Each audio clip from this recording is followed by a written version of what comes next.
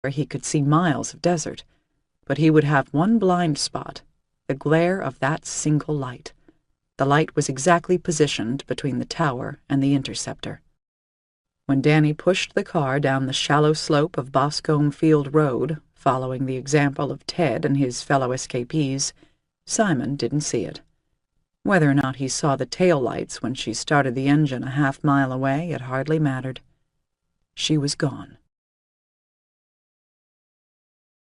8.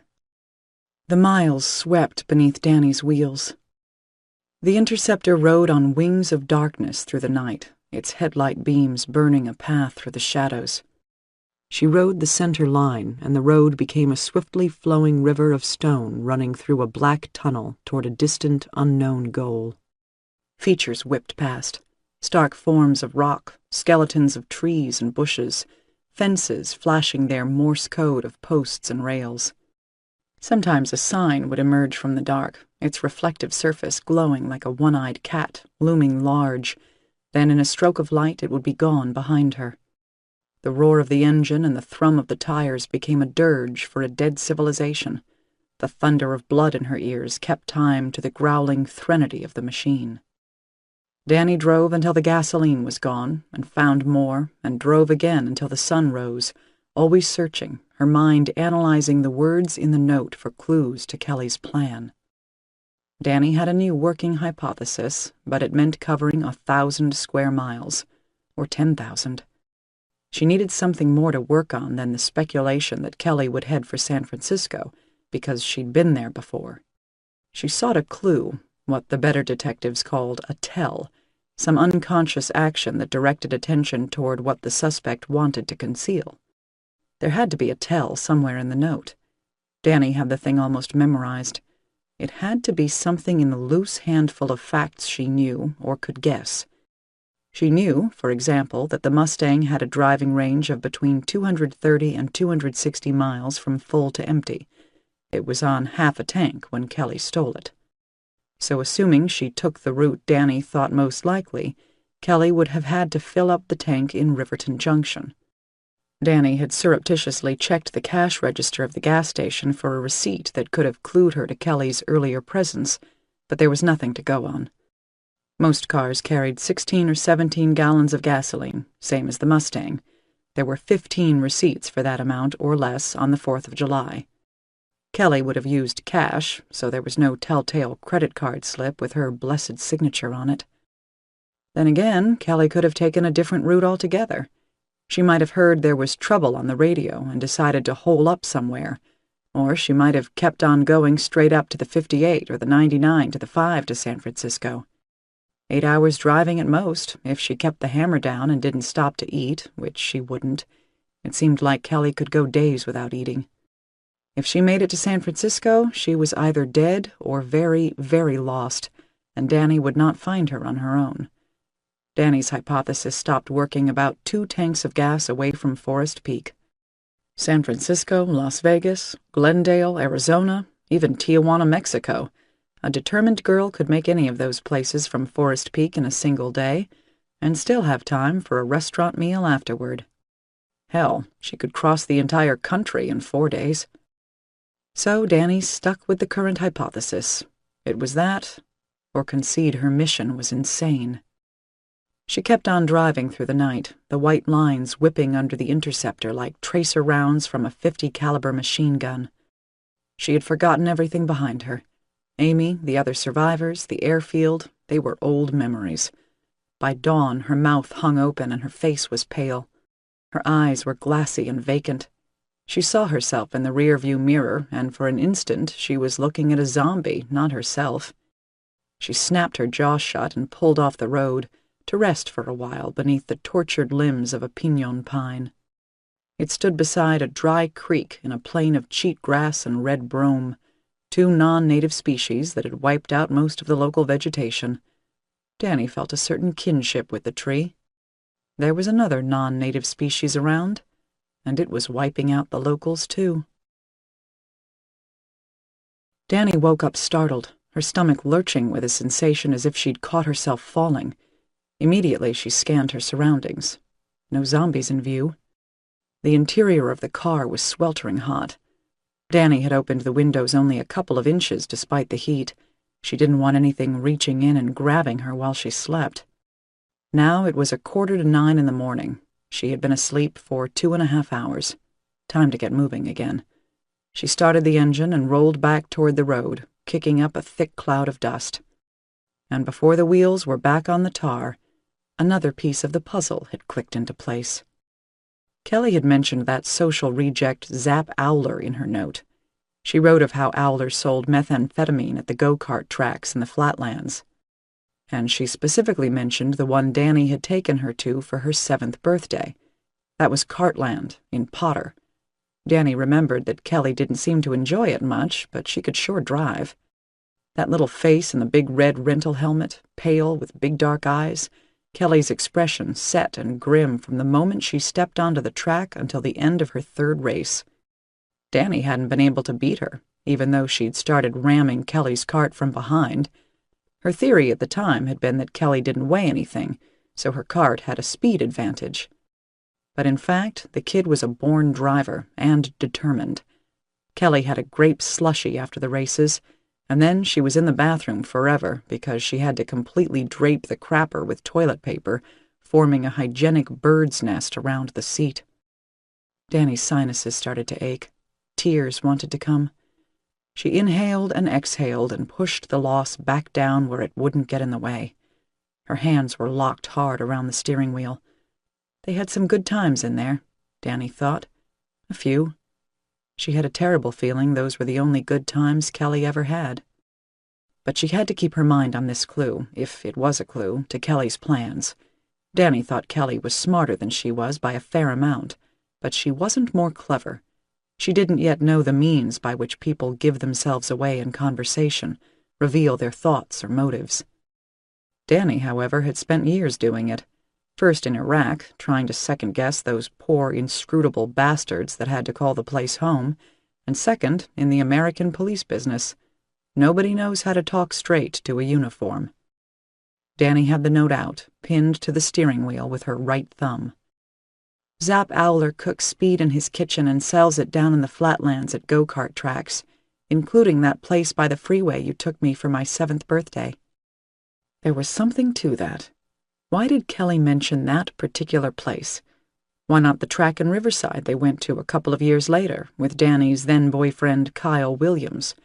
Or the school outing to Race World, where Kelly won $5 off Mr. Carter by winning 2 out of 3 kart races against her classmates? Mr. Carter the Porno King, Kelly had written. Danny folded the note back up and stowed it in her pocket. She couldn't see a reason why Kelly would name one track over the others, unless it was on her mind for some unstated reason. Danny had been there each time, and they'd had about the same kind of fun. If Owler sold speed at Cartland, he sold it at the other tracks too. They were all about the same distance away. But it was Cartland she specifically mentioned. The town of Potter, where Cartland was, connected to the big roads. It had a railway station. Amtrak came through that way. You could get to Colorado by morning. It was a fair-sized town where strangers wouldn't stick out. 3 gas stations, a bunch of fast food places with those 100-foot-tall signs off the freeway, and an ideal place for a teenaged girl to gas up a car and take her pick of destinations.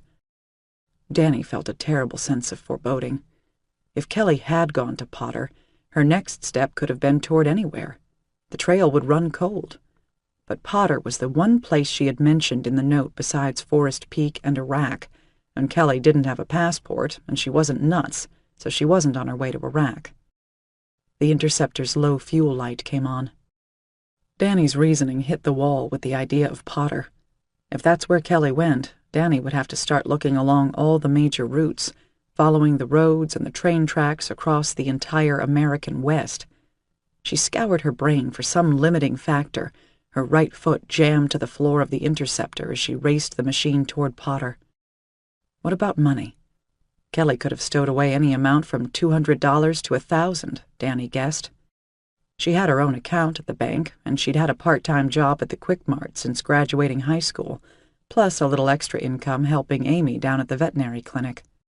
How much? Could she afford the gas, or a train ticket to New York, for example? The money had to go in the unknown category, and again Danny cursed herself for not knowing more about Kelly's life. She had been unforgivably incurious about her sister's daily existence. All this time, Danny had been accusing Kelly of being morbidly self-absorbed.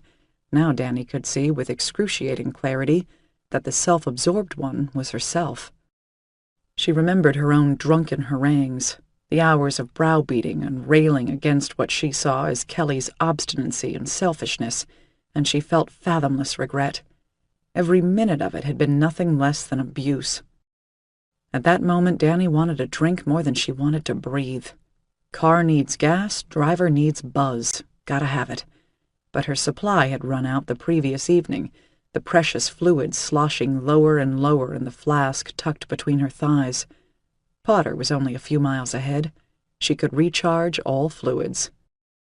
Now, what else besides money would shape Kelly's thinking? Danny couldn't come up with anything in the note, so she conjured up the map in her mind's eye, intricately detailed around Forest Peak, getting less and less informative as it extended outward.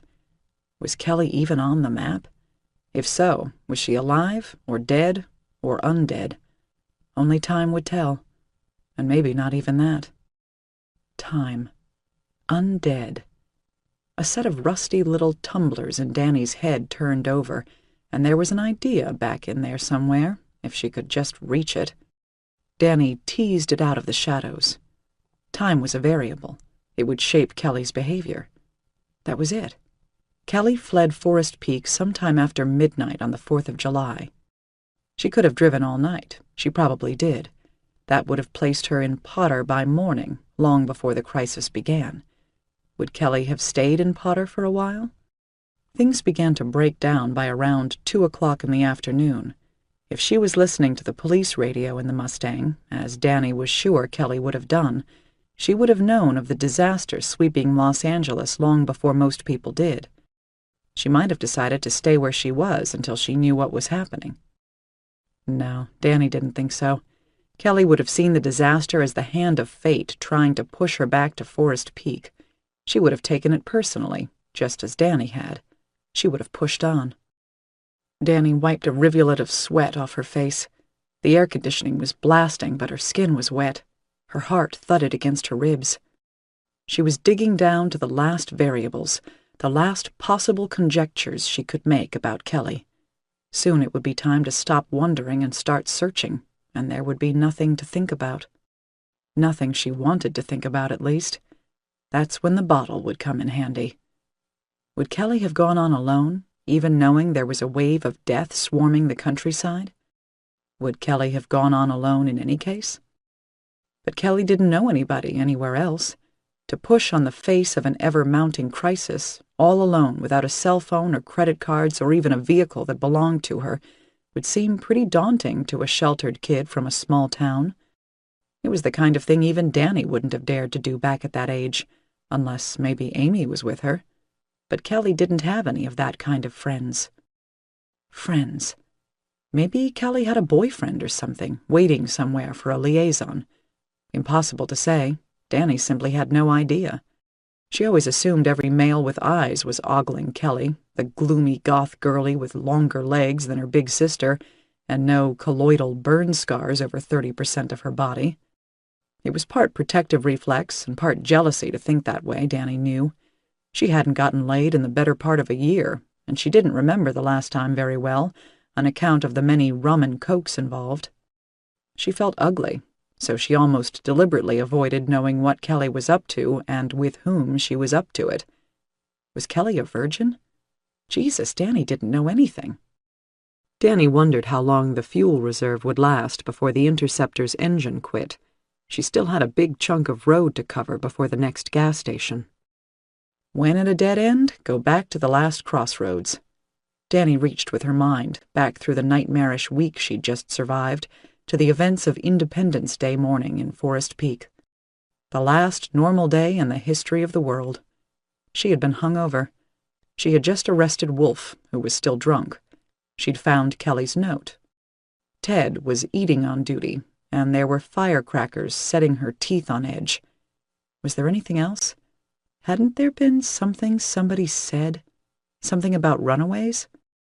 A bolt of ice shot down Danny's spine. The sweat on her skin turned cold, and her mouth dried up. She knew. She was sure of it. A kid named Barry Davis. One of the faces around town. Nobody special. He faded into the scenery. The only reason Danny knew of him at all was that his mother was a pain in the ass, always calling the station to complain about Barry for things that weren't illegal. She was using the police as a surrogate to replace Barry's father, who had wisely run away, as Deputy Nick had once surmised. Barry Davis was reported missing by his pain-in-the-ass mother on the morning of the 4th of July. If Kelly was going to have a friend, a boyfriend, whatever, it was going to be Barry Davis. Why? Because they both faded into the scenery. Two of a kind. Holy shit, Danny said aloud. If Danny was right, and she felt sure she was, Kelly would have waited in Potter. Would they have remained there while the crisis spun out of control? Danny realized she once again had no idea, and now she was imagining the Interceptor's engine was beginning to miss. Was she about to run out of gas in the desert? Danny checked her wrist for the 10th time that morning, and for the 10th time noted that her watch was gone. It had probably been pulled off by one of the undead. Danny caught herself making plans for what she and Kelly would do after they were united again. She was dreaming. That was the worst thing she could do. Always think methodically. First, fit the facts together. Then fill in between them with the most likely hypothesis. After that, the educated guess. Maybe flip a coin. But never, ever hope. Because hope clouded the whole chain of reasoning, all the way up to the top. The moment you started in with that, you were limiting the outcomes to the ones you wanted, and that very seldom happened. Not in this life.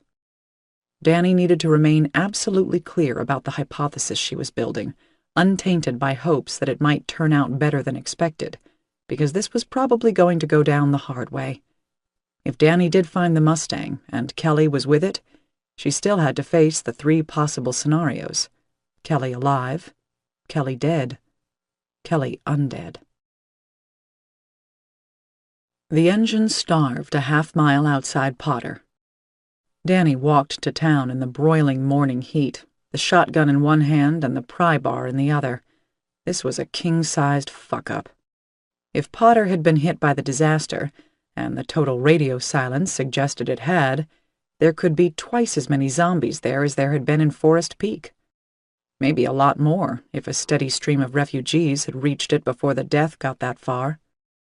Danny's boots scuffed on the road, and she saw that sand was beginning to blow over the paved surface, softening its edges. There was no traffic to sweep the road clean. At this rate, it would be buried in a couple of months. For the first time, Danny saw trash on the side of the road and didn't think of it as litter. She saw it as evidence of life.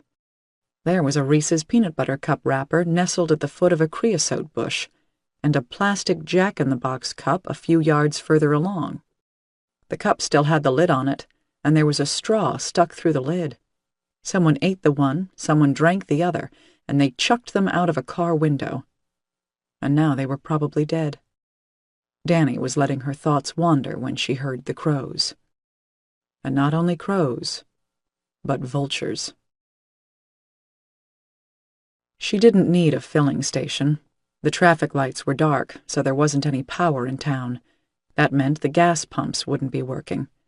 She had a coil of garden hose over her shoulder and a couple of empty plastic jugs.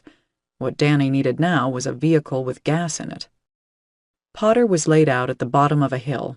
The edge of town was defined by railroad tracks running north and south, dividing the town from the empty landscape beyond, a baking hot plain of white, salt ground. An ocean floor some million years ago. Danny walked down the road into Potter, keeping to the center line, then headed down the hill toward the tracks across an area largely devoid of vegetation. She crossed a plot of land that had once, long ago, been a miniature golf course. A little green pigment still clung to the amoeba-shaped cement islands with their crumbling windmills and castles and lawn sculptures. She could make out the foundations of the clubhouse restaurant that had once stood there. It had burned down when Danny was small, before Kelly was born. But the miniature golf course hadn't been operating in Danny's lifetime. All that remained vital of the original place were some palm trees that had once lined the parking lot. Otherwise, it was difficult to tell what had ever stood there. Would the whole town of Potter look like that in 20 years, or would humanity have moved back in? Danny didn't see why they would bother, but somebody must have loved this town. She reached the hard white silt of the Saline Valley floor. The train tracks ran along a few hundred yards away. Danny crossed to them, her boots crunching in the arid dirt. The tracks were laid on a raised bed of clinker stone, and Danny saw that the once bright rails were already dim with rust. She thought water was required for anything to rust, but then again, the hot rails cooling at night would probably attract dew. Danny walked along the rails, stepping between the thickly tarred wooden ties. She still felt sore from the action in Forest Peak, with technicolor bruises all over her limbs, but felt like she could run if she had to, like she could fight if she had to. She just wasn't sure how long she'd last. The vultures circled in the blue sky. Flights of crows would abruptly leap into the air and circle from one perch to another, croaking and jockeying for position. Danny wondered if they were responding to a threat on the ground, or simply following the witless, reactionary groupthink of birds, the way pigeons and geese did. But Amy had said crows were the smartest bird. In that case, they were probably playing keep away from the zombies. She assumed zombies would eat anything they could find, not just men. This will give the crows a break, she thought. And then she saw the train. It was not an ordinary train. Almost the entire thing was painted in a camouflage scheme of swarming squares in tan, black, and gray, one of the digitally generated designs calculated for maximum visual disruption. But it wasn't one of the military service patterns, at least not one with which she was familiar. The rearmost car, the one she saw first, had a crew cabin at the back and a flat car section forward. Chained to the flat car was an M3A3 Bradley fighting vehicle. Tank-like in appearance, designed as a troop transport and a tank killer, this one sported a medium machine gun, a 25mm chain gun capable of delivering 200 rounds per minute, and an anti-tank missile launcher. Danny knew it well. She had almost died in a similar specimen. What this thing was doing in Potter, California, instead of in one of the several theaters of war where the troops were desperately undersupplied with functional gear, Danny could not imagine. It wasn't an ideal fighting vehicle. Although armored, its skin was aluminum. It sacrificed strength for speed. But in a typical civilian environment, the thing would be unstoppable. She wondered what had stopped it. Danny walked away from the tracks, out into the desert, keeping well clear of the train. She didn't think anyone was aboard. There were crows sitting on the barrel of the chain gun and walking along the top of the train cars ahead. There were 2 camouflaged troop transport cars in front of the flat car, then 5 ordinary civilian passenger cars in assorted livery. These were the only parts of the train not freshly painted in camo. Ahead of that was another flat car covered in a tied-down rubberized tarpaulin. Danny thought she recognized the outlines of a couple of Humvees under it. An odd detail was a machine gun mounted on the flat car facing the civilian cars. Ahead of that was a sealed container car, and ahead of that was the engine. There were some serial numbers stenciled on the engine, but they meant nothing to Danny. The train had pulled up to the station, she could see that much, but she couldn't tell what had happened after that. Maybe they were on maneuvers, killing zombies, clearing the town. But if that was so, why were the fighting vehicles still on the train? Danny would sure as hell have preferred to be inside one of those against a foe armed only with jaws. Had they abandoned the train, or left it behind for some future purpose? There was a coat of dust all over the top surfaces, which suggested it had been there for at least a couple of days. Danny felt the sun baking down on her, and Kelly's fate receding into the distance, and the urgent need for action overcame her caution in the face of such a strange discovery. It was time to get moving, whatever had happened here. Maybe there was a platoon of heavily armed men on the other side of town. Her shirt under the coil of hose was streaming with sweat, and her muscles were beginning to ache from holding the thing in place. Danny circled around to the front of the train, crossing the tracks about 50 feet ahead of the engine. She smelled it then, faint but unmistakable. Death. She moved along until she could see the space between the train and the platform. There was a mass of corpses. It filled the gap like an avalanche. She worked her way closer, trying to be silent. There was a sound, something like radio static.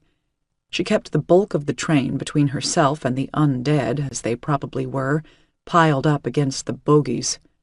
A couple of crows took flight. A vulture spread its wings on a rooftop up in town, cooling itself off. It appeared to be praying to the sun. Nothing else moved. The noise was getting louder with each step, and now the full stench hit Danny's nostrils and poisoned her mouth. They weren't zombies.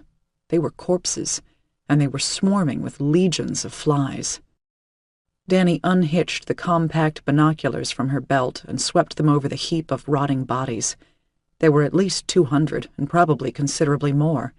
They were full of meaty craters, suggestive of gunfire. Danny put the binoculars away and moved toward the embankment at the end of the station building, keeping low until she could see down the length of the platform. There were piles of bodies there as well, some of them torn apart with limbs flung a dozen feet from the nearest torsos. She could see a heavy female corpse with its belly blown open. It looked very much like a hand grenade injury. Danny moved down the platform, keeping her back to the station building until there were windows. Then she split the difference between the embankment and the building, so she wouldn't have to deal with an arm reaching through the broken panes to grab her. But nothing stirred except the crows. There had been a massacre here, of zombies, not men. The men who did it were also gone, but Danny couldn't guess where. She was definitely looking at a pitched battle, though. There were bullet scars all over the place, evidence they'd been shooting wild. A further clue to recent events presented itself on the platform side of the train.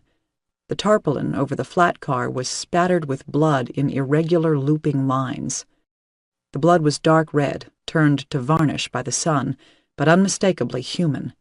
That was arterial spray from someone stumbling around on the flat car itself. Maybe the victim got shot or bitten. Either way, the injury told Danny there had been living casualties at the train. That meant they had been driven back to it, or driven away from it. Driven away was Danny's guess. Otherwise, why would the train still be in the station, laden with fighting machines?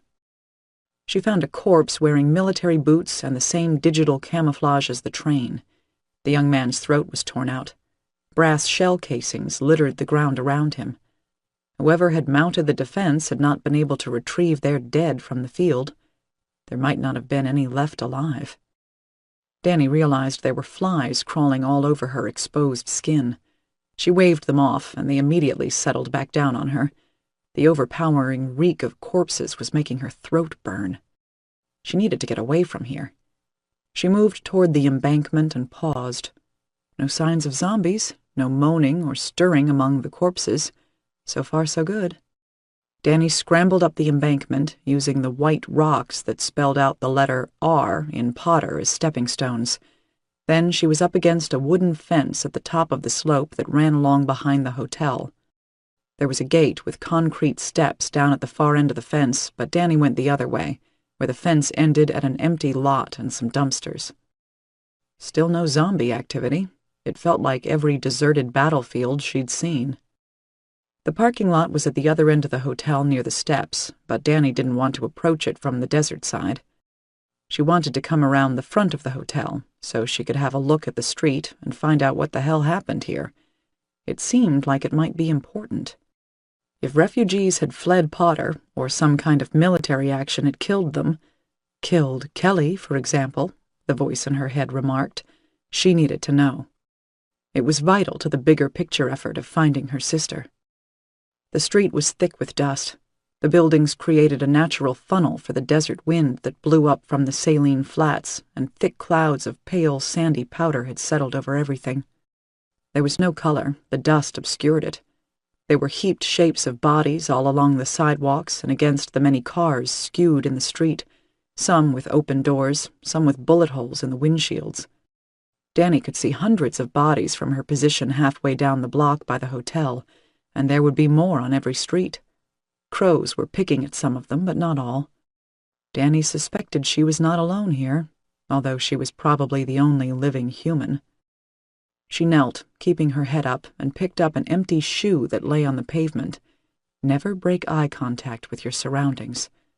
She saw 4 corpses at which crows were picking a few yards away, and 3 they left alone. She took aim at one of the bodies the crows were avoiding. The shoe whirled through the air and came down with a clump against the leg of a body lying at the curb opposite the hotel. Nothing happened. At first. Then, as Danny was about to move forward, the thing shifted its weight. She saw the head turn, as if on rusty bearings. It was one of them, and it sought the source of the disturbance. When it saw nothing, it settled back down and became part of the gruesome scenery again. Danny realized the street was a mistake. She would be better off taking a route through the hotel. If the zombies were in some kind of suspended animation right now, it wouldn't last. However they did it, they would sense her, as the ones in Agua Rojo had done. She went in through the kitchen door by the hotel's dumpsters and almost immediately found another zombie. It had been slumped against the walk-in freezer at the end of the central aisle lined with cooktops and fryers. A Hispanic male dressed in cook whites and black check pants. The fabric was stained and slimy at armpits and crotch. The zombie began to move a few seconds after Danny entered the room. There was a 2-foot rolling pin made of marble in a rack only a yard from her hand. Long before the zombie had gained its feet, Danny snatched up the rolling pin, then crushed the monster's skull with a single overhand stroke, caving in the tall white chef's hat. Black fluid poured out of the hat and spattered the white uniform. Aiming a second blow with the rolling pin, Danny dropped the coiled hose and the plastic jugs. She gathered them back up in a messy bundle and moved deeper into the hotel, gripping the rolling pin. She might keep it. It was better than a baseball bat. The hotel was silent. There were too many doors for safety. Sidling past each doorway, ready to strike, she found an elderly female sitting in an office down the hall beyond the kitchen. Her hair was white, knotted atop her head, and she wore an old-fashioned black dress with a high collar. When Danny moved into the doorway, the old woman looked up. The eyes were dead. The undead thing rose to its feet, taking halting steps toward Danny. She considered smashing its head the way she'd done to the cook, but instead Danny simply closed the office door. The old zombie scratched at the other side of the wood, but it didn't have the wit to operate the doorknob. There was a dining room beyond the office, in which Danny found a plump female zombie that had once been dark-skinned, but was now an eerie gunmetal color. It was dressed in some kind of aproned pink outfit, maybe a chambermaid. There was no door to close here. Danny would have to kill this one.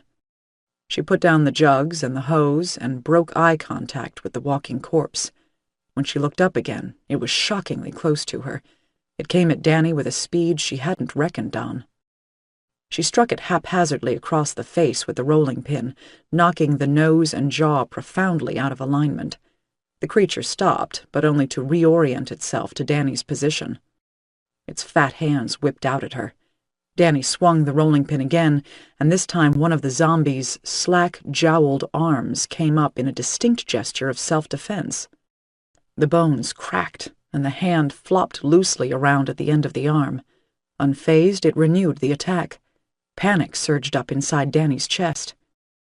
The thing's broken jaw worked up and down, the lower teeth so dislocated they waved out of the side of the face. Danny whacked it again, this time straight down on top of the head. The chambermaid collapsed, vomiting one long spurt of black liquid at her boots, then was still. Danny's heart was pounding. This zombie was fast, faster than any of the ones she had seen so far. The adrenaline kicked her thinking into gear. There were more capable zombies out there.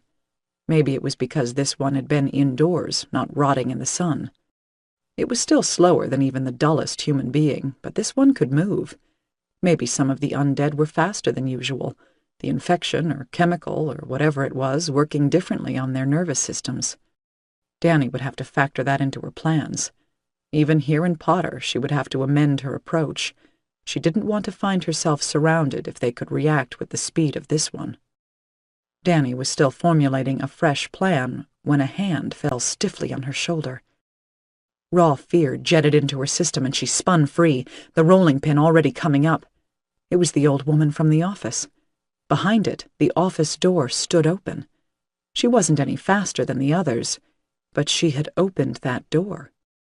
Danny clipped the old thing in the mouth with the rolling pin on the upswing, then clubbed the white-haired head to the floor on the return stroke. The thin arms reached for her, even as the creature fell.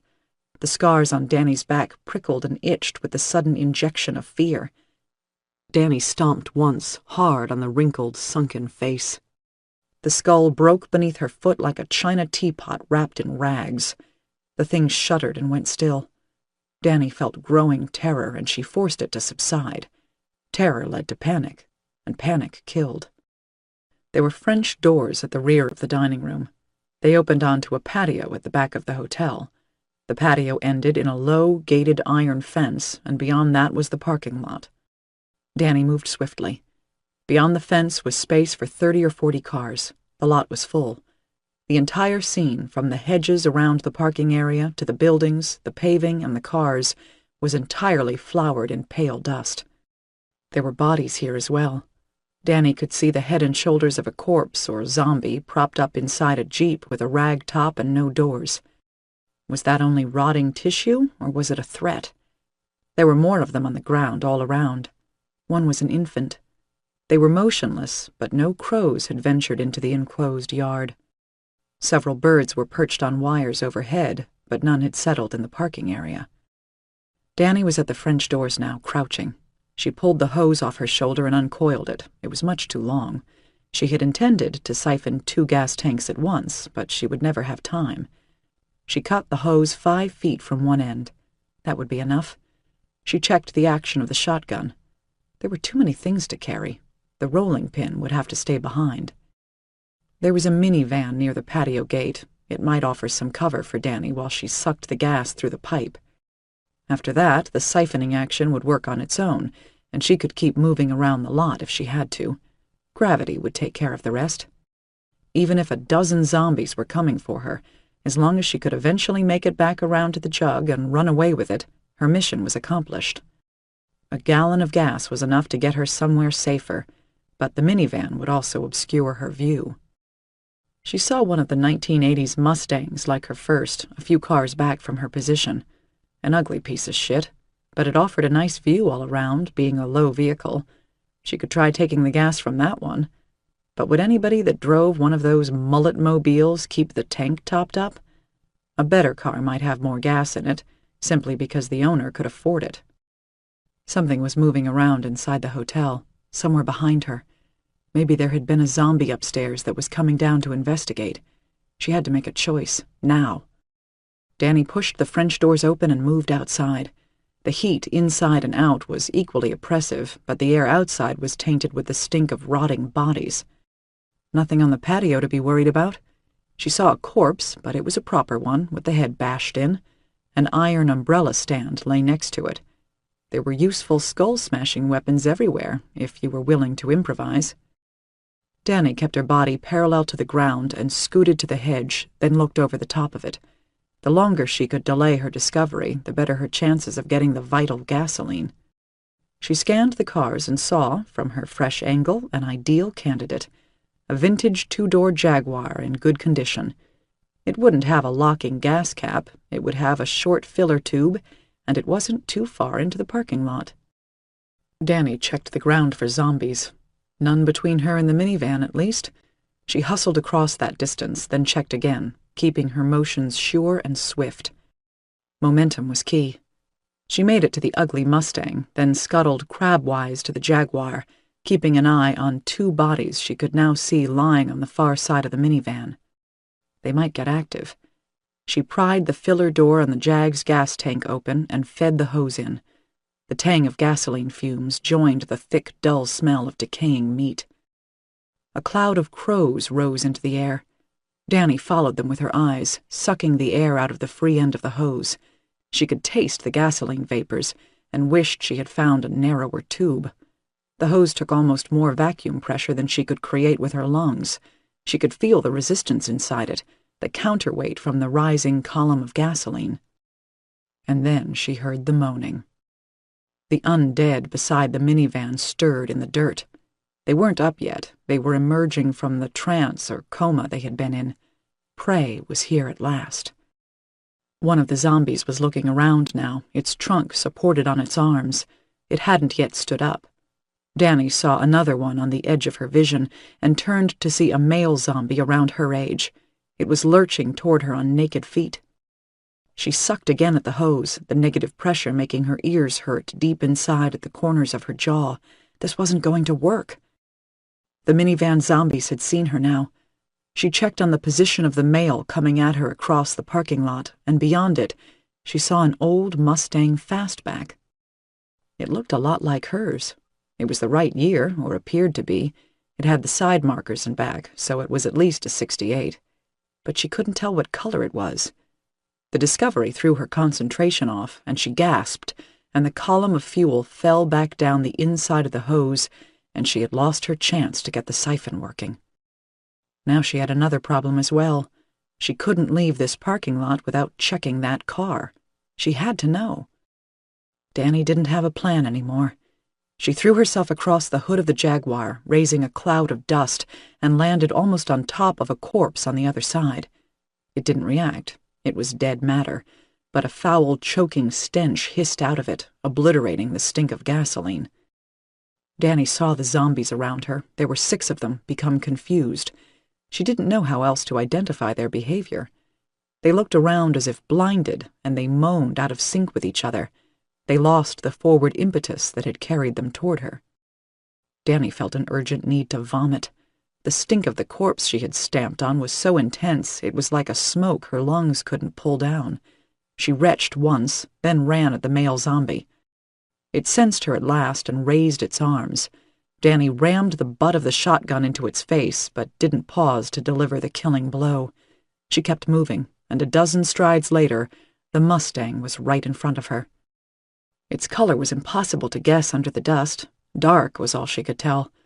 Danny rushed forward and reached out, ignoring the zombies that now surged stiff-legged after her and the half-dozen others that were spilling through the entrance of the parking lot. She ran her fingers across the dust, and crimson streaks were left behind. So red and wet she checked her fingers to see if she was bleeding. It was not blood. It was candy-apple red paint. Danny turned around and fired the shotgun into the nearest mass of zombies. She didn't aim. It tore a glistening black swath through the dusty bodies. They swayed backward and kept coming. Danny reached out again and grasped the door handle, depressed the button. It wasn't locked. There was a good, solid Detroit click, and the door was open. Danny flung herself inside the car. It was a furnace-hot twilight in there, the dust on the windows cutting half the sunlight. There was no view out, except through the driver's side window where the dust had fallen away when Danny slammed the door. The zombies were 5 yards from the car. She slapped down the door lock buttons and gasped for breath, supernovas bursting behind her eyes. She had scarcely drawn breath since her boots sank into the corpse. Then she looked around to ascertain the thing of which she was already sure. This particular '68 interior was black on black, totally stock. There was the thin-rimmed, 2-spoke steering wheel with its 7 decorative medallions, the crooked chrome shifter on the carpeted transmission hump, the 5 round instruments in the sleek wood-grain dashboard. Breathe, Danny. Tucked under the chrome strip along the lower face of the dash, a receipt for gas from Riverton Junction, Texaco. On the passenger seat was the leather jacket Danny had left in the car the last time she drove it. As impossible as she'd begun to think it was, she was sitting inside her own beloved Mustang. With the paroxysm of relief came the stark realization that the trail had run cold. She'd found the car, but she hadn't found Kelly. She turned her eyes on the zombies. They were anonymous in death, slack-skinned and characterless and cement-white with dust, except for the wet punctures of their eyes. Danny saw that these had been secreting snot from their tear ducts. There were dark, gelatinous strings running down their cheeks from the eyes, like beached sea turtles. None of these zombies looked like Kelly, but there were thousands lying in the streets of this town. Danny saw into a future like a madman's vision of hell, in which she had to search every decaying face, and even then she would not know. How many more of these things had wandered cross-country? How many dead were lying in the brush, the ravines, the sewers? How many had turned to ash in the fires? There was so little chance of finding her sister. "But you found the Mustang?" For once, Danny agreed with the voice, but with the knowledge that she had reached her first impossible goal came terrible responsibility.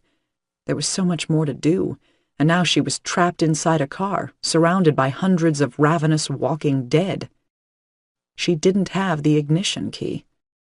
Again, Danny felt that sensation of tipping over the edge, of the great wheel of life turning beneath her feet, of staring into the void. Kelly had put the gas receipt right where Danny always put them. The car was in perfect order. It was ready to go, requiring only the key to bring it to life. Danny realized with a dismal feeling that she would have to jump-start the vehicle. As a cop, she could jump-start a bicycle, but she wasn't fast at it. The process might take longer than she had to live.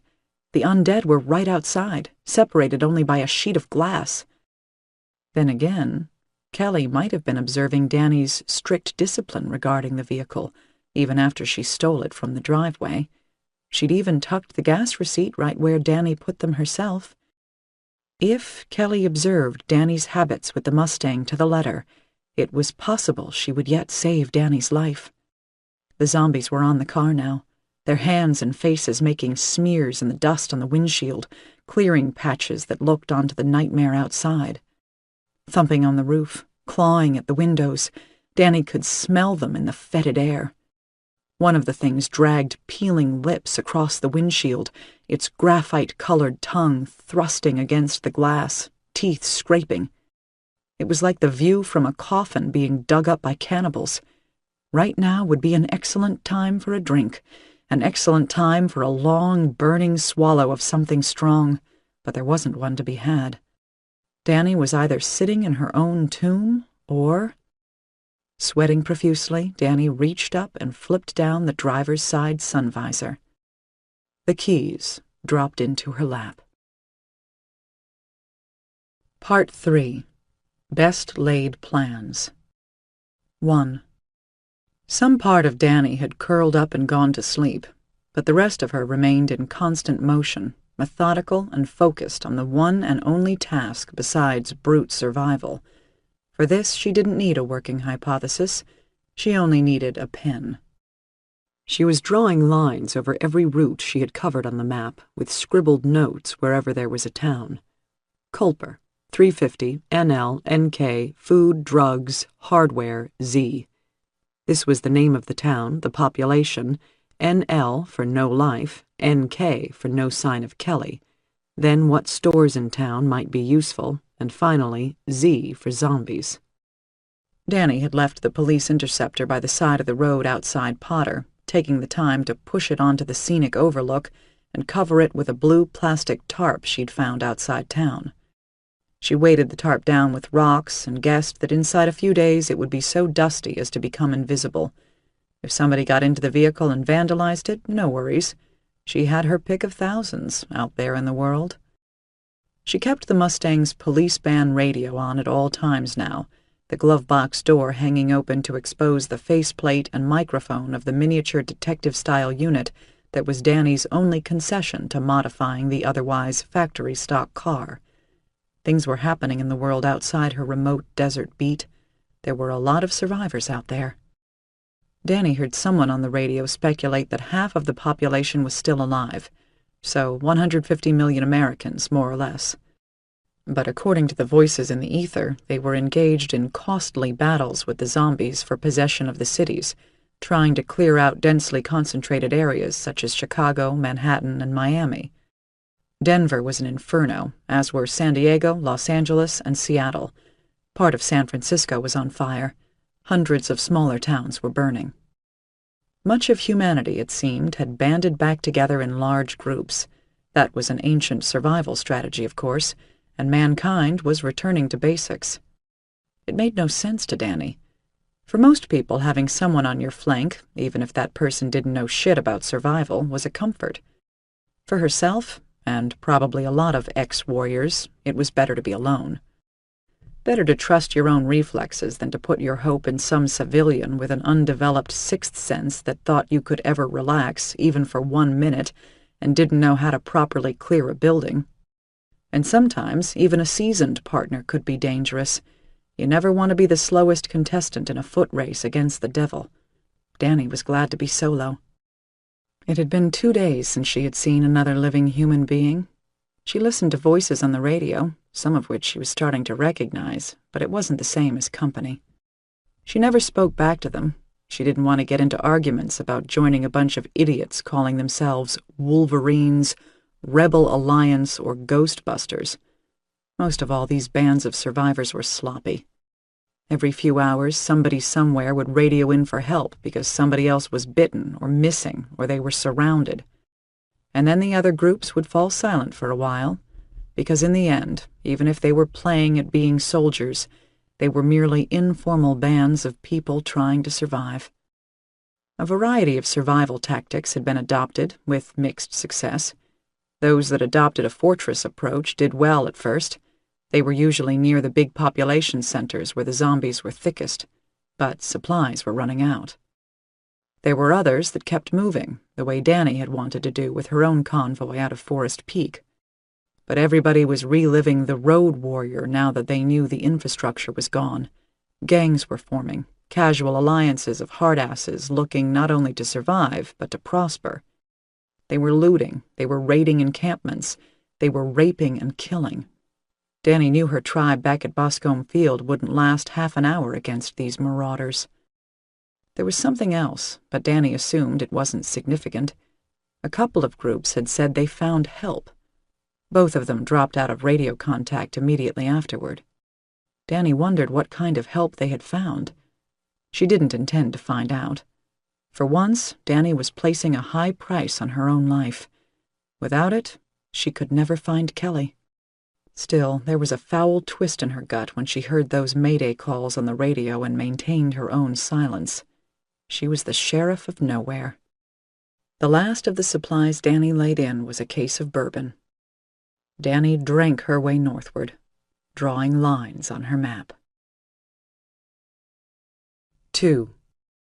Long before she could see the city, Danny could smell the smoke. And then Danny saw the thick, sooty band along the horizon, and then she was chugging along the built-up waterfront toward San Francisco. The air stank of smoke and decomposition. The city was on fire, but it was not burning where she was going. Danny had stopped at a deserted little beachfront hamlet, hardly a town, about 10 miles south of San Francisco. All the seaworthy boats in the place were gone, but she had found an unwieldy 12-foot John boat, too big to row, with the engine removed for servicing. Danny found a clamp-on outboard in a crate at the marina's machine shop. She was fairly sure she had attached it wrong, but the propeller reached into the water and the gas line flowed okay, so she fired the motor up and aimed the craft north. She brought the fishing boat into a notch at the throat of Pier 45, which a large Victorian-style signboard proclaimed to be Fisherman's Wharf. The pier was defended by a bow-shaped breakwater of concrete. In modern times, it had become a parking spot for privately owned pleasure craft and charter boats. As Danny had discovered elsewhere during her 2-day journey along the coast, everything on the water with sails or an engine had long since been piloted away. The water was the only safe route out of the city. God only knew what had happened to all the boat people. Maybe they starved. Maybe they were all in a fleet, headed for Hawaii to start a new society based on peace and understanding. Danny was surprised at the small scale of the pier's marina, fewer than 100 slips. In San Pedro, south of Los Angeles, there were tens of thousands of places to keep a boat. Here in San Francisco, these few precious slips were open for the taking for probably the first time in memory. Not a rowing dinghy remained. The water was deep and mysterious and thick with effluent from the city. Not just ordinary urban flotsam, but oily sludge, ashes, and charred refuse, the drainage of a vast wound. Bags and backpacks bobbed in the tide, shoes and shirts, toys. A human head drifted past, mouth sagging into the water as if to drink the sea. The water stank so badly she could taste the smell. Danny nosed the boat toward a makeshift barbed wire fence that lined Jefferson Street at the water's edge, where several men in improvised commando costumes stood with weapons raised. They were armed with shotguns and rifles, and looked as if killing was little more than expediency now, stripped of meaning. Danny knew the look well. She was wearing it herself. "Don't shoot yet," the one man without a long gun said. He carried a pistol, and he appeared to be in charge, based upon his irritated expression. "It's a zero," one of the others said, a young man in a black beret. "Look at it." "Zeros can't drive a boat," the man in charge said. "It's a zero," the black man said. He had white in his hair, or ashes, Danny could not tell at this distance. All of the men had some kind of white cream smeared beneath their noses. "What's a zero?" she called, killing the engine. Her voice relaxed their trigger fingers a little. They did not respond. The boat ground up against the concrete a few moments later. At a gesture from the man in charge, the others stepped through a gap in the fence, and Danny was hauled up by her arms onto the pier. The silence was filled with questions. Back here among the living, Danny realized she knew nothing. Half a dozen pairs of eyes with complex working brains behind them, not just dead nerves and teeth. She would have to relearn how to interact, and what was going on, and who was in charge. It wouldn't be her for a while. She would have to play along. She would have to remember to fear a gun in the hands of an amateur. Right now she was too tired to care. They were pathetic, these men, like the hunters that came from the city to shoot deer up in Forest Peak, barely capable of not shooting themselves, let alone bagging game. That these people were salty after a few days of mass murder didn't make them soldiers. "You bit?" the man in charge said to Danny. "No." "You look bit." "Fuck you, cocksucker," Danny exclaimed, forgetting her non-confrontational strategy. "I'm Mitchell Gold," the man in charge said. "This is my part of the perimeter." He drew a compact satellite transmitter from his back belt and spoke into it. Danny thought she would very much like one of those radios. She would like some technological edge, a clue, anything. "Danielle Adelman," Danny said. "I'm a sheriff from down near Los Angeles." "Long way," Mitchell said. "Yeah, there's a lot of dead walking around," Danny said. She spat on the ground, but the taste of smoke remained in her mouth. "It's zeros, huh?" she continued. "The zombies?" "That's the official designation," the black man said. "Zeros. Stupid fucking name because you can't say a number with a zero in it without everybody flipping out. You gotta say naught, which I for one never fucking remember." The conversation was interrupted by the gurgle of the Chinese engine turning over. It was Beret Boy. He'd climbed down into the boat and fired her up. He was holding his shotgun on his companions. The men, who had been silent so far, raised their guns in his direction, but looked at Mitchell. "Don't try to stop me. I'm going," Beret Boy said. "Needle dick," the black man muttered. "Fuck it, let him go," said Mitchell. "He can't shoot worth a damn anyway." They watched the boat lurch backward out of the mooring into which Danny had eased it. The kid knew nothing about handling watercraft. He crashed the hull of the boat against a bollard in the pier, knocking himself into the scuppers. The shotgun flew overboard. The engine quit. The boy got back to his feet, restarted the engine after several gargling attempts, then spun the wheel and got the boat pointed out to sea. A couple of civilians who had been working their way among the buildings on the pier charged at the boat. The male hurled himself into the water and began to swim after it with flailing strokes, but the boat was already well out of reach. Danny lost interest. "Take me to your leader," she said, without any ironic intent. "Somebody go take them into custody," Mitchell said, waving his pistol down the pier at the civilians. He drew a tube of Vicks Vapo Rub from his shirt pocket. "Put this under your nose. It cuts the smell." Danny took this for a goodwill gesture. But Mitchell had an eager look on his face. It wasn't simply a friendly gesture. He wanted something. "So," he said, aiming at nonchalance, "you got any news from down south?" This was obviously the magic question, based on the nearly comical expression of expectation Mitchell wore. The answer was worth more than a squeeze of nose ointment. So Danny said, "Yes," and within minutes she was in a dusty Cadillac sport utility vehicle with dried blood splashed all over the headliner, cruising into the city. The smoke rose up among the hills beyond downtown, a boiling black curtain behind the sunlit buildings with their optimistic geometrical shapes in the financial center. Daly City was engulfed in fire, Danny assumed, and the entire South City area. They were thoroughly cut off from the mainland. If you could swim a couple of miles over to Sausalito, you could get away. If Sausalito wasn't infested. Otherwise, the population of downtown San Francisco, diminished as it might be, was trapped. The light was amber-colored and dim from the smoke, the illusion of a sunset lasting all day. The air stank. Streets were mostly clear of debris, but the sidewalks were crowded with wrecked vehicles and twisted bicycle frames. Bulldozers stood idle at some intersections. Traffic lights were dark.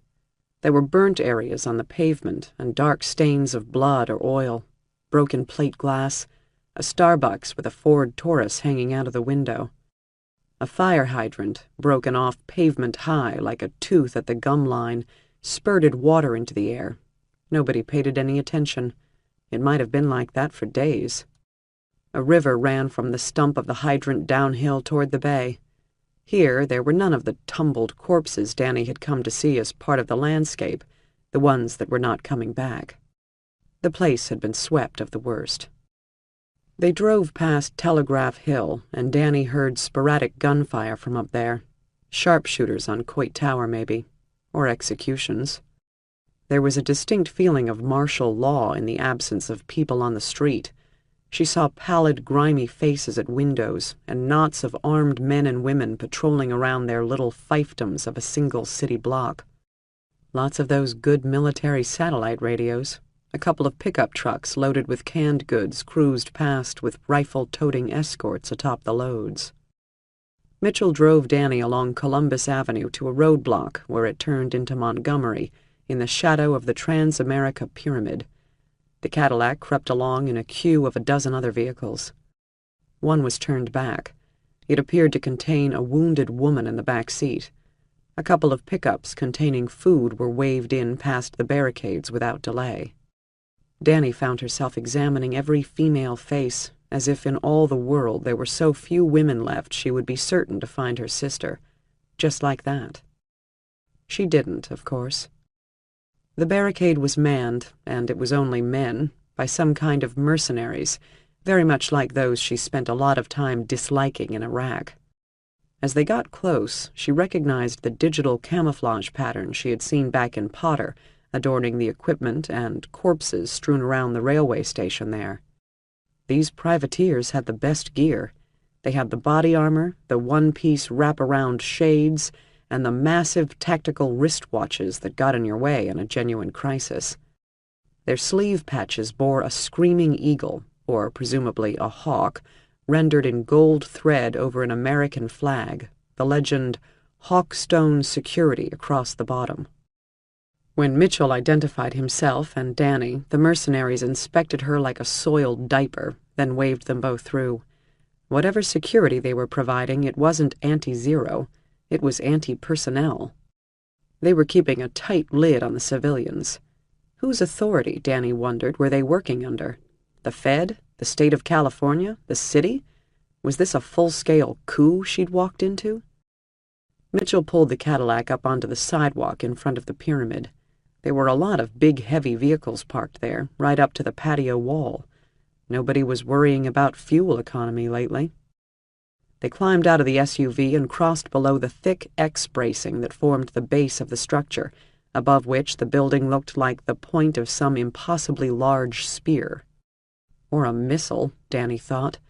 She'd never been in downtown San Francisco before. The closest she got was a one-night stopover a few days before her deployment at a friend's place up near Golden Gate Park. They'd spent the time screwing, not sightseeing. Old memories flitted past in her mind, but were of no more significance to her now than dead leaves. "There's a plaque in the park around back dedicated to these two dogs," Mitchell said, but lost interest in his own story. They entered the angular lobby past 5 more of the Hawkstone mercenaries, their automatic weapons laden with night sights and grenade launchers and assorted useless aftermarket crap. Mitchell stopped at the elevator and leaned in close, speaking with a low and rapid voice. "You're going to be meeting Senator Vivian Enka. She happened to be in town when this thing happened, and she's pretty pissed off about it. She's a little paranoid. Just play it cool, okay? These Hawkstone guys—" The elevator bell rang. The doors slid open. Inside the car was another of the hired mercenaries. He wrinkled his nose. They rode up the tower in silence. The thing that shocked Danny most was the suits. These people were clean, well-dressed, and wore suits with neckties. Their faces were haggard. At least they had the decency to lose sleep. But up here above the city, with spectacular views of Nob Hill and the bay, it still seemed as if life could return to normal at any moment. The power worked, the phones worked, at least within the building. There were secretaries and assistants scuttling around, and the air smelled clean and conditioned. While they stood in a waiting area and looked out of the 3rd-story windows onto the city, Mitchell explained briefly that the government had moved from the Civic Center because the huge number of homeless people in the neighborhood meant a high concentration of zeros hidden away in every corner. "At first the CDC was running the operation, but they got eaten. You can't run in a pressurized clean suit. We cleared most of Chinatown, but the area around St. Francis Memorial Hospital was still infested," he said, staring into the distance. "The Presidio was gone, and Golden Gate Bridge was blocked off in both directions. The hate was like a slaughterhouse." At first, Danny wasn't listening, but she began to take interest as Mitchell waved vaguely in the direction of the landmarks he described. She wanted a map of the city. She had a feeling things were even worse than they appeared.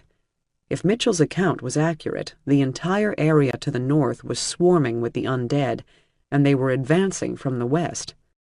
Danny didn't know how many people remained alive in town, but if it was 250,000, there soon wouldn't be anywhere to keep them indoors. They were about to be driven into the bay. There was one good thing about the situation, although only for her. Survivors would be compressed into the minimum amount of space. Easier to find a runaway girl from Forest Peak, if there was one. The voice in her head started to tell her she was crazy. Her whole mission was crazy. It had been telling Danny this since she left Boscombe Field. An aide to Senator Enka approached them, cutting off Danny's internal monologue. The aide walked as if his shoes were fragile. He bore with him 2 cups of coffee in cardboard sleeves. The smell of it made Danny salivate. She hadn't had coffee since the day before the world ended. This was fresh and black. "I'm Eric DeForza," he said. "Welcome to San Francisco. I hear you came all the way from Los Angeles?" "Long way," Danny said, burning her mouth on the delicious, bitter drink. It cut through the stale alcohol sugar on her tongue, and the heat brought her belly back to life. She was suddenly ravenous. "You drove in a car?" Eric said. "Police cruiser. Had a convoy of civilians with me. They're in a safe place now. I don't know how long that situation will last." "Ought to get some kind of medal for that." "Right," Danny said, thinking of the purple heart ribbon she'd buried in a bureau drawer back home. Eric wasn't getting much conversational purchase with Danny, so he turned to Mitchell. "Anybody else come along today?" "Nobody," Mitchell said. "Fires kind of warn people off." "What brings her here?" "Ask her," Mitchell said. Eric turned back to Danny. "Looking for somebody in charge," Danny said. It wasn't her final goal, only her immediate goal, but true enough for now. First place I've found so far where anybody's fighting back. Eric's face went pale. In the entire state? As far as I saw it, yeah, Danny said. She knew she ought to be embroidering, adding in details to make her story sound more interesting, but she lacked the impetus. She hadn't actually seen much of the state, despite the distance she'd traveled. She had avoided any place with a population over a couple of thousand, sticking to back roads and old highways from before the freeway system. She studied Eric's face. He was scared to death. Something was bothering her about this whole setup. Here she was in possibly the only major seat of government left in California, showing up without credentials, filthy as a hyena, and she had been whisked straight to the most powerful person in town. Where were the layers of bureaucrats, the paper pushers and petty tyrants in charge of filtering out people like her? Did they really imagine she'd showed up without an agenda of her own? This suggested to Danny that despite the appearance of official coordination here atop the pyramid, they were only barely in control of the situation, and altogether in the dark as far as information went. This was disheartening, but it made Danny's task simpler. They had nothing to offer her besides data. She had to find out what she wanted to know, and then she could go. Nothing to hold her. No brave band of survivors to join. This was merely the last vestige of the old system on its way out. Eric had been saying something. Danny didn't hear it. Mitchell was on his feet, so Danny stood up. Eric repeated his statement. "Follow me, please." Danny walked behind him across the veined marble floor.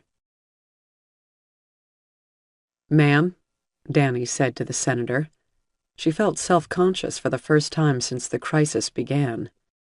Danny was hardwired to respond to authority figures, even civilian ones, and she was not ship-shape for this interview. There was some kind of expensive scent in the air. Senator Anka wore a silk scarf knotted loosely at her throat.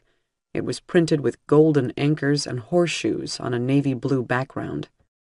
Her charcoal wool skirt suit was immaculate, tailored to lengthen her short figure, and somehow managed to carry the precision of a uniform while remaining feminine and delicate.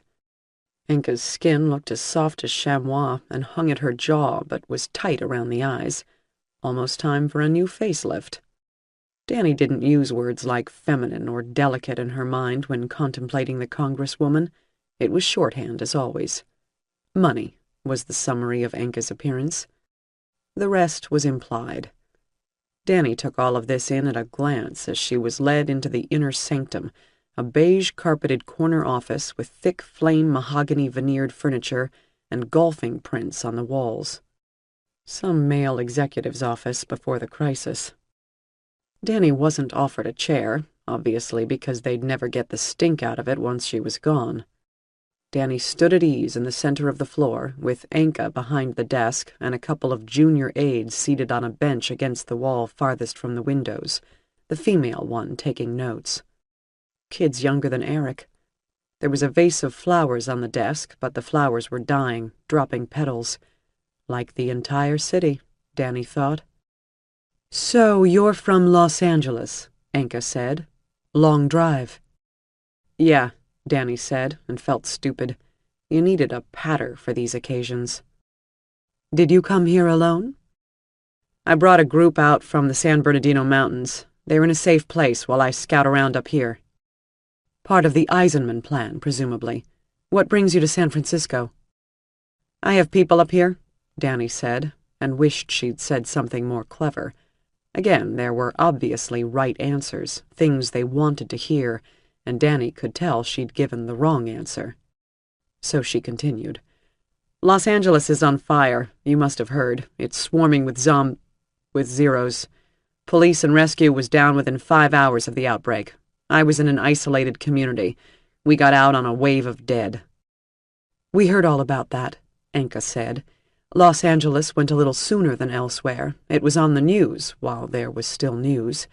Now we don't even have the internet." Danny could see her audience losing interest. These people were hungry for real facts, something useful. They were more isolated than Danny had at first imagined. Maybe it was her who needed to be asking questions, not the senator. "I can be more useful if I have some idea of the situation, Danny said.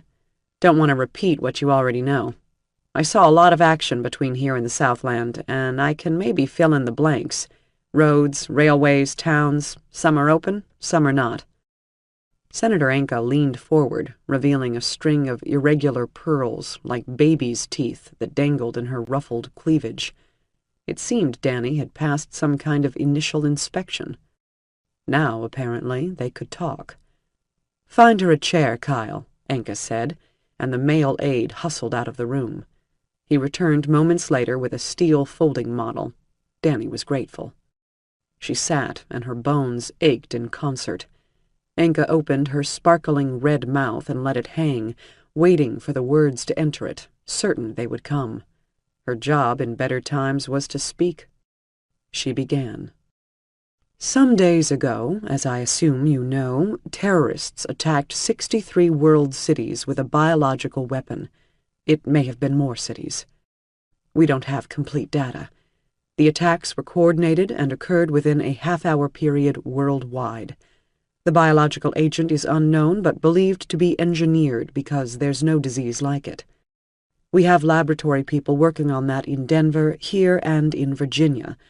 Or we think so. D.C. has broken contact, but that's part of the program for these kinds of situations. Don't want to let them know who they've got or not gotten at the federal level, whoever they might be." The senator sounded bitter at this.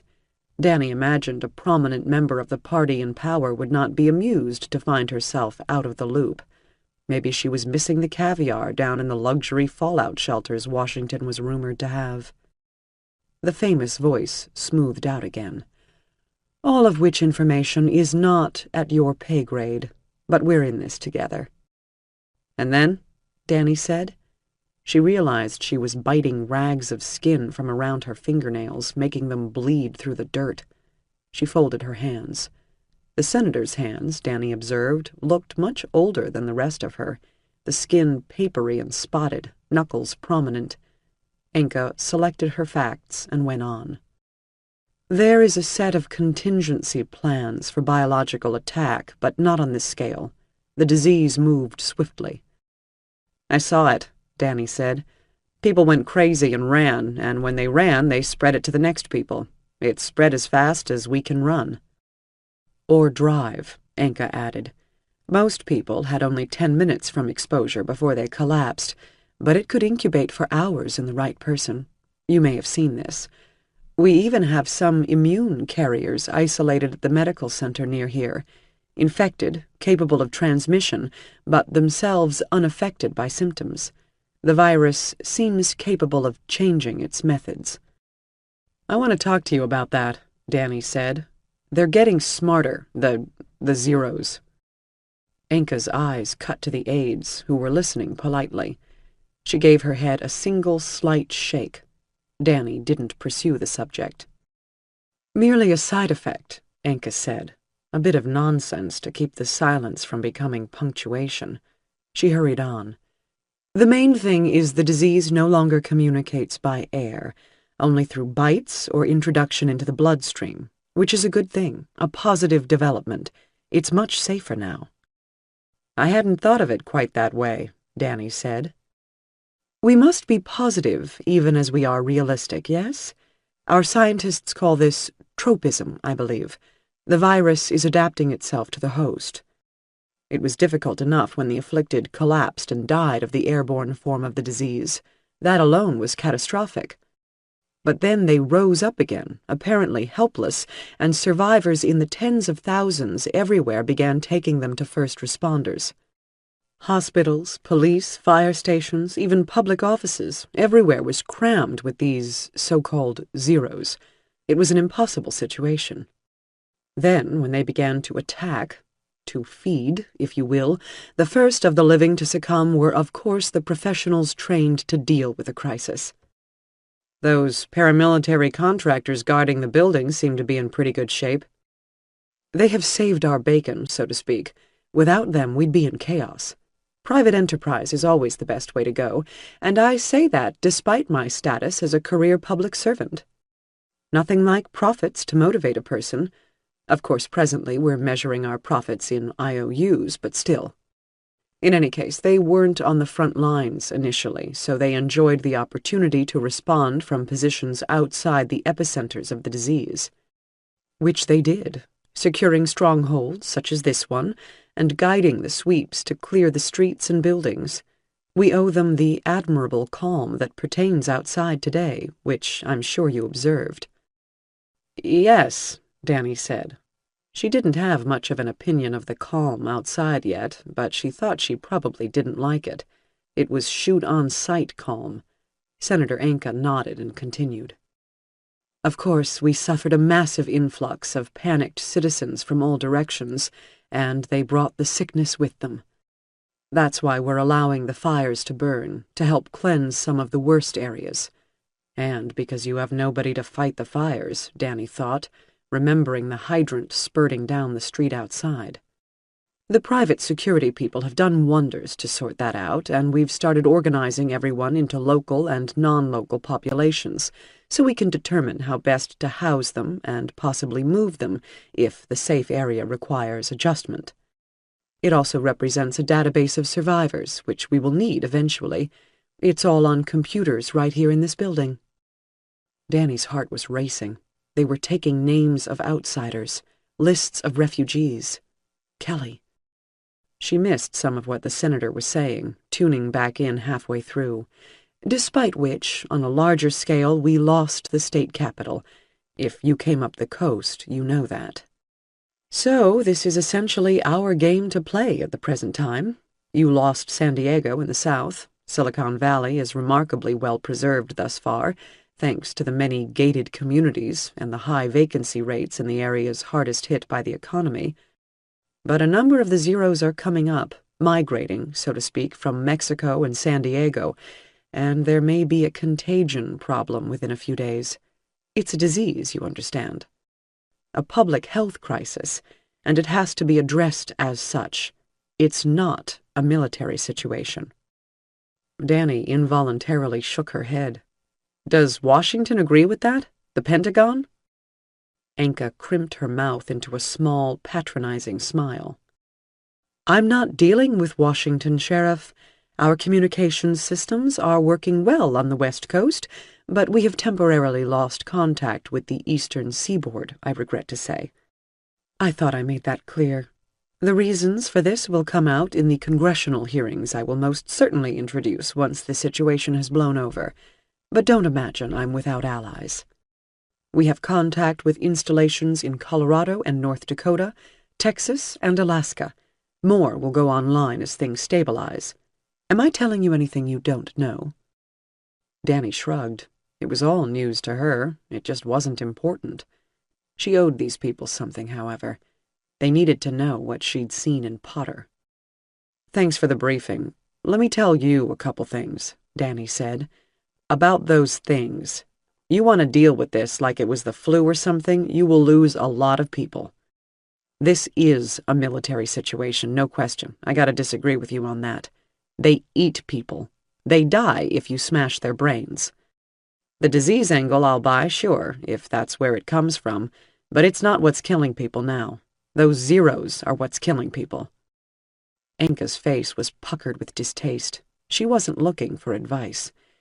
You fancy yourself quite an expert, I take it. You might be interested to know I get twice-daily briefings from our top people on the ground here. No offense meant, ma'am, Danny said.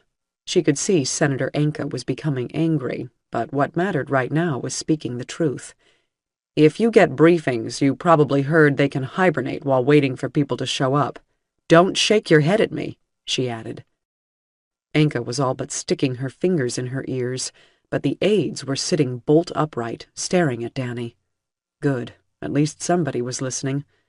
Danny kept on talking, her ears hot with anger, looking at Anka but aiming her words at the aides.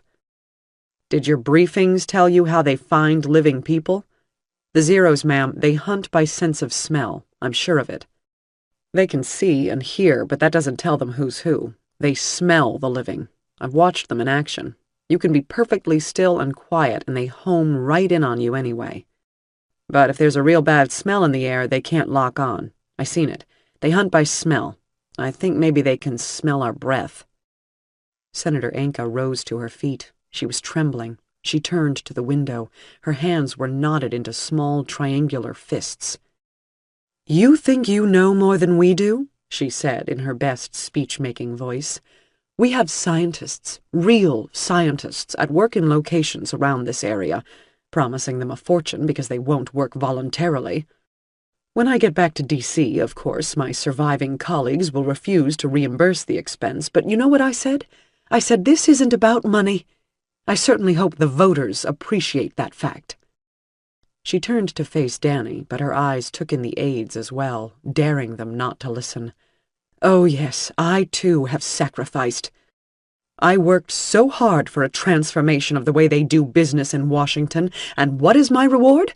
I am accused of being an insider, of being nothing more than a career player. Don't talk to me about partisan politics. I've spent years reaching across the damn aisle, and my reward has been opprobrium at every turn. Obloquy. Have you ever heard of anybody in the entire Congress that worked harder to push the president to the center, to get him right there in that sweet spot where middle America is comfortable? Of course not. I'm the one. He might still be alive if he listened to me sooner. And now this. Don't lecture me, you ragamuffin." Danny realized her mouth was hanging open. She closed it with a click. The good senator was out of her well-groomed mind. Danny thought it was probably best to try one more time, then get the hell out of Madame Ahab's presence. The aides were listening. They might pass word to people who still had a toe dipped in the reality pool. "That's a heck of a burden you're carrying, Senator. Listen, I got one more important thing to tell you about those things. The zeros, not the voters, I mean. It's important. They're getting smarter and faster. The ones nearest the epicenters, like here, they're dumbasses, if you'll excuse me. The farther out you get, the better they get, you know? I don't think it's how far, though. I think it's when they got infected and died. The ones that came up real recently are a lot different from the first ones. They're, you know, getting smarter." Danny remembered the word she wanted, evolving, but it was too late. The senator wasn't listening anyway. She had bent over the edge of her desk, scribbling notes with a silver fountain pen. Not, Danny suspected, notes about the lifestyle of zeros as reported by a sheriff from San Bernardino. The senator threw down the pen, folded the sheet of paper, and held it over her head as if signaling a waiter. She kept her arms straight. The sheet rattled in her grip. She would not look up. She wasn't going to look at anyone now. She snapped the paper in the air, once, signaling her impatience. She was sulking, Danny considered. Who knew? The aides glanced at each other, Danny saw, with a distinct roll of the eyes. Then the female took the sheet of paper and left the room. "You think you know so much," Anka muttered. "Everybody knows more than I do. Stuck here incommunicado with all my potential for leadership bottled up in this ridiculous architectural folly. They have their orders, naturally. Hawkstone excellent people, but they don't get their paychecks from me. That's the problem. We have privatized too much. Money talks. Since the downturn, only money talks, preferably gold. What happened to loyalty and love of country? Patrie, if you will. I've been overridden, probably by the minority leadership. They've been waiting for this. This is their chance to humiliate me for their defeats." "I appreciate you giving me the big picture stuff," Danny said, to break the expanding silence. She got to her feet, ready to be ushered out. But Anka seemed to gather herself back together, to become present. She met Danny's eyes with her own. The dark mood appeared to have evaporated. She even smiled back with her gleaming political teeth. Danny tried one more time. "I can offer your people some tactical information on dealing with those things. And I can give you some routes downstate, plus some idea where the major concentrations are if you need to evacuate." Danny was putting her cards on the table. They weren't very good cards, now that she named them, but it sounded as if the unhinged senator was as isolated as Danny was. Even the illusion of information might now be useful. "I also have an idea of where the survivors are coming from. If you can give me lists of people you've taken in and where they came from, Maybe I can cross-check those with what I know and fill in some of the picture." "That would be excellent," Senator Anka said. Danny could feel the older woman's interest draining away. Anka had been so desperate for information she'd allowed this disgusting creature into her inner sanctum, and now she wanted to get her out as quickly as she could. It was written on her face for Danny to see. "I'll have my people liaise with you downstairs," she continued. "Sometime soon. They'll report back to me. Is there anything else you want to know?" Danny thought of coming right out and asking for help searching for her sister, but she'd already started to play that angle by asking for access to personnel lists. She had a strong hunch that the direct approach would not work. These people didn't have the time or resources for personal concerns. They'd probably lost everyone themselves. Danny would become just another frantic relative instead of a useful professional resource. She didn't think she would be granted another audience with the great lady, so this was it, her only chance at a bird's-eye view of the crisis nationwide. There had to be something else worth knowing. It was so little she'd been told. But there might not be any more information. Danny thought of the wildfires that sometimes swept her home region, scorching the mountainsides. How, in those crises, they were always looking for eyewitness accounts to make sense of the bigger situation, and how the eyewitnesses always wanted the big picture back, how much of the fire was contained, how many people had been evacuated. "One thing," Danny said, "about how much has this situation been contained?" "Contained?" Anka repeated. Her face was blank. "I mean, is it spreading? Is the problem under control? Are we at 20%, 50%? "We don't think of it in those terms," the senator said, and Danny had her answer. A thin streak of anger passed through Danny's mind. She wanted to snap at this slick woman with her illusions of power and control, knock her out of the trance she was in. At a gesture, the male aide stood up and crossed to Danny as if to take her chair. Interview over. Danny wasn't quite finished. She wanted to get the last word. "Why did you choose this building for your HQ?" Danny asked. Anka was surprised by the question. "Why do you ask?" "You planning to use a chopper to get out of town when the Zeros break through?" Danny stood up and leaned over the desk. The senator's face became cold and haughty, like photographs Danny had seen. "I do have a helicopter at my disposal," Anka said, her voice high and self-righteous. "But we won't be fleeing the city, thank you." Danny shrugged and turned to the door. "Good," she said, pausing in the doorway, "because this here is the only building in town that hasn't got a roof to land it on." With that, Danny walked out of the room. The male aide closed the door on her back, and Danny could hear Senator Anka's voice raised in anger behind the inch-thick wooden panel. Mitchell met her in the waiting area, and Eric silently escorted them to the elevator and the grim private security man inside. The senator hadn't shaken her hand, Danny realized, coming in or going out. Probably scared to death of the contagion. She didn't understand it wasn't the disease they had to worry about. It was the undead. She had said this wasn't a military situation. She was dead wrong. And the way Anka's eyes went cold at Danny's use of the word containment was significant. The most important thing of all, how much was the problem contained? The number, appropriately enough, that Vivian Anka hadn't said, was 0. The barracks had been an internet service company's worker bee offices until the rise of the dead. Now the chest-high purple-gray cubicle walls partitioned off sleeping spaces, 2 per cubicle on the floor, sometimes a third crashed out on the desk surface above. There were little vinyl action figures and framed photos and Dilbert cartoons cluttering the margins of the cubicles, along with half-deflated Mylar birthday balloons, novelty calendars, dying plants in plastic pots, and junk food wrappers. Mitchell led Danny to a cubicle halfway along the second floor. It was occupied by a young Native American-looking woman lying in a sleeping bag. She had 2 black eyes and her nose in a splint. Her copper-colored skin was yellow at the high points. She looked as if she hadn't slept in days. She recoiled involuntarily when she saw Danny and stood up, the sleeping bag pooling at her feet. Yanaba, this is Danielle. She'll be your roomie for a while. Don't worry, we'll get her cleaned up. Mitchell walked away after that, leaving Yanaba and Danny standing in awkward silence. You want a shower? Yanaba finally said. There were no pleasantries to exchange after all. They were not pleased to meet each other, and Danny was not welcome. They were merely there, and that was that. There's a sign-up sheet by the stairwell, Yanaba continued. It's probably wide open right now.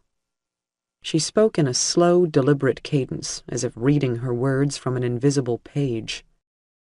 Danny grunted and walked down the hall. An hour later, she was clean. The remains of her uniform were in an industrial laundry in the commandeered hotel basement next door. The hotel rooms were obviously reserved for the Hawkstone paramilitary elite, with lesser folks crashing wherever there was cover. And Danny was wearing jeans and a faded T-shirt that had Datacon 2006 written across the chest. Mitchell was gone, presumably back to his post. Danny didn't know if Yanaba was still in the designated cubicle because she didn't bother going back to it. She'd brought nothing with her but the uniform. The Mustang with her accumulated gear inside was hidden a mile from the marina from which she had embarked on her coastal voyage. Danny found herself patrolling the building, looking at it from a security standpoint. It was a piss-poor place to be when the Zeros broke through the front lines, as Danny had no doubt they would.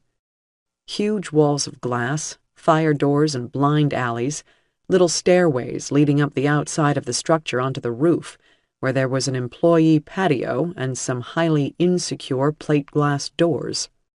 It was fine security against intelligent human beings, but Danny had seen the flesh-eaters push their way through a wall of glass back in Forest Peak. She knew the only deterrent for them was sheer structural resistance. Still, this was a temporary arrangement. She didn't have to put up with it for long. A man in a window cleaner's coveralls approached Danny as the sun was going down behind the smoke, casting the city in bronze. He was lean and tough, and his eyes never stopped checking the environment around him. Either ex-military or a street person, Danny thought. Or both, like you and Wolf, the head voice added. His cheeks were caved in and strapped with creases. He looked old.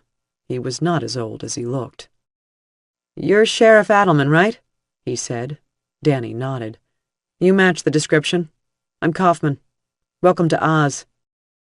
Danny followed him down to the lobby. Across the plaza outside, a convoy of minivans and a jeep was idling at the curb.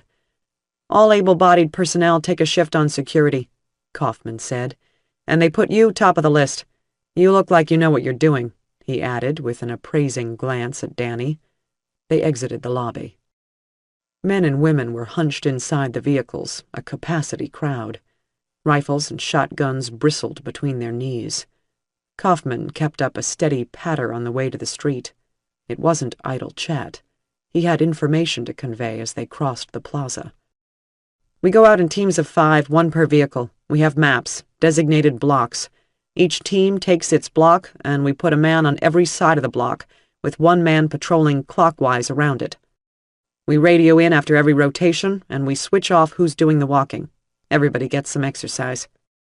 There are supposed to be shooters on the roofs all around, so if you call in a problem, the shooter goes to the nearest vantage point and covers your ass until backup shows up. If there's no shooter in your position, you deal with it. Tell you the truth, there won't be a shooter. Anybody that can shoot gets recruited by those Hawkstone vigilantes." "Why don't they patrol too?" Danny asked as they approached the vehicles. "They have the best gear. They have those Bradleys. They have the training." Kaufman made a noise of contempt in his throat. "Those pricks don't do shit. They're in charge and nobody else. They have some kind of agenda, and we're trying to figure out what the fuck it is. So-called leadership is shitting a brick up there in the pyramid." "I met the senator today," Danny said. "She say anything useful?" "She doesn't know shit," Danny said. "So to put things in perspective, you went up to the 33rd floor, am I right?" Kaufman said, "to meet the highest-ranking civilian in town. And yet, the pyramid is 48 floors, you know. Those Hawkstone Schutzstaffel have the top." They climbed into a liver-colored Astro van, and Kaufman slid the door shut behind them. Somebody in the back seat passed Danny a deer rifle and a utility knife. The man in the passenger seat handed her one of those solid-state flashlights that are supposed to last a lifetime but get lost in a couple of months. "Welcome to the zone," the man said, and turned around to look out the windshield as they rolled toward the perimeter. Danny marched with the rest, shining the weak flashlight into every shadow, every angle in the architecture. Kaufman said the entire area had been cleared of Zeros. When was the last time they checked? Although the street was empty, there were hundreds of people huddled indoors. Apparently, minimum occupancy was 10 to a room at this point. The office building, with its 3 to a cubicle population, represented elite status. There were no lights inside the windows, no voices, no music drifting out. There was a whiff of human excrement in the air, even outside, even with the stench of the fires. Indoors must have been unbearable. The curfew under which these people were living was even harsher than the lockdowns in Iraq that Danny had participated in, because of the zombies. Absolute silence, absolute darkness was required. Hide like rabbits day and night. It was a stupid arrangement, Danny thought. All this manpower locked up and doing nothing. They needed to make downtown into a fortress, not a prison. They needed something to do. They needed to participate in their own defense. It could only be a matter of time, and not much of that, before the Zeros got through. Then all these buildings, crammed with people, would become enormous meat lockers. It was 3 in the morning, and Danny had made 2 circuits around the block, besides standing guard on east and south sides, while others in her team did the patrolling. Now and then she would see the flicker of a candle or flashlight in one of the windows of the apartment buildings of which her territory was comprised. There was no power for the streetlights, but the fires half a mile away cast a red glow over everything, reflected in the clouds of smoke. No stars, no moon. The smoke obscured everything. Shadows seemed deeper and darker, tinged a velvety purple. The street-level frontages were shops, mostly. Danny could see vague shapes of people inside, sleeping in rows on the floor between the display racks and merchandise. Danny could not imagine sleeping in such an exposed situation. Then again, she didn't sleep much anyway. With nothing to do but stand guard or walk the block, her thoughts circled around in the same way, always returning to the same points, searching for an analysis that would suggest her next line of action. She wasn't drinking, so her mind was clear. This was not an advantage. It meant she couldn't stifle the thoughts that swarmed like bats and distracted her from her reasoning. She considered the strange interview with the senator. Paranoid? Sheltered? What the hell had it all meant? Danny felt as if she'd been brought in mainly to give Senator Anka a distraction, not to offer information. The politician might have been famous, and she might once have been powerful, but right now she was more like some kind of sideshow. At least, that's how it seemed to Danny. She remembered how the woman had reacted when Danny observed that the helicopter didn't have a roof to land on in her building. It must have been what the mercenaries promised her. Keep up the good work, act like a leader, and when the city falls beneath the teeth of the undead, we'll give you a lift in our helicopter. Only you'll have to brave the Zeros swarming the streets if you want to get to the helicopter, because we put you in a pointed building with no landing place on top. The weird thing was, anybody could have figured it out. Danny was pretty sure everyone but Anka already knew it. The great woman was so sheltered she had stopped thinking for herself. Or she actually believed she was going to be safe in her tower indefinitely. How did this affect Danny's plans?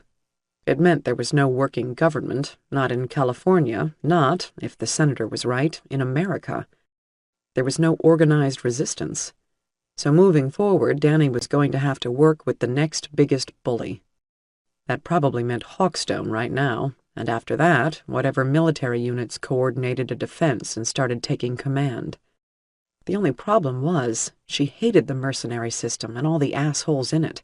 She had dealt with men like that during her tours of duty. They were sociopath cowboys, overpaid and undertrained, ex-military men or ex-cops mostly, addicted to fast money, adrenaline, testosterone, gunpowder, and usually crank. Now they were doubly amped up because they were in danger at home, not in some desert on the ass end of the world. So the first line of reckoning was what to do about staying out of human-generated trouble until she found Kelly. The second issue to think about was how to accomplish the task itself. Kelly was either somewhere or she was dead. America was a big place, zombies or no zombies. In the days since Kelly left her note and fled the Adelman household, she could have gotten to the East Coast, Alaska, Panama, or for that matter anywhere in the world if she bought a plane ticket, and if the world hadn't chosen that particular moment to end.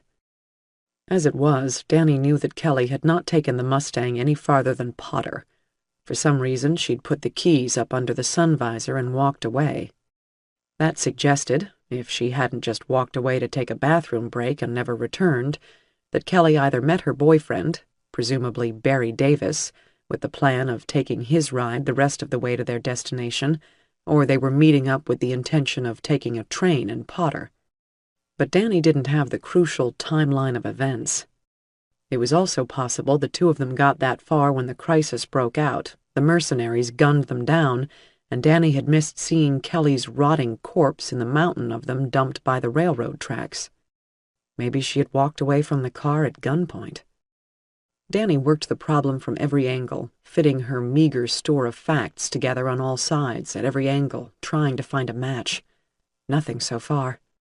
Did her jacket on the passenger seat of the Mustang mean Kelly had traveled alone? Did Kelly wear it out of the house and leave it behind? Did it matter? Danny didn't even know what was relevant. Maybe Kelly drove the car to Potter, set off on foot, and was halfway to Nevada with a backpack full of trail mix, completely unaware of the disaster. Maybe Kelly died back in Riverton, where Danny met Topper and Ernie. Somebody killed her and jumped into the gassed-up Mustang and drove to Potter because it was the next big place to go. There were too many possible outcomes. All of them included the random chance of being savaged by an undead cannibal. It was all too much. Danny walked the beat and thought and argued with herself and came up with nothing. There was another issue that claimed her attention, the concern that hung over all the rest. Kelly or no Kelly, what next? It was not too much to say that the end of the world had arrived. Not the comic book end times as described by the evangelicals, a great big biblical special effects extravaganza with asteroids and hellfire and death on a pale horse. There was no righteous creator overseeing this crisis. No mercy, no meaning, and there were no chosen people. People of every faith, atheists, sinners, and saints, they were all among the reanimated dead walking the earth, in search of flesh to tear from the limbs of the living. The end of the world was here, and, as always, like all the rest of the end-of-the-world calamities mankind had survived, it was up to the unimaginative, fighting, enduring types, like Danny, for so she considered herself, to pick up the pieces and carry on. The ones that got wiped out were the interesting people. So what next? Was it going to be 6 months of waiting for the Zeros to rot off their own bones, to decay until they could no longer attack? Or did the living flesh they consumed keep them going, arrest the processes of death? For all Danny knew, they were now immortal unless destroyed. The chef in the hotel kitchen back in Potter had huge, stinking stains under his arms and at his crotch. Was that rotten sweat and shit, or was he starting to decompose? Jesus, Danny thought, even to think this stuff is insane. Now I'm making plans around it. But there had to be something beyond the current mission, a bigger game plan. Danny could only think of 2 ideas. The first was obvious. Find a cure, an antidote, something to wipe the zombies out. Something to stop the virus, to immunize the living against infection. That wasn't something she could do, of course, but she could help others to do it. Senator Anka had said there were scientists working on it right here in the city. Danny didn't think they would be doing it there much longer. Even with the distant boom of the fires, she could hear moaning out there in the night. It was only a matter of time before the defenses fell. She herself was going to be as far away from the city as possible when that moment arrived, regardless of what anybody else had in mind. Another option wasn't obvious to Danny at all, because it went against the way she thought and acted, but there wasn't anything else viable to do. Get back to her little tribe of people at Boscombe Field, maybe pick up some others along the way, and find a safe place to wait out the storm. Live off the land. Hunt and grow seeds into crops. Hell, Amy could raise rabbits and pigs and horses, and maybe Danny could eventually convince her to let them eat a few. Danny had a good cross-section of talents among them. Topper and Ernie knew machines, they could work metal, they could handle tools as well as weapons. Troy knew what to do in an emergency. In his way, he was as capable as Danny herself, if not as seasoned by adverse experience. Wolf was a hunter, a tracker, a survivor. Amy was also a doctor if they needed one. The Mexican woman, Maria, was a born accomplisher, somebody who did things without being asked and didn't stop until a thing was done. Patrick could remind them not to descend into barbarism. There was the quiet baby and blue-haired Michelle and her brother Jimmy James, who represented the future. Others had value too. Danny didn't really know them. Some of the faces she could only barely conjure in her mind. She'd been away from them as long as she'd been with them now. They were all a resource to be used for survival. Not only a resource, though. It didn't sit right in Danny's mind to think of them that way, although that was her first instinct. More than that, they were her people. They were in this thing with her, and once she admitted that, she knew she had let them down. She had put her personal crusade first, when none of them had done the same. They all had families, loved ones, friends. Were they any less sisters or brothers than Danny? The answer to that question hurt. They were more so than Danny. That's why she had left them behind to search for her sister. To Kelly, she was less family, less loved one, less friend. The farewell note was engraved in her memory verbatim. It ached unbearably, cut into her soul one word at a time. Now, just a few days too late, she was trying to make amends to the sister she'd let down for most of her life. But in doing so, she had let the others down, abandoned them. Danny was grappling with ideas of a kind she'd never had to deal with before. It scared her. This was the stuff she'd been running from all her life, and if she stopped running now, it would mean she'd been wrong all those years. Her motto had always been, "I can handle this." If she fell back on a bunch of incompetent civilians, she wasn't stronger, she was weaker. What she'd never considered was the idea that stronger wasn't the only virtue. There were other things. Being a good friend, maybe. Not only being close to people, but needing them. She'd always thought of that as a weakness, but it was also a strength. And Kelly. What did Danny even need her for? Maybe hope? Maybe atonement? Maybe she simply loved her, and that was all there was to it. Soon she would have to go back. This whole junket to San Francisco was a terrible sidetrack, and now she was hooked into some kind of poorly run, counterproductive system even less effective than the theaters of war she'd been in overseas. This is getting to be a habit with me, she thought, seeking out disasters to be a part of, like she had to find situations where her somewhat brutal talents would be needed. Danny knew, down inside herself where she seldom ventured to explore, that something had now changed. Even if Amy and all the others didn't need her and were prospering at the airfield, the fact remained, she needed them. 3. The dawn after Danny slipped away in the night, it was Maria who discovered her absence. Maria was up early, as was her habit. The sun was below the horizon, washing the sky behind the mountains with pale pastel colors. Maria had been sleeping on a folding cot by the radio.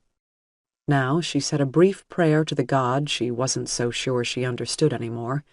Then she went downstairs and looked into the office, where she saw the empty couch with a blanket rumpled up on it.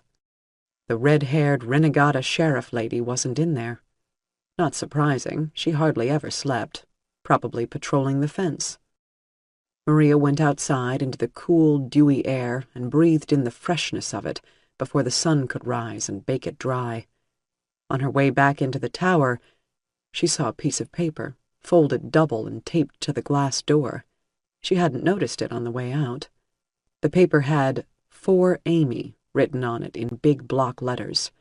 Maria opened it and read, "Amy, keep them here, back with Kelly, Danny."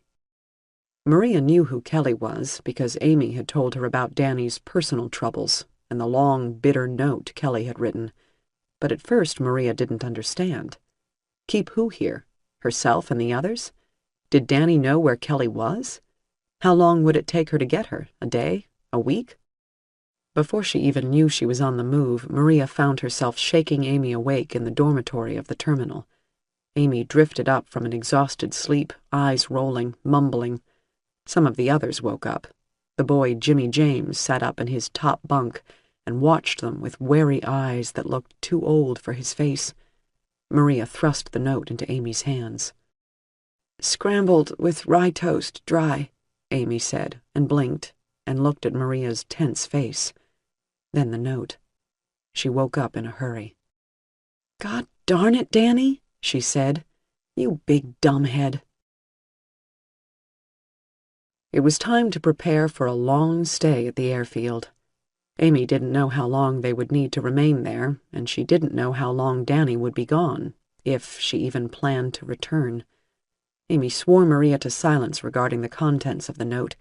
It wasn't that the note itself contained anything incriminating, but rather that it contained so little.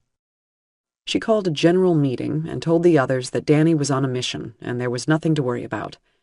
"I think you all know by now she's a lone wolf type," Amy said, "and she always comes back. She'll probably bring the cavalry with her." Nobody seemed to be worried, except Patrick, but he didn't say anything. He could read Amy. That made her nervous. She knew herself to be highly legible to the right person. The boy Jimmy James was another one. He knew something was up, but he also kept his silence, although that was more due to his nature than to an awareness of a need for discretion. So Amy bluffed her way through it, some 20 or 25 faces turned in her direction, looking as if they believed her and were interested in what she had to say, to varying degrees. "These jobs are things Danny suggested to me," Amy lied. "Things we can do while she's gone. She says they're, vital efforts to ensure our, long-term viability. In those words, pretty much." "Sheriff don't want to do the manual labor," Topper complained. "Think anything you want," was Amy's fervent wish. "Just don't think too hard." The first project she'd come up with was a simple matter of efficiency. The airfield had a finite supply of water, and so far they had used it with abandon. Now it was time to start conserving the stuff. That meant arranging some long-drop toilet facilities. At 7 gallons a flush, they needed to start crapping in a hole. There was a general groan of dismay at this, but these people were all from the Southland. They knew about water shortages. Simon, the accountant, raised his hand. "I guess we can't wash the driveway with a hose either," he said. That got a laugh, mostly from Amy, who was on the verge of hysteria. Amy gave Topper and Ernie the task of figuring out where the drain pipes went and diverting the bathing and washing water so it could be collected.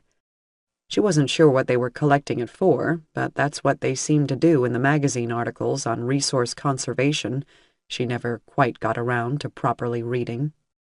Maybe they could grow their own corn with it someday.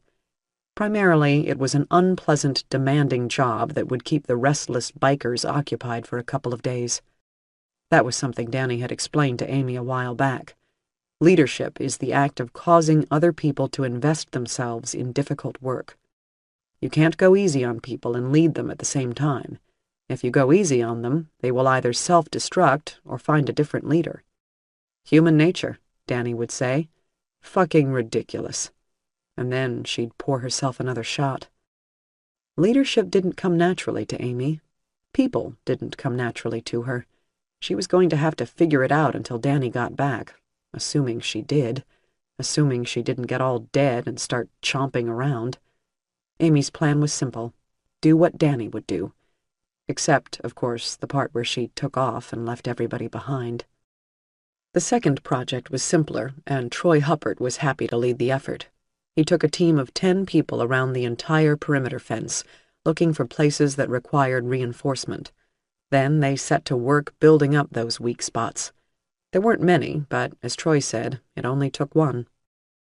Those two zombies moved slowly along the fence, hooking their gray fingers through the wire, always trying to get close to the living that were at work on the other side of the mesh.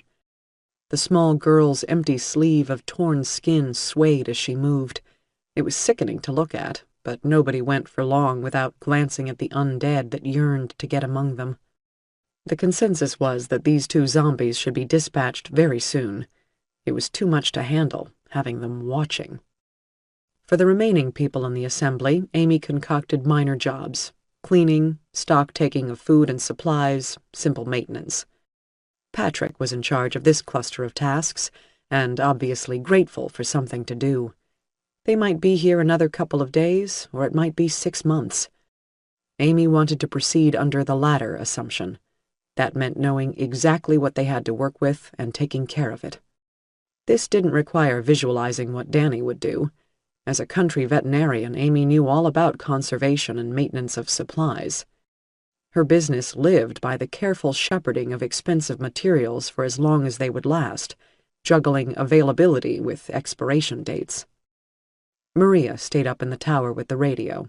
Ernie posted watch. Amy realized there was only one person who didn't know what to do that day: herself. After a brief inspection of Topper and Ernie's trench-digging efforts, which had yielded several lengths of old rust-furred iron pipe, Amy decided she might be well employed watching the road for any sign of Danny's return. So she sat herself on the bumper of one of the minnows, a pickup truck with a fiberglass cap, and kept her eye on the ribbon of asphalt that wiggled away through the scrub desert. She sat there for half an hour before she realized she could see something approaching. It was a cloud of dust. At first she thought it was a dust devil, one of those tiny cyclones that whirled up off the sand and threw litter around before blowing itself out. But this one didn't blow out. It grew. Eventually Amy could see the dark ciphers of vehicles emerging from the horizon, growing as they approached, 3 or 4 of them. Then Amy found Wolf at her elbow. He was also watching, his rumpled eyes squinting into the hard light. "I guess we shouldn't have counted on staying alone out here," Amy said. "Military," Wolf said. "You can't tell that from here." "They're spaced out perfect. 100 meters each. It's a convoy. Xin Chao, Doc. I'm out of here," he said, and slung his rifle over his shoulder. He shambled over to the nearest hangar and emerged a few moments later with a child's nylon backpack. It had a unicorn embroidered on it. "You've been waiting for this," Amy protested. "You're just like Danny. You can't wait to let everybody down." "Didn't make no fucking promises to nobody," Wolf muttered. "Keys." Amy had the key to the new padlock that held the gates shut. She let Wolf out without further discussion, knowing there was none to be had. He really was a lot like Danny, obstinate and alone. Wolf didn't walk down the road, but disappeared with surprising speed into the rutted landscape uphill of the airfield. Amy felt a little tickle of fear in the back of her belly. Those vehicles approaching represented change, a new situation. Amy was sick of new situations.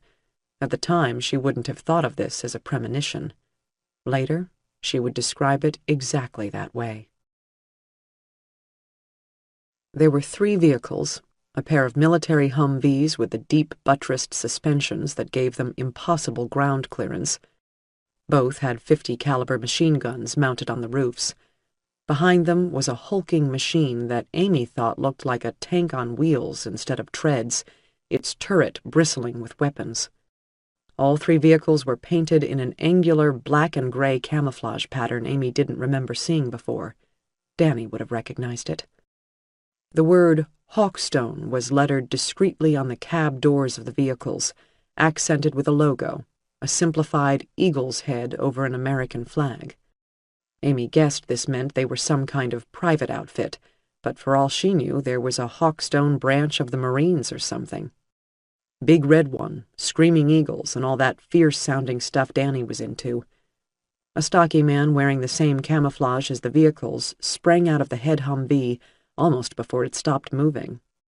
He came right up to the gates and banged on the metal frame with a fancy assault weapon, as if Amy and the half-dozen others now gathered behind the gates couldn't see him. "Hi," Amy said, aware it might sound somewhat lame. "Open up on the double," the man said, and waved at his companions in the second Humvee. Two men climbed down from the cargo area in back, carrying a third man between them in a fireman's lift.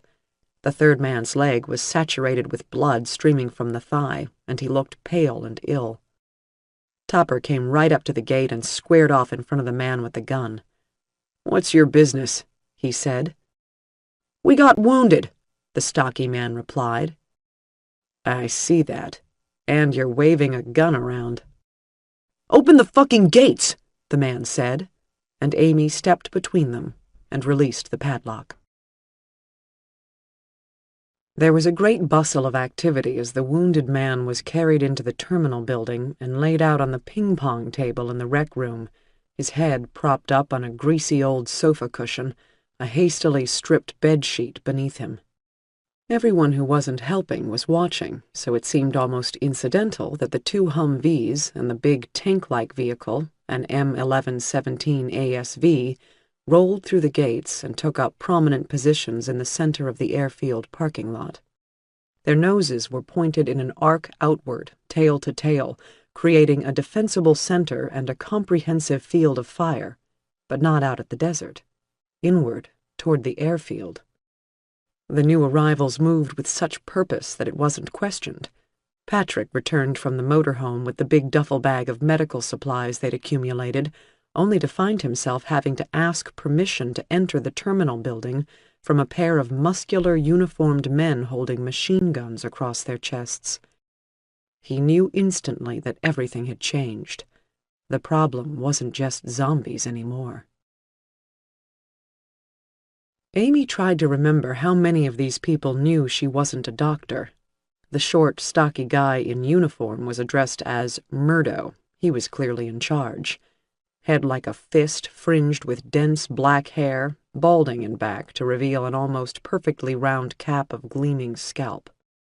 These must be the guys like the mercenaries Danny complained about dealing with in Iraq, hotshots with fancy guns and no particular allegiance to the Geneva Conventions. Murdo called the huge men that flanked him Reese and Boudreaux. Boudreaux had to be 6'5", his nose broken more than once so it tapered the wrong way, getting broader and more prominent between his eyes, almost flat above his mouth. Reese had no fat on him, not a spare scrap of flesh. His anatomy showed through the skin like steel cables on an iron frame. The wounded man's name was Jones, because Murdo kept repeating that Jones fucked us when he wasn't shouting at people to get back or telling his men to secure their position. Amy hadn't intended to volunteer her medical services, but several of the civilians she'd been traveling with pointed her out to Murdo and said she was a doctor. Amy regretted that particular subterfuge. Troy wasn't there to disagree, because he had been marched away along with Topper, Ernie, and a couple of other men who looked physically capable. Where they were now, Amy did not know. Their guard was Parker, a black man with a massive neck wider than his head. She had never explained to these others that she was only a veterinarian. It wouldn't be good for morale, hers or theirs. She still had an inferiority complex when it came to human doctors. Now she wished very much that she hadn't let the matter slide. Murdo pounded on the table. "You!" he barked at Amy. "Jones here needs some repairs, so let's get going with it." Now was the time to come clean, Amy knew, before this went any further. If she messed up and lost this poor kid with the bullet in his leg, there would be heck to pay. If she told them all what she really was, they couldn't possibly make her operate. Patrick knew her secret as well. Surely he would say something. Everyone was crowding in, the men with guns and the civilians both, pressing close, caught up in the panic. Jones was wailing with pain. "Listen to me," Amy said. "I'm not—" A deafening noise threw everybody down on the floor, except the men in uniform. The air went rank with cordite stink. Bent-nosed Boudreaux had fired a bullet into the ceiling. The shell casing jingled on the linoleum. "There's no time for this shit," Murdo said. You all keep the fuck back and let the little lady do her thing." The others did what he said, wet-eyed and afraid. Amy looked at Jones. His skin was pale, like beeswax. He was sweating. His mouth was contorted with pain. Amy visualized a horse in the same situation. That didn't work. A dog? More like it. This was not a man. It was a dog with very straight back legs. It had an injured limb, and Amy had to repair it. Same basic hydraulics, same structures, different response to anesthetics, but she didn't have any animal tranquilizers, so it was hard to go wrong there. "Patrick, you're my assistant. We need to wash up, and then let's get to work." A minute later, they were scrubbing their hands in the men's room, hissing at each other in urgent whispers. "I can't do this. The sight of blood makes me faint," Patrick said. "Faint later," Amy said. "We have to get this guy patched up and get them all out of here as fast as we can, because they're psycho birdies, in case you didn't notice." "You think they'll just shake our hands and leave?" Patrick snorted. "Duh! They're going to look around here and figure out they have it made, and they'll sit out the situation with us as their servants. Trust me on this. I used to be a waiter. Them, you don't want to wait on." "Either way, we have to do this. We don't have a choice. It's going to look really gross, so do what I say and don't think about it." "Oh yeah, right. Great advice." "You want great advice?" Amy whispered, trying not to shout. She was pulling on a pair of latex gloves. "Yes, I want great advice." "Don't puke in the wound." Even with all the horror Patrick had seen in the last fortnight or so, the sight of serious injuries still made him feel lightheaded and ill. Amy lifted the sticky cloth away, strings of coagulated blood stretching and breaking. Pale flesh stained with red, the hairs glued down. Around the entry wound, a puffed-up donut of skin. The crater itself, a purple-black orifice, didn't look as bad as Patrick expected. Amy had him pass along fistfuls of gauze, the sterile water, and any kind of antiseptic wipes he could find in their medical kit duffel bag. Patrick was hopeful she was just going to clean the skin and wrap the thing up, job done. "Look for liquid iodine or something," Amy said. "There might be some peroxide in a brown bottle. That'll work." Patrick knew exactly what peroxide looked like. There was a full bottle in the duffel. He handed it over. Amy sloshed the liquid liberally all over the leg injury. It foamed up, brown and fragrant, hissing. Jones screamed. "Just what the fuck do you think you're doing?" Murdo shouted. "Just the fuck doing my job, Mr. Fuckerman," Amy replied. As if to punctuate her response, she swabbed raw iodine on the wound, and Jones screamed again. Reese and Boudreau had to hold him down, Reese on the arms and Boudreau on the knees. By way of comfort, they kept telling the writhing Jones not to be a fucking pussy. In a level voice, Amy said, "Jones, how much do you weigh, 180? The wounded man nodded, his teeth clenched so tight he couldn't speak.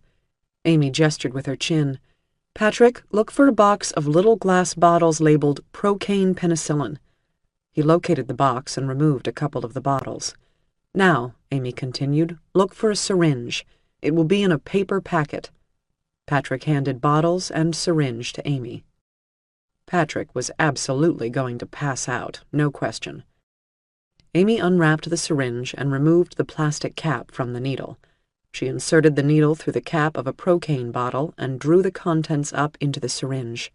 She was about to press the needle into the ragged flesh at the edge of the wound when Patrick interrupted.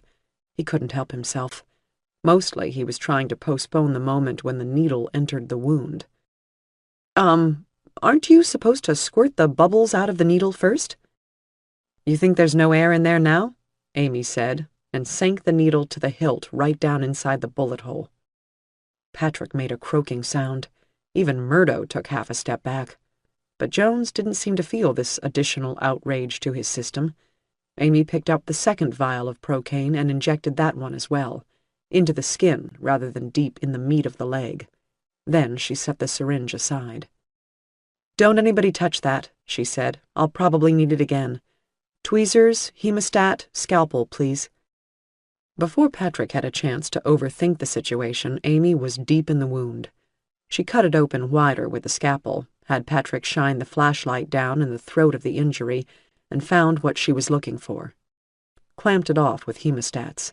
Then, with the long-nosed tweezers, she fished down to the depths, burrowing around for the bullet itself.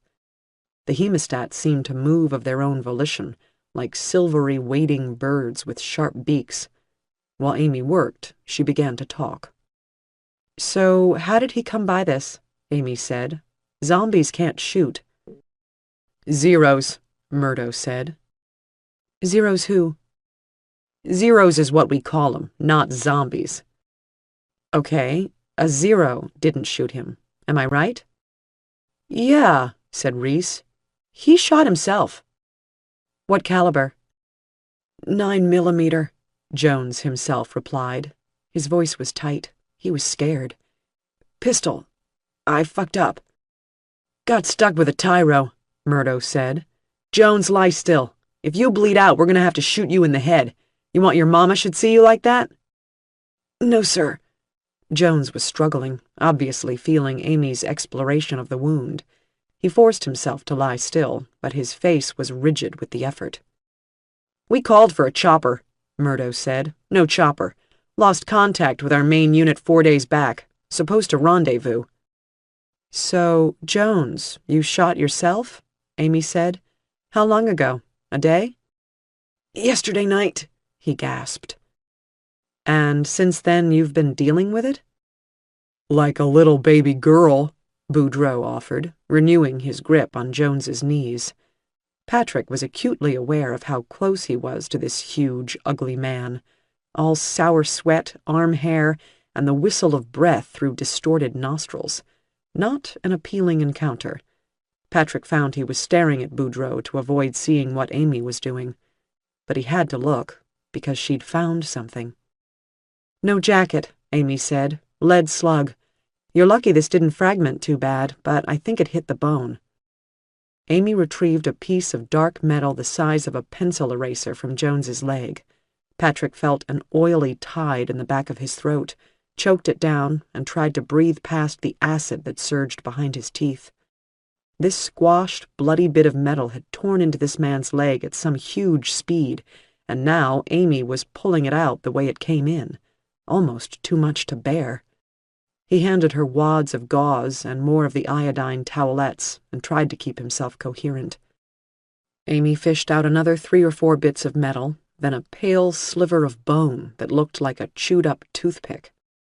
"I don't see anything else, but no warranty is express or implied," Amy said, and then, "Needle and gut, please." A few minutes later, stitching complete, there was a sterile bandage over the whole thing.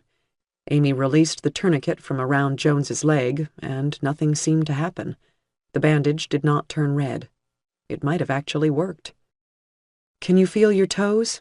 Amy asked, but Jones was unconscious. The ping-pong table was a mess of bloody gauze and orange iodine stain.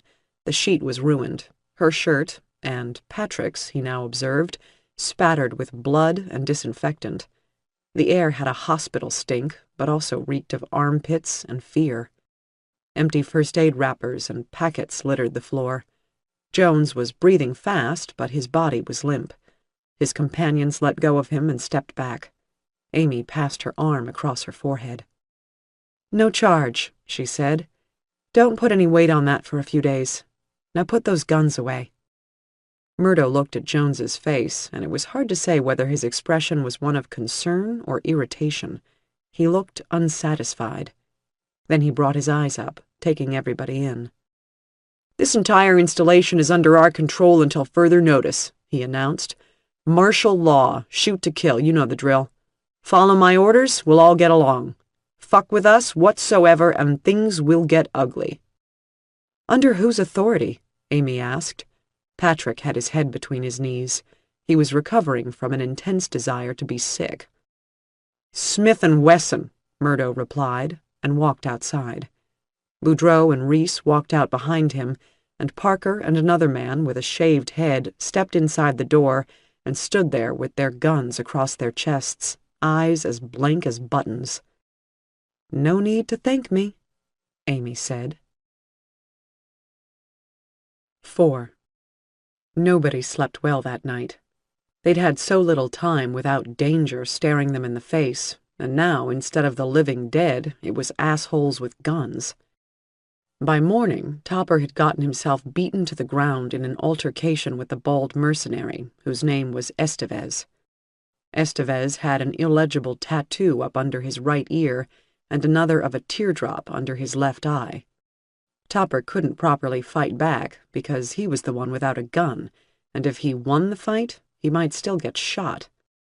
So he ended up humiliated and bleeding, curled in a ball on the floor of Hangar 2. The 2 zombies that had been hanging around outside the fence had started lying on the ground for hours at a time, as if sleeping, until one of the living came close. The next time the zombies stood up, there was a Hawkstone man with a machine gun on the other side of the mesh. All the survivors rushed outside at the sound of gunfire. There wasn't much to see, just another couple of corpses now. Murdo selected a work party and sent them out to bury the bodies. He didn't allow them a firearm in case there were more of the undead around. "Plenty of rocks out there," he said. "Brain 'em." Maria was relieved of radio duty. That job fell to one of the paramilitary men, called Flamingo by the others. His face was pink, prematurely creased, and spattered with cancerous-looking freckles. The mercenaries weren't inaccurate with nicknames. In addition to his complexion, Flamingo had enormous arms and skinny legs. There were 2 other members of the Hawkstone team, for a total of 9. Black-haired, blue-eyed Ace, whose face was so immobile it appeared he suffered some kind of paralysis, and Molini. Molini had a single eyebrow, identical to his mustache. These features bracketed a nose like an axe blade. Murdo mostly ignored his civilian charges, preferring to order his men around. Amy thought that was a bad way to do things. It wasn't Danny's approach, that was for sure. But now that the zombies were buried, everybody was idle, sitting around in the rec room or the dormitories, talking in quiet voices. This irritated Molini and Boudreau, the guards at the door. They were sure the conversation was about them. In fact, people were primarily talking about what they would do after things settled down. Outside, the torn-up dirt where Topper and Ernie had undertaken the plumbing project remained as it was. There would be no further improvements. Topper's right eye had puffed shut, and his lower lip had split open like a grape. As a result of the fight, he and Ernie were currently confined to the rec room, where they glowered in the corner. Amy did what she could to defuse the situation through Murdo, catching him as he passed through the terminal.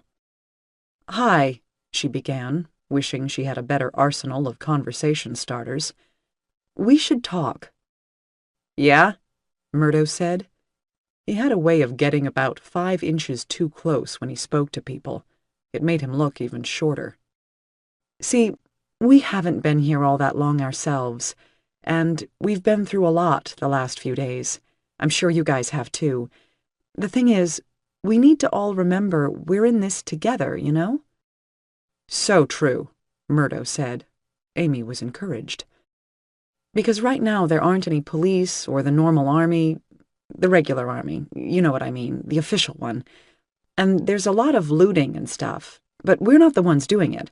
We're actually a pretty low-key bunch of people, right? I mean, we are, right?" "Like newborn lambs. Are we having a chat, or are you going somewhere with this?" Amy took a long breath. "Here goes. I'm saying what I think we'd all prefer is if you could quit guarding us like we were some kind of prisoners, okay? Let us do what we were doing before. There's no point to all this Stalag 13 bullpucky. I fixed up your buddy's leg, I helped you out, and you are way not helping us back." Murdo nodded, an expression of great thoughtfulness on his squat face. "You've got a good point there. We come barging in like we own the place, we post guards, and we take immediate violent action against anybody that resists. That's what you're talking about, am I right?" "I'm so glad you understand," Amy said, letting the breath go. Murdo reached up and placed one of his thick hands against the base of Amy's neck. Her space-violated alarms went off, but she tried not to cringe. He was cooperating, after all. She didn't want to offend him. "You're a reasonable woman, so I'll explain the situation, and I'm sure you'll be with me all the way," Murdo began. "This entire nation was placed under martial law during the first 10 hours of this crisis. You know that? No? It was, coast to coast. You know what that means?" Murdo didn't wait for an answer. Veins were rising in his neck, and his face was turning red. "We're the law. We're the Army, the Navy, and the FBI.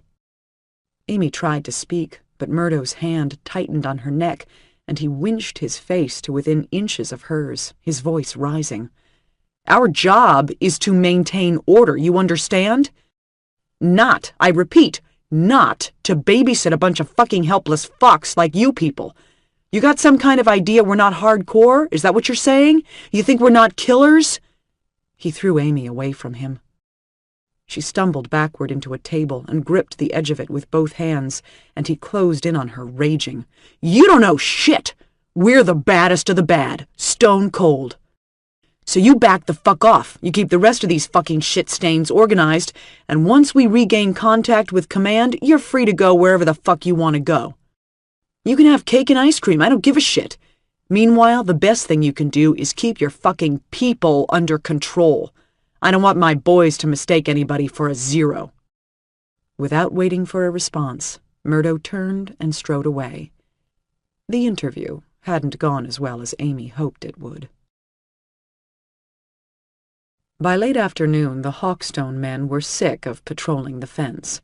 Some of them argued with Murdo, out on the runway at a good distance from the terminal, but their voices bounced off the sheet-metal hangar walls and straight into the rec room, where the survivors listened in miserable silence through the open windows. Murdo was barely in control of his men, that much was obvious. He didn't keep them occupied enough, except standing around guarding things that didn't need guards. And they had been on the move for days, so sitting still felt weird to them. Reese and Ace seemed especially antagonistic. Amy caught one of their convocations, a hissed argument just outside the terminal's front doorway. She could see them through the open rec room window nearest the door, if she pressed up close to the frame.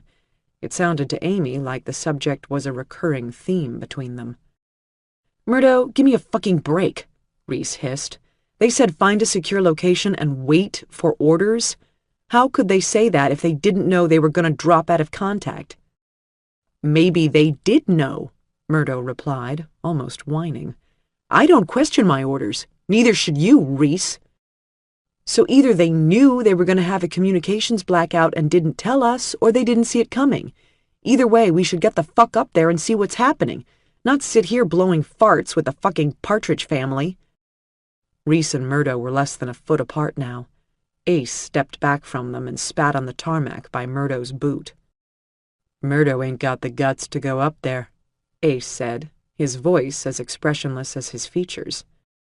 Murdo rounded on him and shoved his lumpy face right up under Ace's nose. "Stand down, boy." "Ain't your boy." "We stay right here until word comes down. We don't know what's happening with HQ. We weren't authorized to speculate.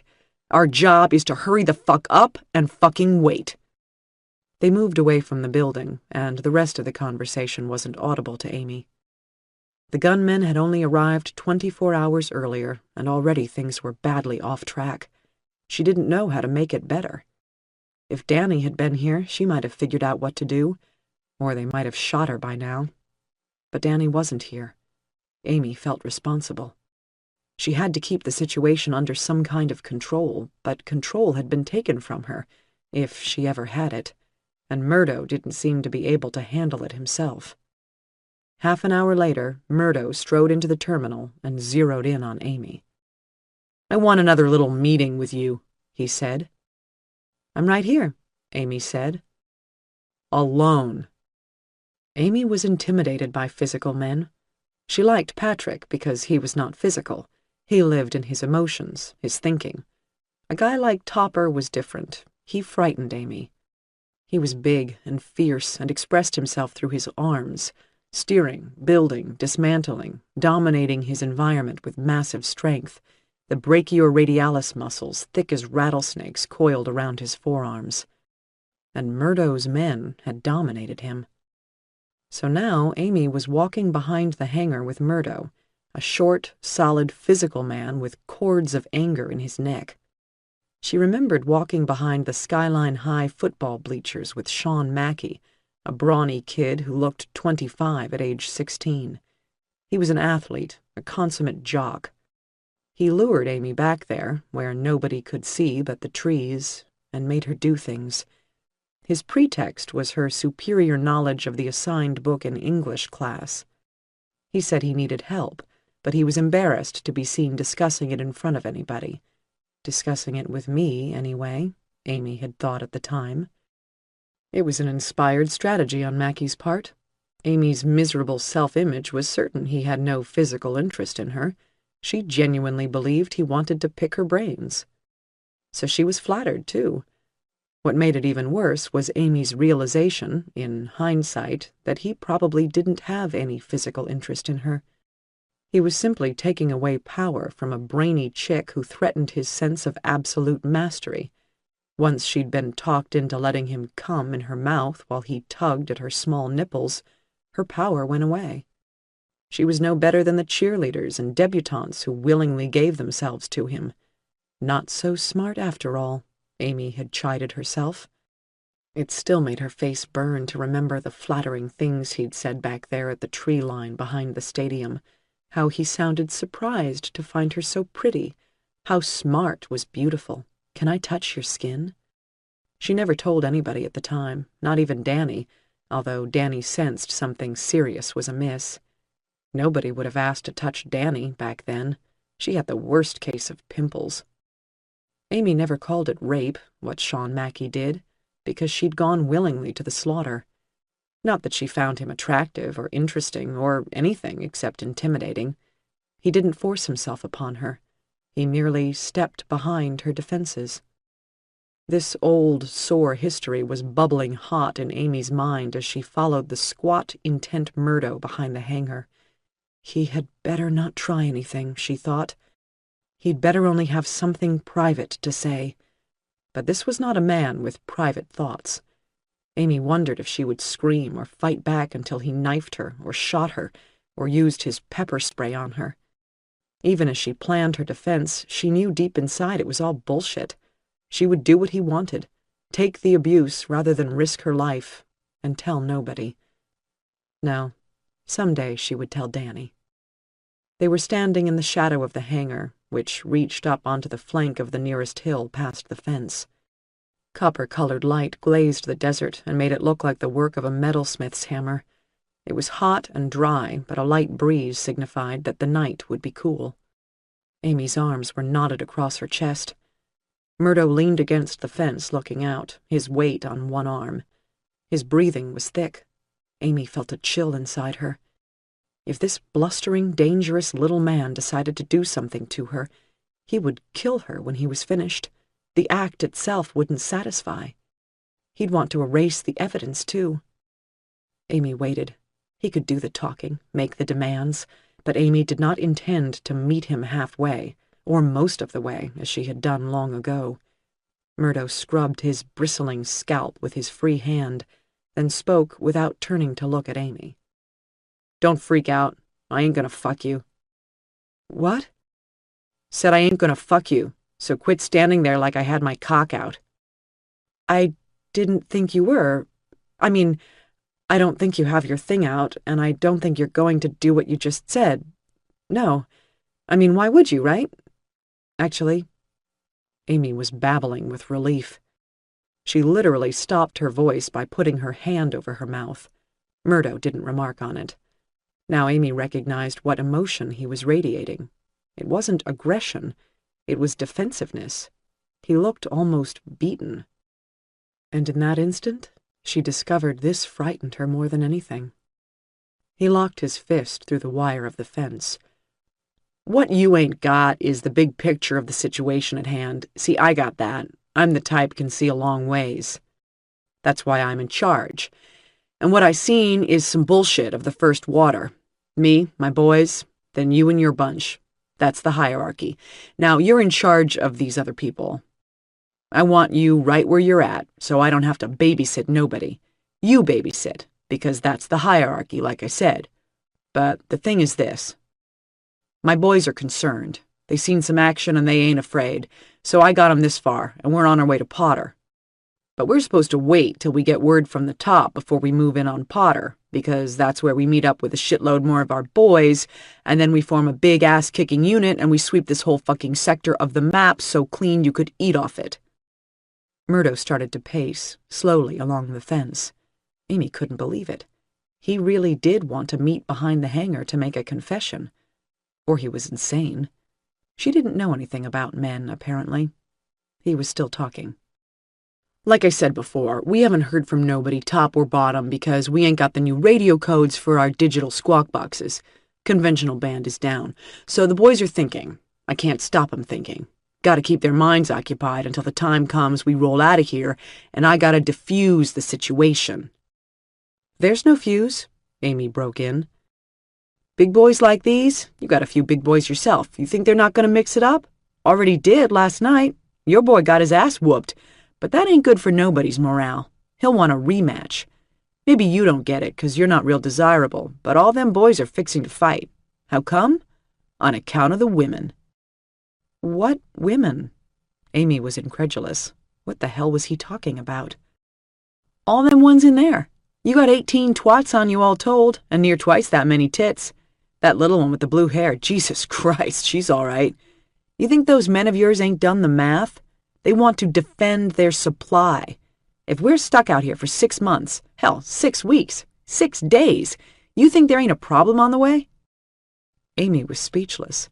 With all this awful stuff going on, this little man thought everybody was going sex crazy? He was the crazy one. As far as she knew, nobody had even thought about sex since the dead fell down and got back up. It wasn't what you thought about in situations like this. Maybe it was different when you were shooting 100 milligrams of epiandrosterone into your ass every day. You're kidding, she said, when she could find her voice. Here's the deal, Murdo continued. I gotta keep my boys happy. They're not happy now. I can't keep 'em happy with your boys getting all up in their grills. Somebody's gotta get out of the way. He's going to kill them, Amy realized. He plans to shoot Troy and Topper and Simon and all the men. Now, I ain't gonna shoot them, Murdo said, and Amy jumped. I ain't a mind reader. You're staring at my gun. He croaked. It was supposed to be a laugh. So we agree on all that. Good. Now, what to do, right? What to do. He pretended to think about it. I know, he continued 2 seconds later. Here's what we do. Your guys leave. Our guys leave? Great idea. We won't stop them. Good luck, Godspeed, and we'll all have a laugh and a few beers after all this shit is over with. Leave where? Anywhere they want, as long as it's outside the range of our 20mm. Amy could think of some things to say about Murdo's 20mm herself, but her head got crowded. He didn't just want to get rid of the civilian men because they were a threat.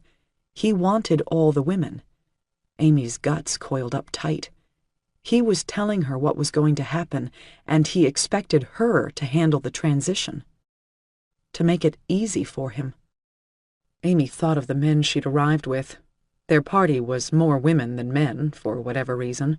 Troy, Topper, Ernie, and Simon the accountant were the strongest ones. Then there was Patrick, and the college kid named Martin, very skinny, an older bald man whose name Amy didn't know, a thick jowly man named Juan, who always held his head tilted back as if he were looking for something up in the sky, although his eyes were pointed forward, and another 2 or 3 men of modest build. She figured if she couldn't remember their names, they probably weren't threatening. Amy realized Murdo was looking at her, waiting. What? Amy said. I'm waiting for you to get on board with this thing.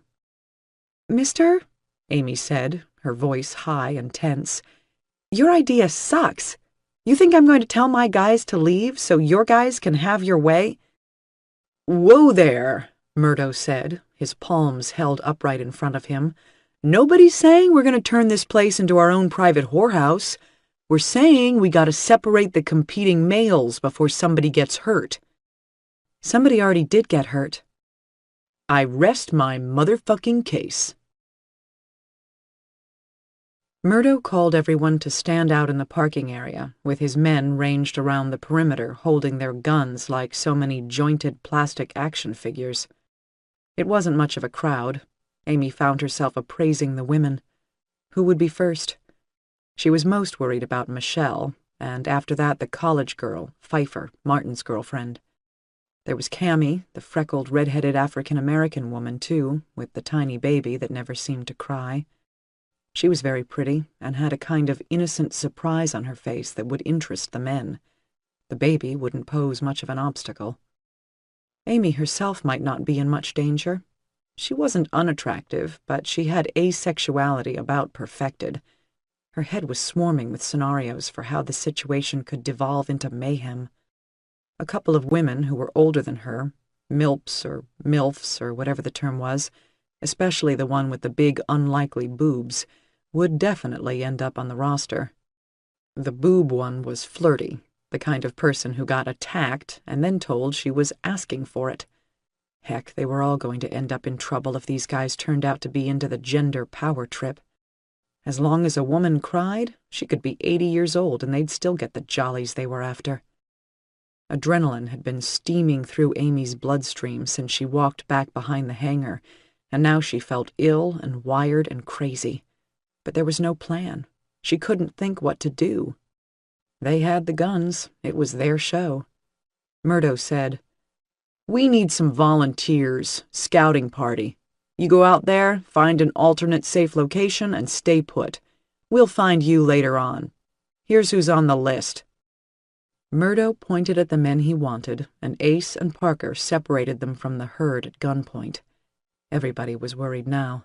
They'd all seen the movies about World War II, and they knew where this was going. The only thing missing was the boxcar. Topper started to protest, and Amy didn't think. She shouted, sudden and loud, "Topper, no! Just do what he says." The anger and fear in her voice sliced through Topper's bravado and left him silent. He stood with the others.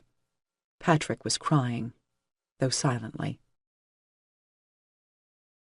15 minutes later, the chosen ones were walking down the road through the desert, each carrying a couple days' worth of food on his back and a change of clothes if he had one. There was a touch of the epic about it, with the others who stayed behind clinging to the fence, some weeping, some daring to complain, but not loudly. Pfeiffer cried out Martin's name once, and he looked back.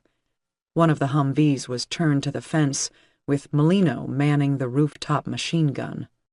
They were unarmed, these men going out on foot into the deadly landscape.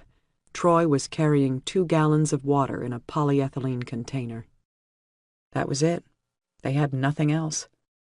The sun went down, the tips of the mountains cooled from fiery red to pitch black against the glowing azure horizon, and then it was too dark to see as the little band of figures receded into the distance.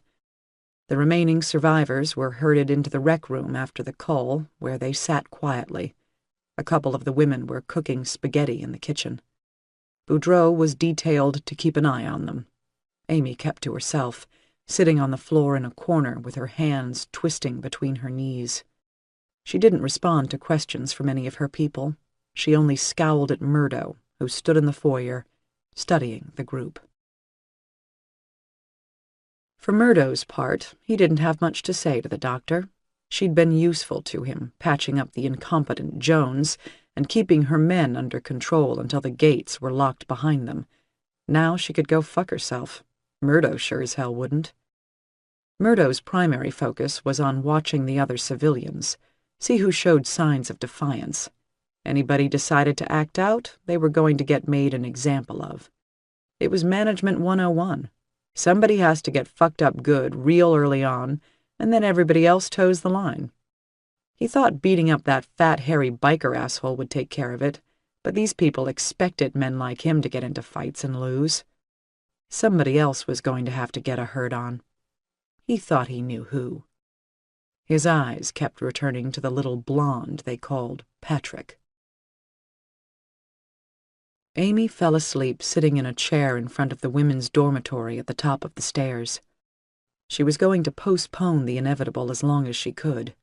Maybe it wouldn't be inevitable if help came, or Murdo's headquarters radioed him to go to Potter, or who knew what else. Zombies or Zeros might come down out of the hills and eat everybody. Amy didn't know what she was hoping for. Anything would do. Even bad news was better than the worst-case scenario in front of her. She woke up every few minutes, never sleeping more than half an hour at a stretch. Occasionally she would yield to the alarm that was going off inside her, get up and tour the beds, looking for knife-wielding steroidal rapists. She wasn't the only one awake. The dishwatery woman, Linda Moss, was crying on a lower bunk, shiny trails of tears running from eye to ear as she lay there on her back in the dark.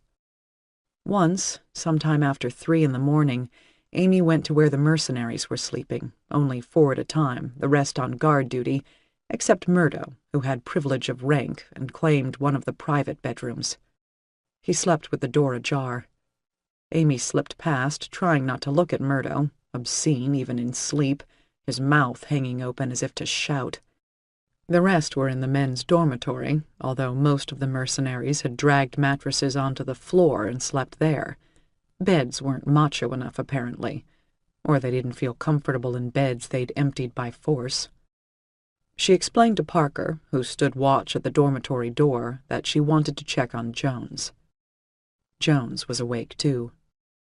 "It hurts," he whispered, as if confessing his sins. "I mean, it really hurts, and it's itchy." "Don't scratch it," Amy said, "or chew on it. Otherwise we have to put a cone around your neck." Jones didn't understand the joke, and Amy thought better of explaining it. The poor man had enough worries. "Pain is good, means the leg is still alive. That tourniquet could have killed it. And the itching is good, too. It means you're healing." Jones was young and scared. He had little more in common with these others than the uniform. But he was still a good German, Amy thought. It wasn't enough to be better than the bad guys. You had to resist. Amy undressed the wound and examined it. "Looks pretty good," she said. "Did you really shoot yourself?" "No way," Jones said. "I'm not that stupid. Ace did it. He was shooting a Zero that came up on me. Missed it." "Murdo said you did it yourself." "He's got his reasons." "I guess he must. So, Jones, has he said what the next step is?" "Next step? To what?" Jones was a little groggy, and none too sharp on a good day, Amy suspected. "You know, I mean, you're not going to stay here very long, right?" "I'd like to." "Sure, but we'll run out of water and stuff, right? And food? I guess he told you when you'd be going up to Potter, probably." "He doesn't tell me anything. Did he say something about going to Potter?" "That's where you were going, I thought," Amy said. "Yeah, but we didn't hear from Control, so we went to Plan B or C or whatever plan it is by now. Find a secure location and stay there until further orders." Amy nodded as if only half listening, examining the wound closely, although there wasn't anything to see, or smell. She had brought fresh dressings for it, and took her time wrapping the leg up again. She didn't want to appear interested in anything other than medical matters. She thought Danny would find this clever. Danny would have slapped him until he talked. "Right, that's normal procedure, sure," she muttered distractedly. "Yeah." Jones winced. There was a lot of damaged muscle knitting itself back together inside his leg. Amy had known the shot came from a distance the moment she saw it. No contact burns. The slug didn't make it all the way through the leg, and the wound path went at a very strange angle for a self-inflicted injury. It made a lot more sense to imagine a man standing 100 feet away fired that shot. "So," Amy continued, just making idle conversation, "what happens if you never get further orders?" "I guess Murdo would... Shit, I don't know." It had obviously never occurred to Jones that there might someday not be somebody up higher to answer to. He was struggling with the idea. Amy pressed on, sensing she had an advantage. What I don't get is why he sent most of our men away. When was this? Jones looked bewildered. 2 nights ago. Murdo's pretty ruthless. I'm surprised he let you live. We had to shoot one of our dudes that got bit on the arm, Jones said. We called him the Sledge, right? Sledge was all, sick and infected, and Murdo told Ace, damn, And Ace was like, bam! Jones made a gun out of his hand and mimicked the recoil of a pistol shot. Amy wasn't ready for that. They'd shot one of their own. It explained their lack of remorse. Shoot your buddies? It gets a hell of a lot easier to shoot a stranger. 5. Danny understood the martial law thing. She'd been an enforcer of lockdowns not long before. People would go crazy, holed up in some stranger's house with 20 other people, unwelcome, not wanting to be there in the first place, stuck until the curfew was lifted for a few hours, which sometimes would be days on end, surviving on canned goods and whatever you could make with flour and water, assuming there was any gas to cook with, or any water. No power, so these squeezed populations were sweltering in temperatures that would eventually prove deadly. There would be inconsolable infants, some little kids suffering loudly, crazy just to be allowed to run around, to be alive. They hadn't mastered suffering and stillness the way the adults had, so they were wild, screaming. The mind doesn't stop thinking in these circumstances. Rage breeds, fed upon the stench of urine and shit and unwashed skin, the fetid, motionless air, the rumble of armored vehicles down the pavement outside. Hunger makes it stronger. Thirst gives it urgency. Something happens, a house-to-house search or a death in the street, and the rage explodes into action. Danny went back to the office building after her shift on patrol was over, to rest on the floor beside Yanaba. The woman slept on her side with her fists up by her face, beads of sweat on her skin, a posture Danny thought looked very much like a sleeping infant. Danny slept on her back, the reptilian scars compressed by her weight in such a way that the itching was lessened. She had her hands laced behind her head, elbows out, staring at the underside of the desk atop which some anonymous information workers had done their day's work. Wad of old gum up there, a sheet of particle board above her, a thin carpet beneath. Nevertheless, it beat the hell out of sleeping in the driver's seat of the Mustang, with the seat back tilted down as far as it would go. She wondered how she was going to find Kelly, and she wondered how long it would be before she could get out of the city. This place wasn't going to survive.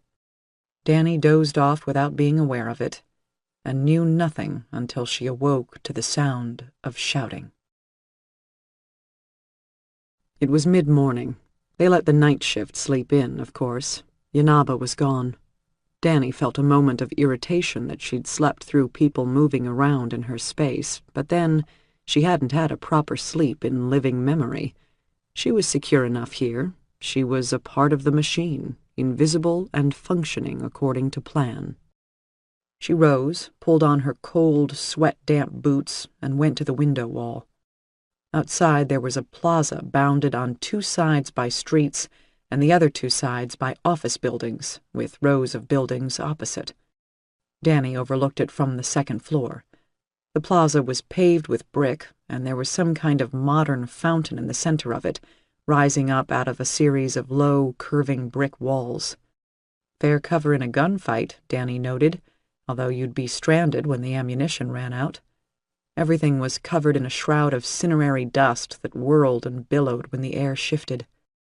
The far side of the plaza was almost obscured by smoke from the fires. It was raining fluffy ash. A small shift in the wind, and now the fires were threatening to choke those it could not burn. Something was happening. People were running down the street, some of them cut diagonally across the plaza. One of the Hawkstone Humvees came racing through the crowd and came to a halt across the street at a guillotine angle, bisecting the crowd. Probably 200 people, Danny estimated, were running around out there. Men jumped out of the Humvee and started knocking civilians down. There was a gunshot, and the Hawkstone mercenaries took cover. Their weapons came up, and they started shooting. Danny hit the floor, scooting back away from the window, but continued to watch the action. At first, it didn't look like anybody got hit. The civilians changed course and scattered like a school of minnows, disappearing down alleys and into doorways. Some crouched behind the fountain walls, their backs to Danny. Now she could see 2 people were lying in the street, one waving an arm, the other motionless. The Hawkstone men advanced, pointing their weapons around, until they were able to drag the 2 wounded people back down the street to the Humvee, yanked them up inside it. 3 grumbling Bradleys rolled up now, parking in the plaza. More men jumped down out of them and started to round up whoever they could find. They had machine gunners covering the plaza with the snouts of their heavy weapons. There was a commotion downstairs in the building, shouting and pleading. Something heavy fell over, maybe a filing cabinet. After a couple of minutes, during which time Danny reasoned with herself that she should get involved, but didn't move, there was the sound of doors banging open below, and then 3 struggling people, a woman and 2 men, were led out of the building, dragged along by a dozen others. They must have been part of the riot, and they'd been found hiding inside. Everybody knew who belonged or didn't belong. 10 minutes later, it was as if nothing had happened. The street was empty again, except for the occasional officially sanctioned vehicle crammed with supplies and gunmen. Danny had a vague plan in mind. It required she stay put for another couple of days, watching for opportunities. Sitting tight was always the hardest part of action. With a great show of calm, Danny went downstairs in search of coffee. Little things had become incalculable luxuries again, the way it was in a theater of war. Private toilet stalls, hot coffee, the occasional shower, water that didn't taste like a swimming pool. She should enjoy these things while they were available. Danny came down the grand staircase toward a group of people in the lobby, all of them speaking in low, urgent voices about the excitement outside. The consensus was that it had been a riot. Somebody said it wasn't a riot, but that people were only fleeing the fires. The wind had changed, and the flames were reaching inhabited areas. Danny drifted over to listen to the conversation. She might need the information. "People are flipping out," said a white kid with dreadlocks and large metal grommets in his earlobes. "Dude, they can't take the heat from the man," an older woman retorted, imitating the kid.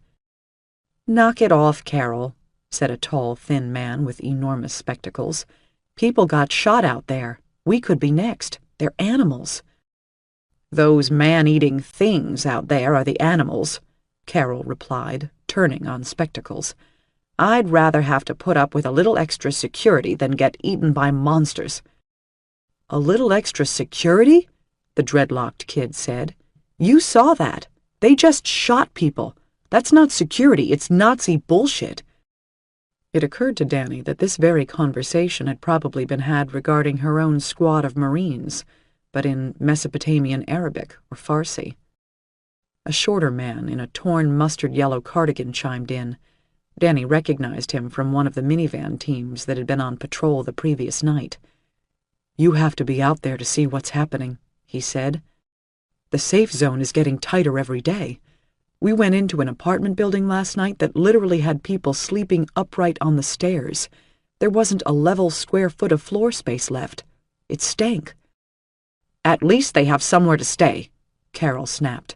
"We should be grateful those brave men are keeping us safe, not only from those things, but from the mob, people that don't know when they've got it good." "Carol," Spectacles said, cleaning his glasses and the tail of his shirt, "we've worked together for years, right? We go way back. So don't take it the wrong way when I say you're one of the least sympathetic human beings I've ever known." "Okay, then what happens to everybody," the dreadlocked kid said, "when there's no more room? They end up in the streets, but it's martial law. You can't be in the streets. It's a pressure cooker, man. That resistance out there, that was only the beginning. The situation is going to devolve." "Freedom," said Carol with staunch finality, "isn't free." The man in the cardigan saw Danny and nudged Spectacles. Heads turned in her direction. The chatter died out. Her appearance lately tended to have a conversation-stopping effect. Maybe once her hair grew out and the injuries faded, she'd blend in a little better. It wouldn't hurt if she had eyelashes or eyebrows. Wait till they saw her in a bikini. She passed among them, not making eye contact, and was glad there were not more of them. She hated the staring. Danny went down to the room where the laundry was kept for pickup, then changed into the remains of her uniform, clean but ragged, in the nearest bathroom. Attired in a way that suggested she might have some pretense to authority, she inquired of some competent-looking people in the lobby if there were any convoys headed in the direction of the Pyramid Building.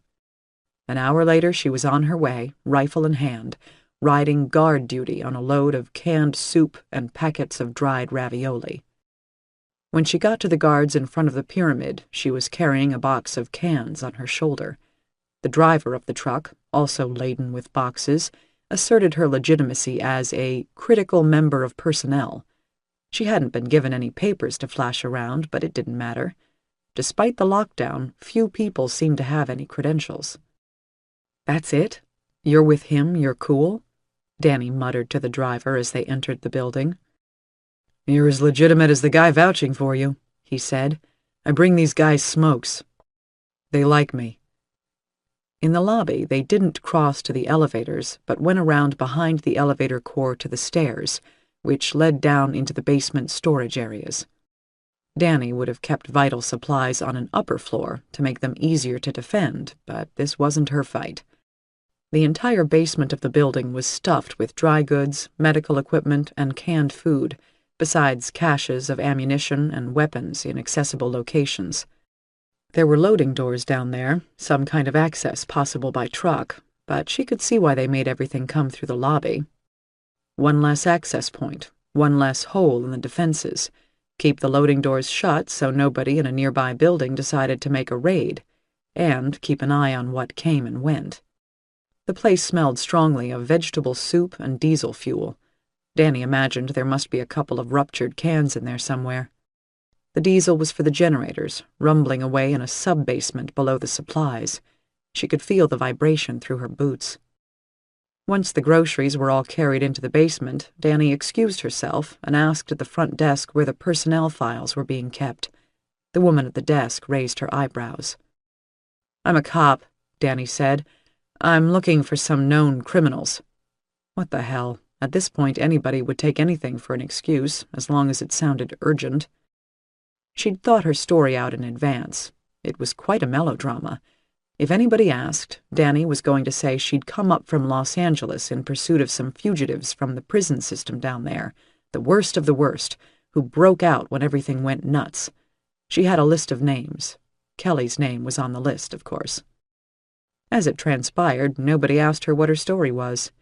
She was directed to a windowless, beige room on the first floor. There was a tired man with a white mustache at the desk she approached. He and a dozen others were transcribing names from handwritten sheets into a computer database. Danny asked to see the list of refugee names. "The list we got isn't going to do you any good," the tired man said. "I'd like to have a look anyway," Danny said. "Come back in a week," the man said, shaking his head. "Sir, it's important." The man's eyes narrowed. He turned his screen squarely away from Danny's field of view.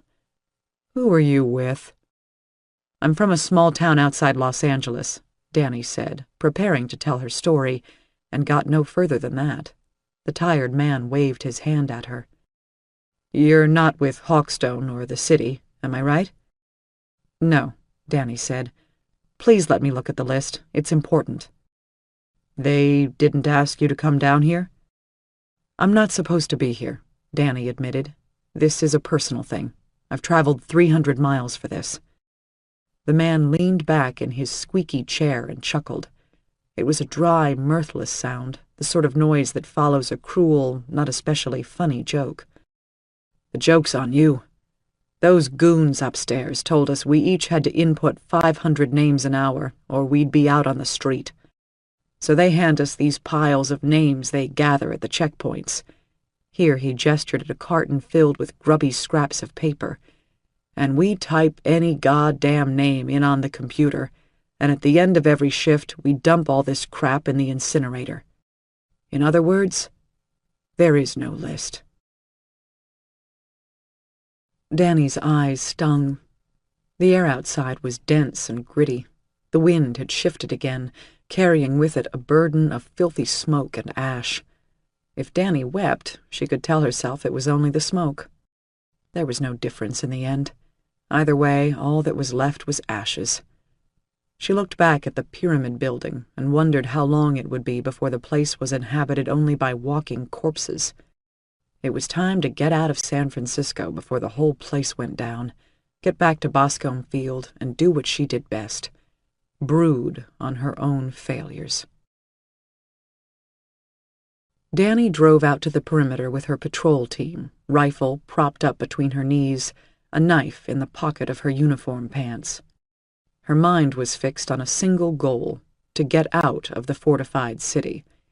She took her first patrol of the assigned block. 2 buildings opposite had caught fire during the day, and they were excusing the former inhabitants for coming and going in the smoldering wreckage during curfew hours. The entire block was illuminated by the small fires that ate at whatever was left besides charcoal and masonry. As the night wore on, people found places to lie down and were not seen again. Danny found herself alone, sometime in the hour between very late and very early. She stood below the smoke rising over the city, its sound like the sound of falling snow, a kind of pressure in the ear, almost a non-sound.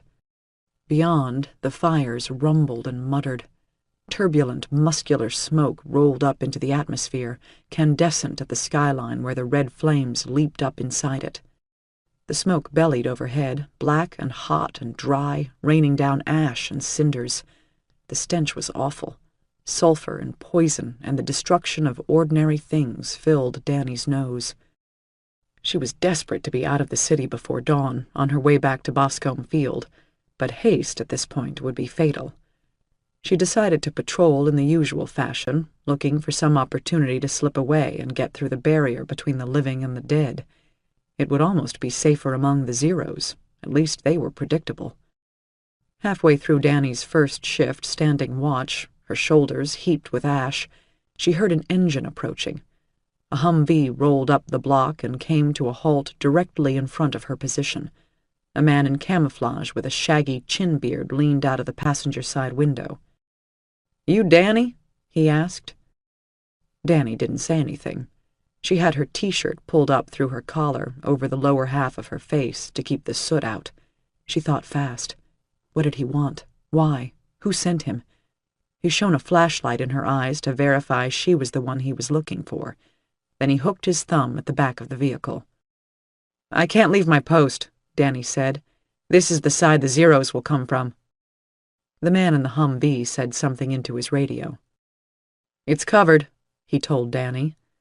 Danny slung her rifle down from her shoulder and climbed in the back, that familiar, wide, flat space with benches along the sides she'd spent so much time bouncing around in during her tours of duty. There were 2 Hawkstone men in there with her, both wearing hardware store respirator masks.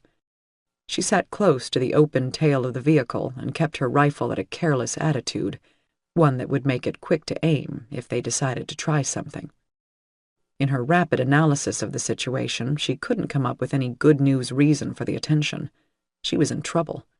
Probably her useless stint down in the records room of the pyramid building. The tired man with the mustache might have ratted her out. They drove in silence for a few minutes, first westward, then what looked like due south. The west side of the road was bordered by a massive barricade, composed mostly of crushed vehicles and chunks of architecture, bulldozed into a rough wall and bound with accordion wire.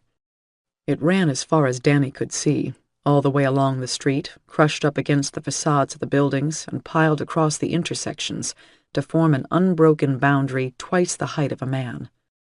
The smoky, fire-blown darkness outside was punctuated in this new area by battery-powered area lamps, so the world alternated between deep, bloody brown shadows and pools of sickening green light.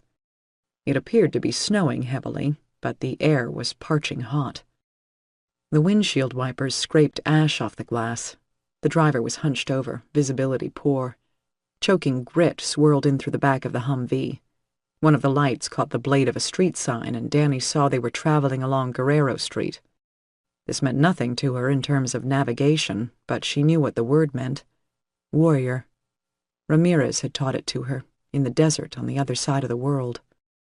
They came to a broad intersection where a Bradley fighting vehicle stood, a gunner in night vision goggles manning the .50 caliber weapon on the roof. The cross street was barricaded with razor wire set up on pylons.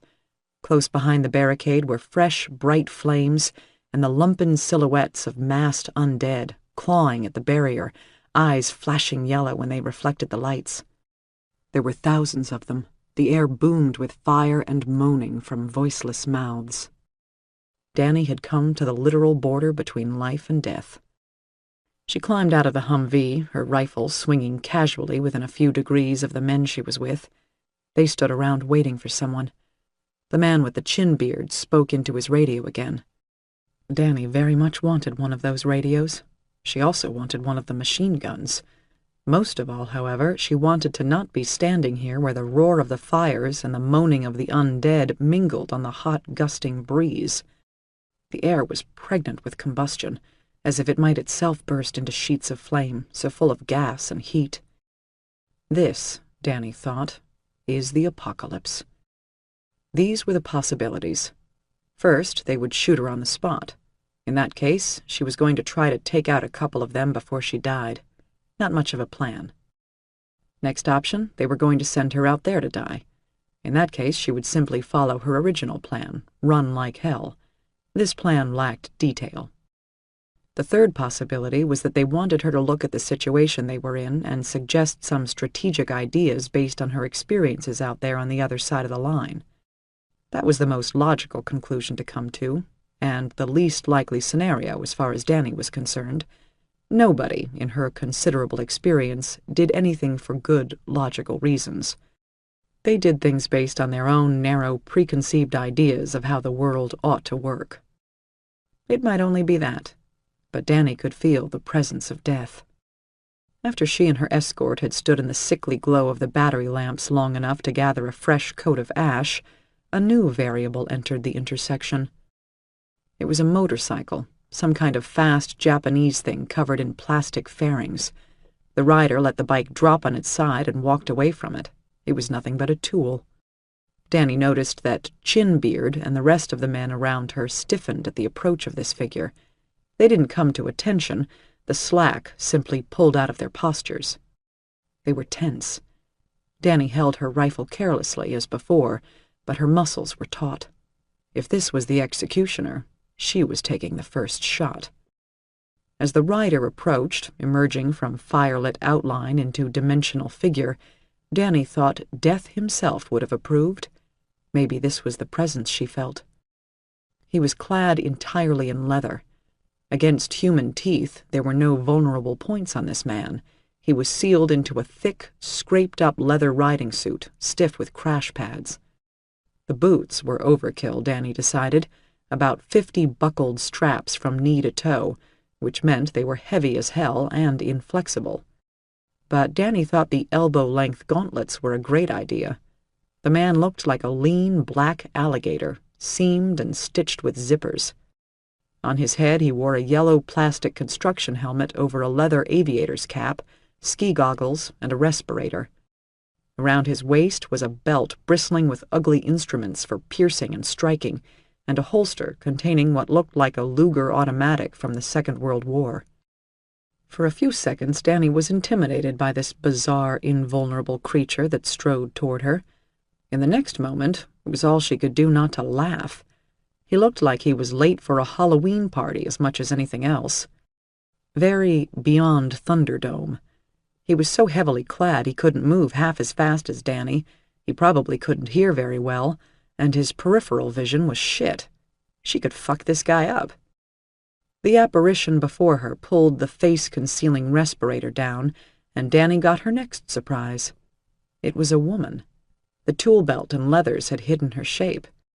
The woman snapped the ski goggles over the brim of the safety helmet and stared around at the men in the party, then examined Danny like a conquest of battle.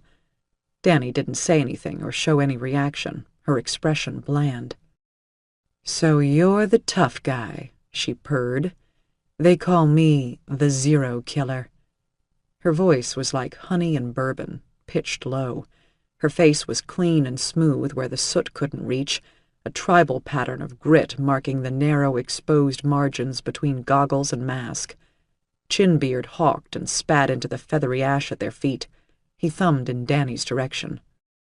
"She don't know shit about the mission. Figured you could tell her," he said.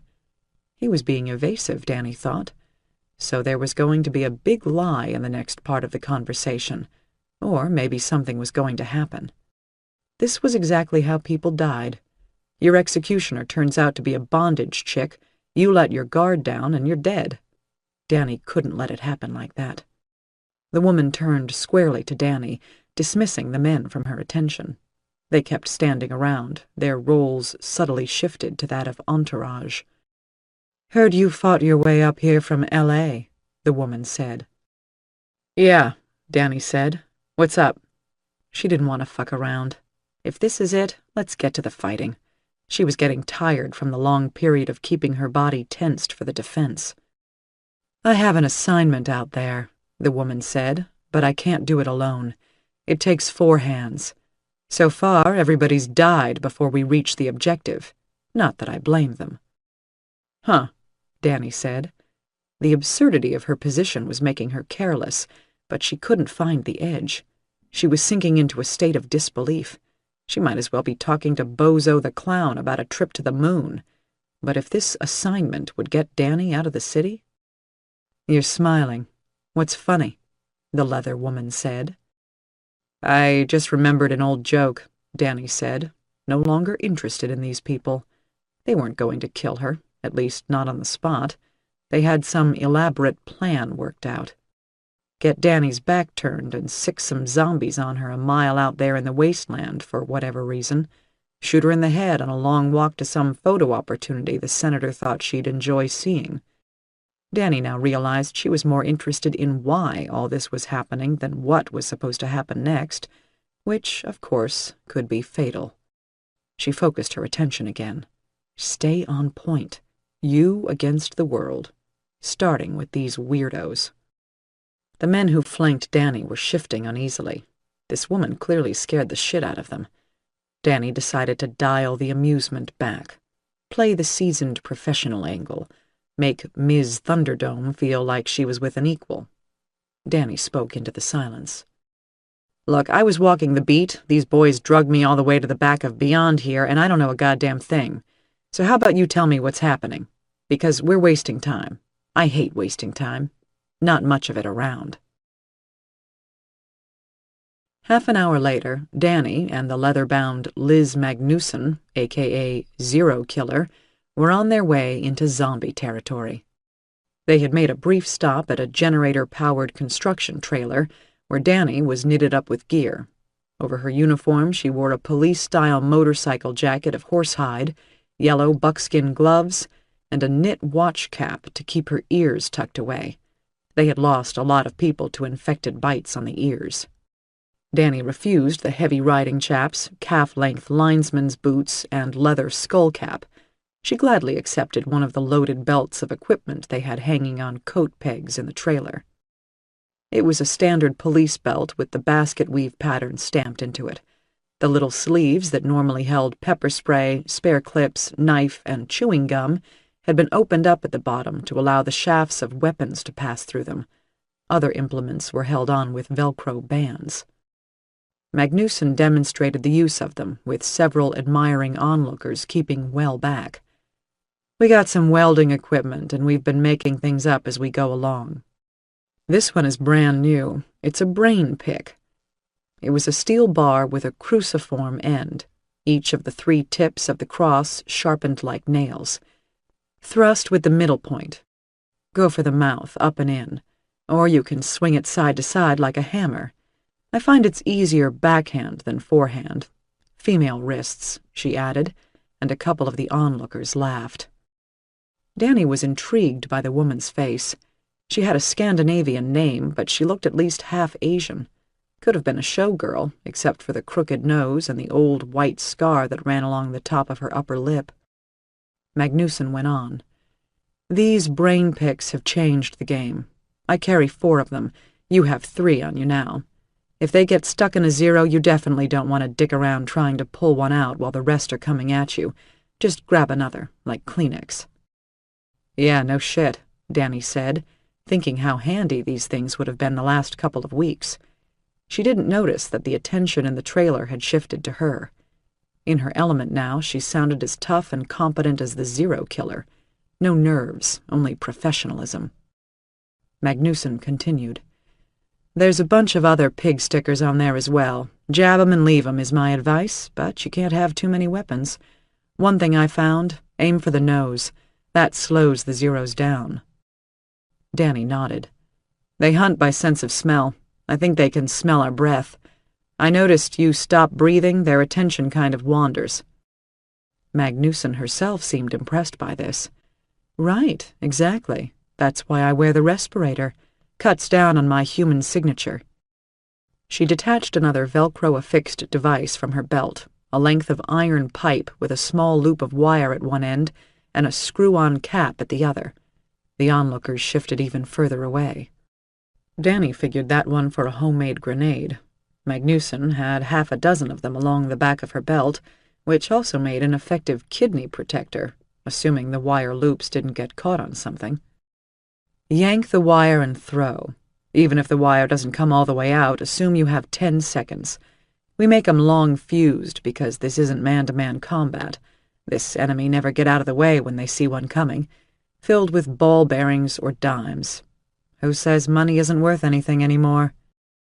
Everyone but Danny laughed at that.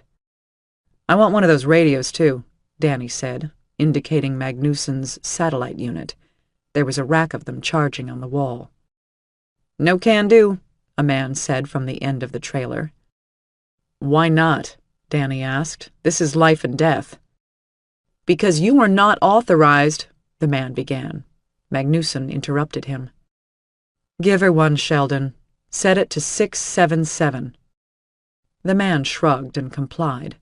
Danny took the precious radio and inserted it in her belt. But now Danny found her pants were coming down. She'd lost a lot of weight in all the excitement of the past couple of weeks, so she lightened her belt. One of the brain picks would do.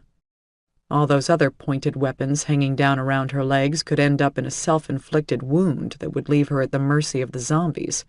She'd rather improvise than crawl. She'd done all her crawling elsewhere in the world. Besides the brain picks, she kept 4 grenades and a big hunting knife. There were some other, more common implements, a multi-tool, a butane pencil torch, and a stubby high-intensity flashlight. She kept those, too. You aren't equipped for the assignment, Magnuson said when Danny was done cutting down on her armament. Then why don't you tell me just exactly what the fuck it is, Danny said, and stepped outside. They trudged through the rubble and charred remains of what had been the Glen Park neighborhood of San Francisco. The corner where they crossed through the barricades was, to Danny's grim amusement, the intersection of Guerrero and Army Streets. Cesar Chavez was in there somewhere, but the street naming scheme didn't make sense, major routes blending into each other at odd moments. They sprinted down Guerrero until it became San Jose Avenue, and then walked for a long way through the pre-dawn darkness. Zeros were everywhere in the beginning. They were massed up behind the barricade, and it took considerable diversion to get Magnuson and Danny over the wall without a horde of the moaning creatures descending on them in such numbers they couldn't have gotten through. There was no question of using the gates. The Zeros seemed to have figured out that was the way to the meat buffet. "Anybody want anything while we're out?" Magnuson quipped, and again the others laughed. "I'm going to be famous when this is over," she whispered to Danny. She's an attention freak, Danny realized. She's doing this like it's a reality show. The situation was slipping into insanity. Reality was rapidly losing its hold on the world. They had to go up and over the obstacle, cross a ladder laid horizontally to the upstairs window of an apartment building, and then emerge on a fire escape on the opposite side. By that time, they were a block away from where their Confederates were acting as decoys, shouting and throwing debris at the undead. Danny wasn't sure the survivors should have been taunting such a huge crowd of the things. It seemed to energize the Zeros, to make them throw themselves at the barrier. But diversion was the only way to get past them. What was most disturbing about the hellish scene, besides the hideous burns and injuries evident on so many of the undead, was the way the zombies were streaming toward the barricade from all quarters of the city. Danny and Magnusson ran for the first quarter-mile once they hit the pavement below the fire escape, their flashlight beams whirling. There was no other way to avoid being overwhelmed by the sheer number of their enemy. It pleased Danny to observe she had better endurance than her counterpart, and it wasn't only the heavy road warrior boots. Danny was more fit. They were headed for what Magnusson called 280. In Los Angeles, it was the 405 or the 134. Here they only said the number, which was confusing. The 280 ran diagonally from the southwest to the northeast of the city, heading for Oakland. The mission was fairly simple, but it had so far claimed a number of qualified lives. Magnusson had made it by herself as far as their goal, but one person couldn't simultaneously take care of business and take care of herself. She'd heard from the people back at command that Danny's exploits had marked her as maybe the best potential scout to have entered the city since the fall of Chinatown. They compared notes on the abilities of the Zeros. Danny related her experiences with faster, more adept ones. Magnusson had seen some relatively bright examples, but didn't entirely believe Danny's tale of problem-solving zombies. The door must not have latched, she said, of the old female zombie that had attacked Danny in the Potter Hotel, turning a doorknob to get at her. Then Magnusson added, "Because if they get smart, we're done." So far, those in the San Francisco area were the slow, stupid variety. Magnusson certainly took the situation seriously enough despite her quips. She was at the top of the zombie-fighting heap in this town, but she had contempt for her foe. That would end in disaster someday. For that matter, Danny didn't trust her companion in the least. She was positive she'd been chosen to go on this mission with Magnusson because they needed someone expendable. Even if Danny made it back, she had a feeling the gates wouldn't open for both of them. Not if it meant Magnusson would have to share the limelight. Not if Vivian Anka wanted to get her back. But maybe Danny was getting paranoid. Sure she was. That's why she was still alive. It didn't matter what they had planned for her in the city anyway. She had no intention of returning. Magnusson was leading her straight out of the hot zone. In return, Danny would get Magnusson to the objective, wish her well, then commandeer a vehicle and bug out back to Boscombe Field. "What's your story?" Danny asked as they marched along double time. There was a long tail of Zeros coming up behind them, but Magnusson didn't seem concerned. The women were moving faster than the zombies, and the undead lost interest once the human scent faded, so the numbers that followed along never increased beyond 30 or 40, and they were well behind. Since running the gauntlet outside the perimeter barricade, they hadn't come within 20 feet of a Zero. No point in seeking a fight. Almost all of the undead in this area were burnt, some profoundly so, barely able to move. They had shambled in from the nearby fire-swept districts. Danny kept her eye on the freshest-looking specimens, because those could have traveled from outside the fire zone. They might be smarter. Magnusson didn't answer her question. Danny didn't press the point. They fast-walked, sometimes jogging, for 3 or 4 miles through the night. The best way to see ahead was to flick the flashlights rapidly back and forth across their path. It created a 3D effect that made human shapes leap out of the background darkness. Magnusson raised her hand and stopped. She drew a brain pick from her belt. "There's a hell of a lot of them up ahead, and then we're at 280. There's a fence, and they collect up against it. We're going to take a shortcut down Cuvier Street, where it's not going to be populated as bad, but it's real narrow, and there's cars all over the place. 2 blocks and a U-turn at the end.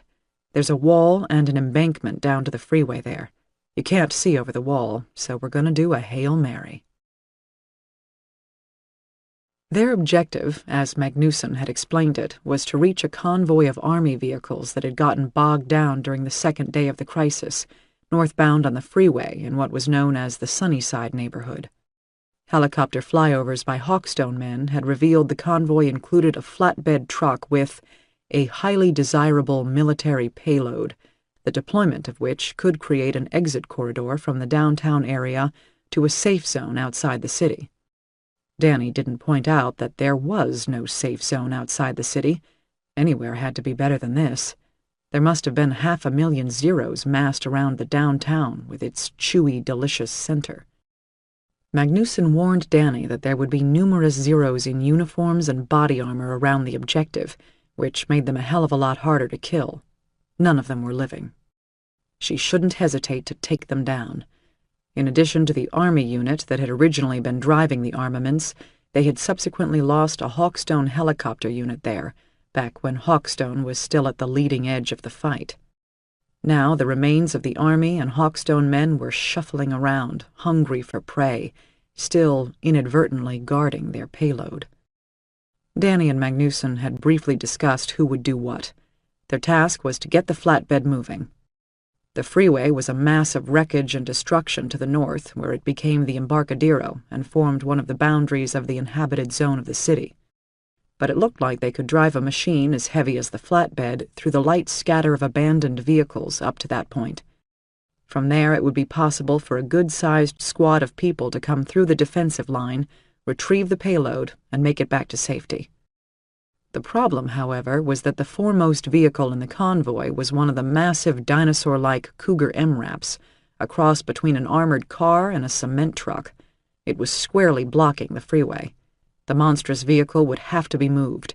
The flatbed couldn't shove its 32,000-pound mass out of the way. Magnuson could operate a non-synchronous gearbox, so she would drive the flatbed. The MRAP was an automatic. Danny was entirely on board with the plan, except for one detail. There was no way she would be returning to the cab of the flatbed with Magnuson. She was on her own after Danny got the Cougar out of the way. In fact, Danny was going to commandeer the Cougar to get herself out of the urban area in high style. Somehow she didn't think Magnuson would mind very much seeing her rival for the Queen of the Zombie Killers crown leave town. Although it wasn't entirely fair to abandon Magnuson before the return journey, Danny had a feeling she would be far better off ducking out early. She tried to tell herself she was thinking too much. Ms. Zero Killer seemed, if not friendly, at least professional. Danny had been observing her unusual companion in action.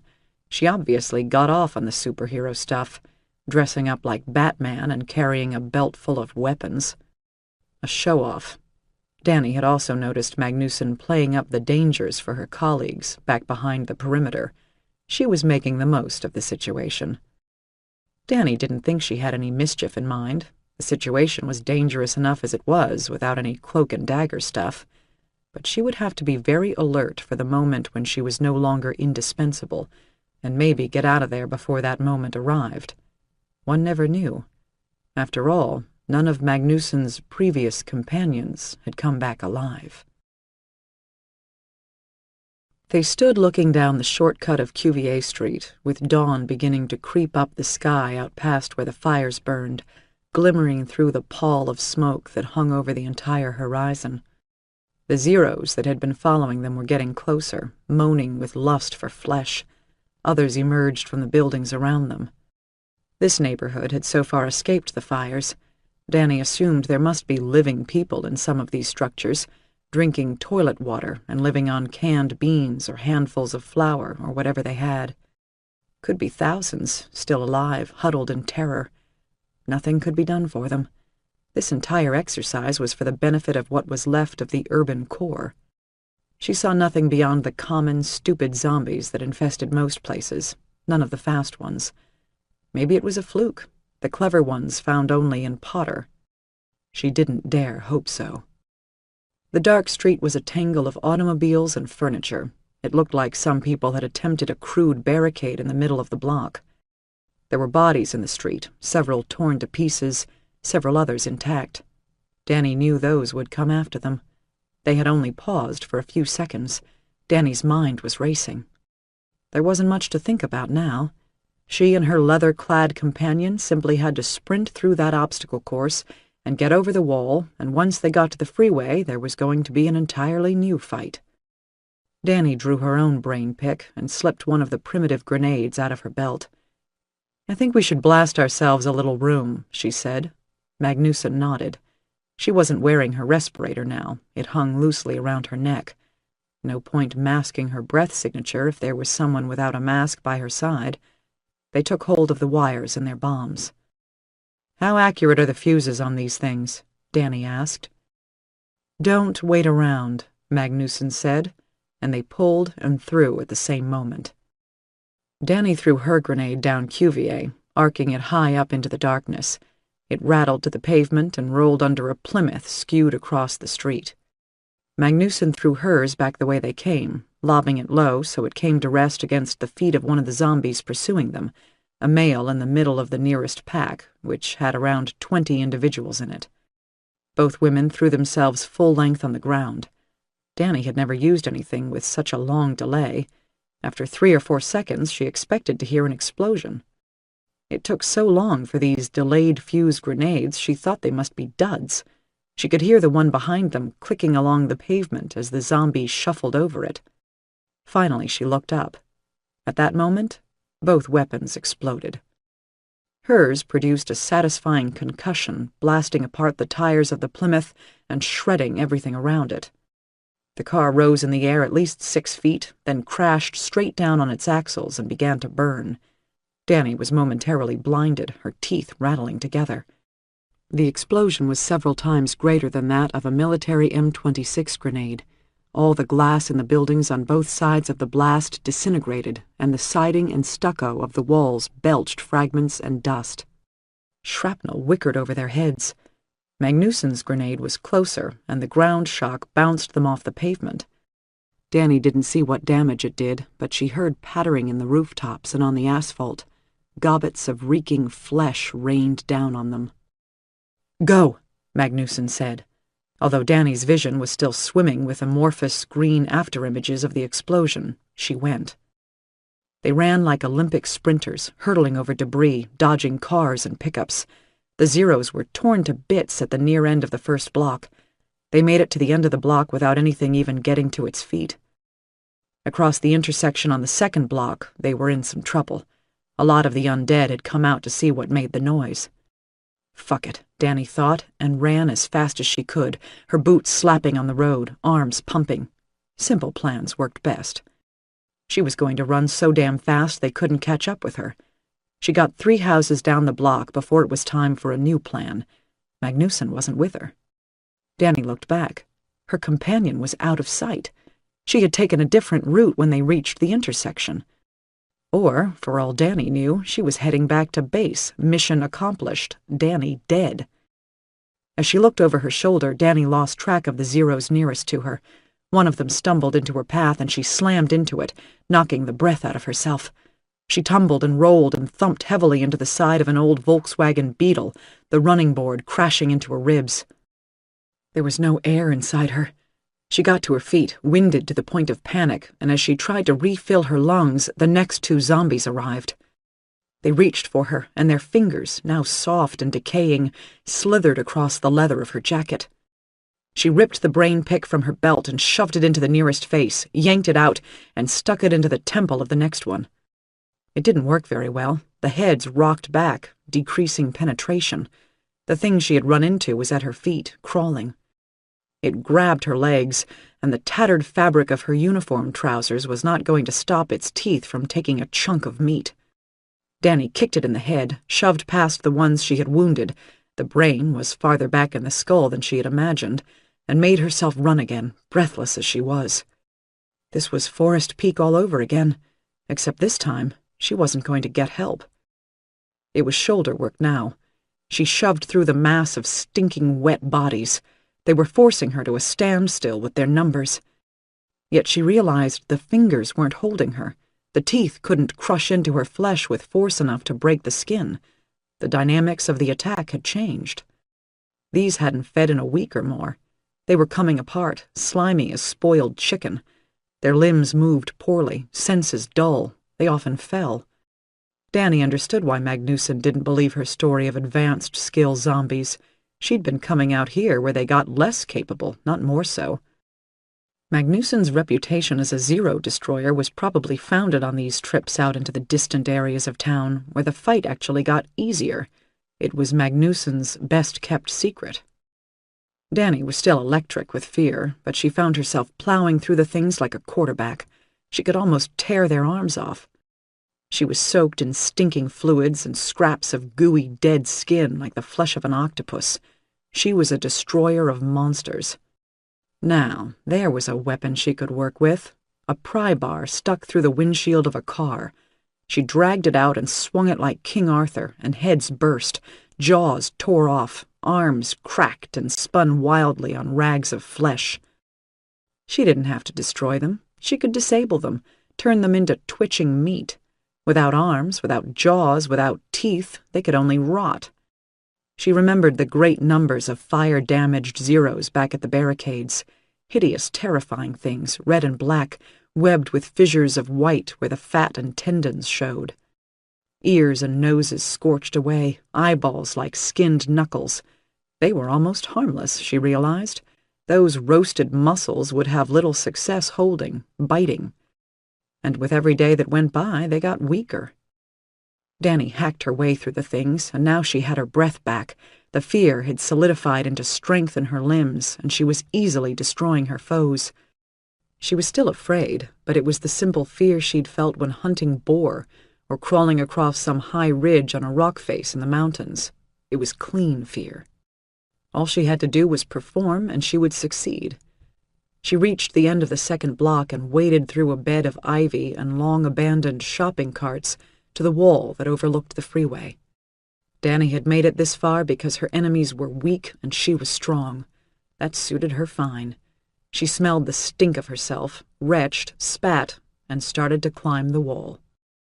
One of these days, Danny thought, Magnuson would report back to headquarters and announce, "The Zeros are dying," and she would be hailed as the greatest champion the city had ever known. Meanwhile, she would have accomplished what? She might be hoarding money or jewelry, gold and stones, government bonds. She might be collecting material for the finest good life possible, scavenging herself into a retirement of luxury and comfort. Or maybe she wanted to be a superstar. Danny felt hands grip her leg as she swung it over the far side of the wall. Strong, fast hands. She recoiled, preparing to kick where the face ought to be, when she heard Magnuson's low, simmering voice. "Step down and let's find some cover," she said. Danny was seething. She wanted to break the exotic face of her guide through the wasteland, smash her with the pry bar. Magnuson had left Danny among the zombies without a word of warning, and now everything was supposed to be hunky-dory again. Danny didn't think so. "What the fuck was that?" Danny hissed through her teeth. "There were too many," Magnuson said. "Why didn't you follow me?" Danny realized there was no point demanding explanations. "I was ahead of you is why," she said, and dropped the subject. Their weird partnership was almost done anyway. Their objective was straight ahead. 6. A couple 100 feet away, the army convoy stood on the freeway among all the vehicles of everyday life abandoned there as well. It looked almost like a freeze frame of ordinary traffic on a busy day, but this traffic was going to stay right where it was for a long time. The light in the sky was gathering. Sunrise was less than an hour away. The light was sufficient to reveal at least 24 huddled shapes lying on the pavement among the military vehicles. There were others as well, scattered as far as they could see among the civilian vehicles. Both women had doused their lights. No point providing an early warning. Behind the wall, the wailing of hunger could be heard, but it didn't seem to have any effect on the Zeros littering the freeway. They could be too rotten to move, Danny thought, but they'd been able to feed, of course, so they would be in better shape than the ones on the other side of the wall. That seemed to be a factor. Danny hoped the fast variety wouldn't be found in this area. They were still close to the epicenter, less than 6 miles. The smarter ones appeared 80 miles or more from the source. That would explain Magnussen's cavalier attitude toward the undead, although not her hanging Danny out for bait. Danny would get herself up into the Cougar and get it out of the way of the flatbed. Then she was going to leave San Francisco behind forever. She kept repeating this idea to herself. Another 5 minutes, and she was on her way back to Boscombe Field. "Give me one of your brain picks," Danny whispered. Magnussen reached back and eased one of the weapons off her belt, careful not to let the Velcro make its unmistakable sound. The women's attention was fixed on the flatbed, which was 3 vehicles from the front in the 20-vehicle formation, its payload obscured beneath camouflage-printed canvas. It was flanked on both sides by Humvees and utility SUVs, painted in an assortment of green and Desert Army camouflage patterns. Several of these had crashed into the passenger vehicles in front of them. Down the road was the massive Cougar MRAP, slewed across lanes just as Magnussen had described.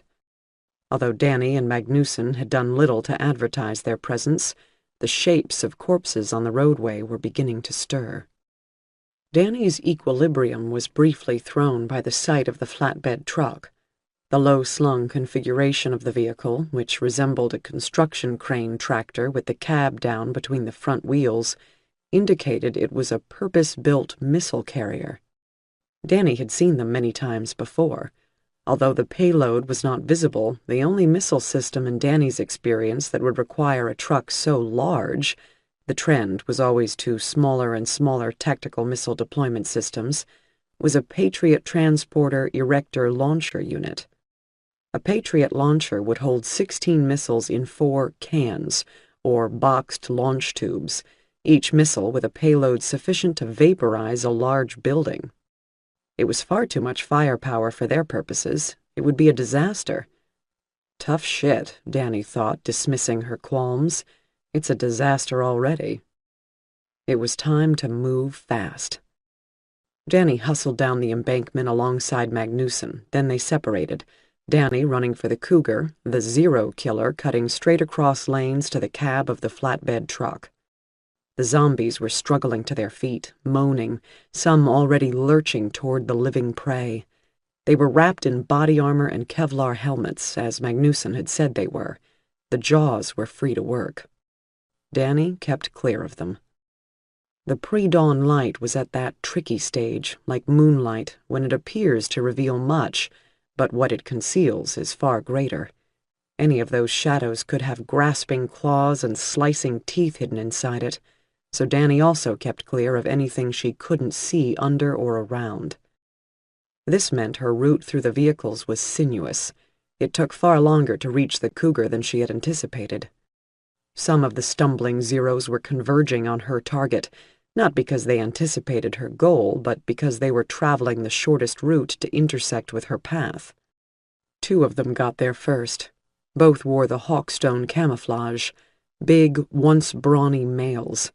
One was bareheaded, with the face skinned off from the bridge of the nose down to the chin. The thing had upper eyelids, but none below, eyeballs sagging in a matrix of congealed flesh down to the exposed cheekbones. The teeth showed in the lipless jaws like a picket fence. The other's uniform was black with old blood. It was missing the meat off its upper arms. The forearms hung uselessly from the stripped humerus bones, ragged uniform sleeves swaying in shreds from its shoulders. This one wore a helmet. Behind Danny, 3 more were lurching toward her position, about 10 feet from the driver's side door of the Cougar. The mutilated pair stood between her and the vehicle. Danny hefted the brain pick in one hand and the pry bar in the other. She decided to do things the bold way. She swung the pry bar at the one with no face, shattering its teeth. Her soul recoiled to see the damage done. It was one thing to smash the face in its bag of skin, and another thing to see the teeth shatter and the pieces spill to the ground, with some of them dangling on ropes of nerve tissue from the jaws. She swung again, and the hooked cat's paw at the end of the bar caved in its temple. One of the eyes burst on impact, spurting thin gray liquid. The thing went down. It was still in action, struggling to get to her, but she'd scrambled its brain enough for her purpose. The second was protected by the helmet. That made things difficult. Danny had been in the fight for less than 10 seconds. The space between her and the Zeros behind her was closing by the moment, and she had to get up into the cab of the MRAP, which was not at all like climbing into a Suburban. The tires alone were chest-high on Danny. She had to scale a ladder up the side of the vehicle, then swing the door out above her head. If she opened it wrong, she would fall off the ladder. She had to make this quick and get up there immediately, or she was going to get pulled down by the others that were closing in. The stench of them seemed to fill the air with invisible rotten jelly, making it difficult to draw breath. Danny saw she wouldn't have to pierce the helmet to stop the zombie in front of her. It didn't have arms. Danny struck it savagely on the knee. The thing fell over sideways, and with 3 bounding strides she reached the side of the gigantic vehicle. Up the ladder, the latch handle was inset at the bottom of the door. She pulled down on the handle and the pneumatic swung the door open. She grabbed the frame to pull herself up, already aware of how close the half-dozen undead behind her were, and how easy it would be for one of them to tear off a chunk of her calf right now. The smell was mind-blowing. With a thrust of her arms, she lunged up into the cab of the MRAP. The stench hit her first, the swarm of raisin-fat flies next. The reanimated, decaying soldier hit her an instant later. The thing had been in the cab of the Cougar for a long time. The soldier must have climbed up in there, wounded, and bled to death. When it returned to animation, it was trapped inside and went into its hibernation state, all the while liquefying in the intense heat of the enclosed vehicle, baking day after day in the sun. That it could still move in its advanced state of decay was testament to the durability of the human design. Ropes of festering meat slid from its limbs, fizzing with bacteria. Its uniform was a sack filled with the liquor of burst guts. The stink of it was beyond endurance. Danny's mind shut down. She simply hurled herself away from the thing as it threw its weight against her, snapping its jaws so that the lips tore free and hung like storm-drowned night crawlers. Danny flew through the air, 5 feet down and 6 feet out, and hit the pavement on her back with such violence that only the pain told her she wasn't dead. The grenades at her belt slammed into her vital organs and threatened to burst them. Her skull bounced off the asphalt, the knit cap offering no protection, and Danny saw the universe contract to a pinpoint, but consciousness came back in a fraction of a second, in time for the waves of agony from her back. A moment later, the rotten thing in the cab of the MRAP fell upon her. It exploded. What seemed to be 10 gallons of sewage belched into her face, then bowlfuls of warm rice. Not rice, though. Maggots. Danny might have screamed. She couldn't tell. She struggled with stunned senses to get away from the thing, her head whirling from the blow on the pavement. Her body hurt to move, but she had to do something to get away from the nightmare of rotten meat and bones that sprawled across her body. Beneath her, something else was moving. She had fallen on the Zero with no arms. Somewhere it was questing with its mouth to find purchase on her body.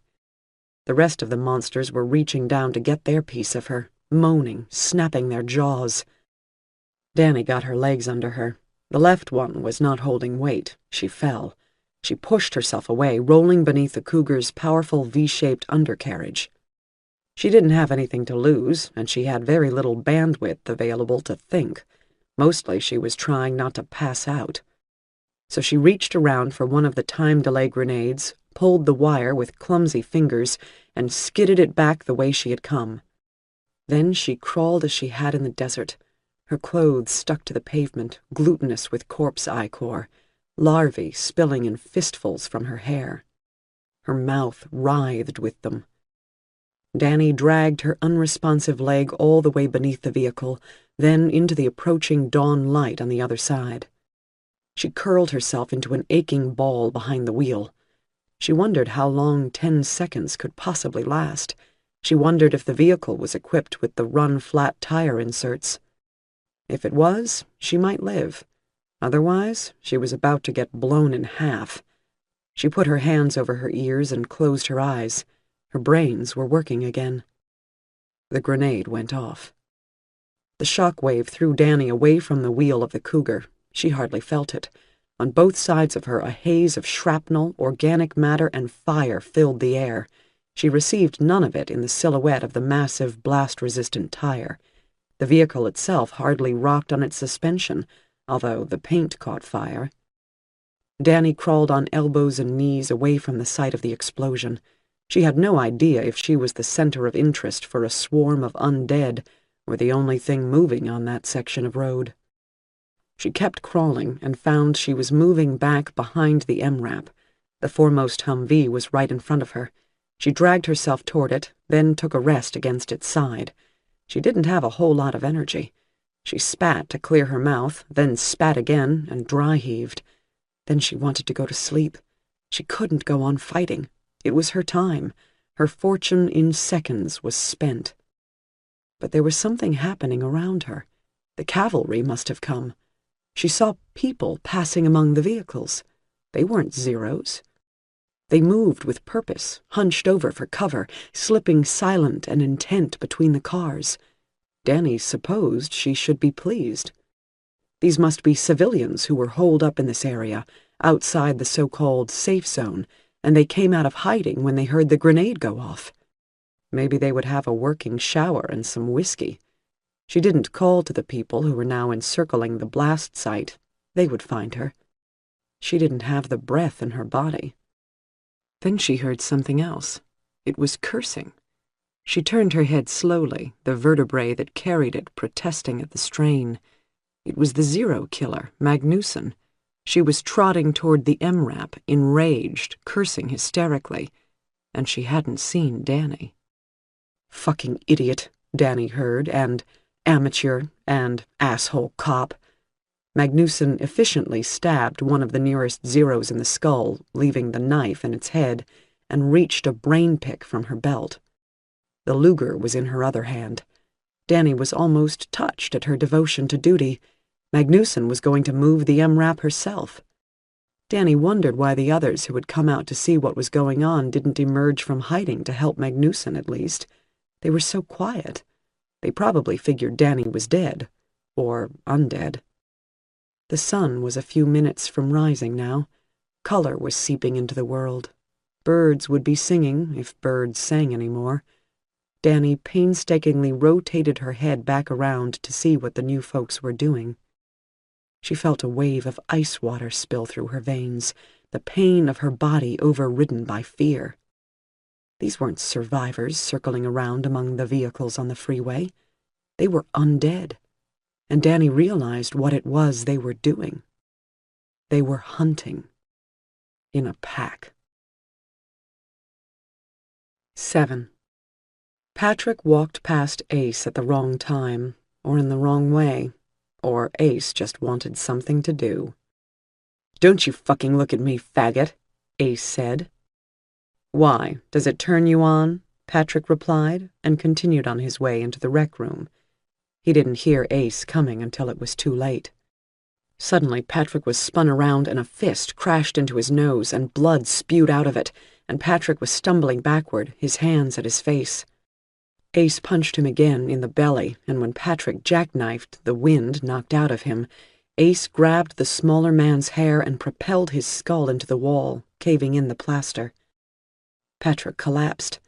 After he didn't get up for 15 minutes, Amy was called in. She didn't know how bad the damage was, but Patrick was practically comatose, so she went to Murdo. "Boys will be boys," Murdo said when he'd heard the story. "You can't let this happen," Amy said. "You have to punish that Ace of yours. Otherwise, something worse is going to happen. Patrick might be brain damaged." "His kind are all brain damaged," Murdo said, but agreed to let Amy move Patrick out to the White Whale, just to make sure none of the men decided to take another crack at him. It was civilians who carried Patrick out to the motorhome. Michelle volunteered to stay and watch over him. Jimmy James went with her. Amy was relieved at this, at least. Michelle was definitely in danger around these men, and her brother might be next in line for a beating. They could play computer games and listen to Patrick try to breathe. Amy got the wounded man arranged on his bed, and although she couldn't reset the shattered bones of his nose, she was able to pry open an airway through the damage on either side, using a tongue depressor and wads of gauze pushed up into his nostrils. His face was a terrible mess. Both eyes were swelling up. He was probably better off unconscious. Back in the terminal, the day wore on forever. The survivors were dividing into uneasy factions now. Some wanted to do something about the situation. Others wanted to try to make nice with the Hawkstone men, and the rest didn't want to do anything. They wanted to sulk in silence, if only because it bothered the hell out of Turdo, as the women had taken to calling him. Juan kept fawning over Boudreaux and the rest. At one point, Maria happened to walk past him and let loose a low, rapid stream of Spanish that sounded like a lot of dirty words to Amy. Juan cringed and scuttled away. Amy was sympathetic to Juan's plight. He was eligible for the next beating if Jimmy, James, and Patrick weren't around. He was also the next thing. They wanted to sulk in silence, if only because it bothered the hell out of Turdo, as the women had taken to calling him. Juan kept fawning over Boudreaux and the rest. At one point, Maria happened to walk past him and let loose a low, rapid stream of Spanish that sounded like a lot of dirty words to Amy. Juan cringed and scuttled away. Amy was sympathetic to Juan's plight. He was eligible for the next beating if Jimmy, James, and Patrick weren't around. He was also the next one in line to get sent out into the wasteland if the mercenaries decided to get rid of anybody else. Juan would do anything to avoid that fate. Maybe even join the cause of his captors. As it happened, the next victim was a woman. It began at dawn with the screaming of the usually silent baby. Amy bolted out of the chair she was sleeping in. The baby was at the far end of the dormitory. Amy dashed down the aisle between the bunks and found the child alone in bed, wiggling his little arms and legs, his face a red puckered ring around the screaming, toothless mouth. The bedclothes were rumpled and still warm, but his mother was not there. By now, most of the women had gathered to see what was going on. Amy shoved through them. They would handle the baby somehow. She didn't know what to do except offer him a glass of water. She ran out of the room. There was no guard by the exterior door, only an empty chair. Amy tried to think what was happening. The washrooms. She turned on her heels and ran down the stairs toward the aviatrix's room, taking the steps 3 at a time. The door was jammed shut. Amy shoved hard, shoved again. She could hear chair legs shuddering over the slick floor tiles. She kicked the door and it squeaked open another inch. Now she could get her hand through the gap. She felt the back of a plastic stacking chair wedged under the door handle. Shook it free and swung the door open, just as Murdo and Ace came racing down from the men's dormitory, guns in hand, wearing their cargo pants but no shirts or boots. They could all see inside the bathroom. They all saw the same thing. Murdo wasn't going to be able to play this one as a he said, she said, because Cammy was jammed up in the corner by the paper towel dispensers, and he, the flamingo, was crushed up against her, one hand twisted down at her groin, the other at her throat. The woman was terrified, the whites showing all the way around her eyes. She looked at Amy and there was pleading on her face, but silent pleading, because the flamingo was choking her silent. Amy didn't make a plan. She simply grabbed the plastic chair, raised it over her left shoulder, and charged. She swung it at the pink-skinned, pink-haired man, her eyes fixed on the back of his neck. I hope I kill him, Amy thought, and an instant later the chair wasn't in her hands. She careened into the man, his hard muscles unyielding, and because the chair was gone, she was off balance and fell. She was back up on her knees within half a second. Flamingo hadn't even turned all the way around. Amy started punching, aiming for his legs, his crotch, anything to stop him. He kicked her away before she landed a single worthwhile blow, and then strong hands were dragging her backward. Ace towed Amy along the floor with one hand twisted into her hair and the other hand shoving his pistol in her face. She could smell the tang of the gun oil. She was spitting with fury, injustice like a cliff towering above her, and she wanted to smash it down.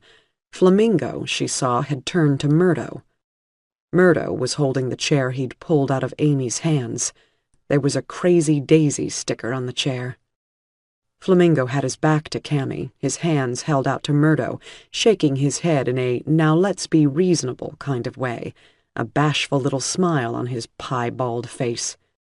It might have ended there. Boys will be boys, everybody back to your own beds. Except Cammy's foot appeared from behind Flamingo with the suddenness of a magic trick in the fork between his legs. His trouser legs jumped halfway up his shins. The blow made a noise like a preacher whacking his Bible in mid-sermon. "That's for Patrick, you asshole!" Cammy shouted. Flamingo went down in slow motion, his neck rigged with tendons like a schooner in a high wind, teeth bared, eyes bulging. Ace let go of Amy's hair. One moment Cammy was there, blazing with life, tall with defiance. The next moment there was a crisp, ear-splitting report that buzzed off the tiles, and the wall behind Cammy was blooming with red roses.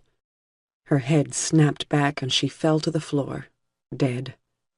Flamingo lay on his side, clutching his testicles, while the blood flowed out of Cammy in the shape of a monstrous red hand, its fingers crawling along the grout lines, oozing toward the fallen man, as if to avenge its dead.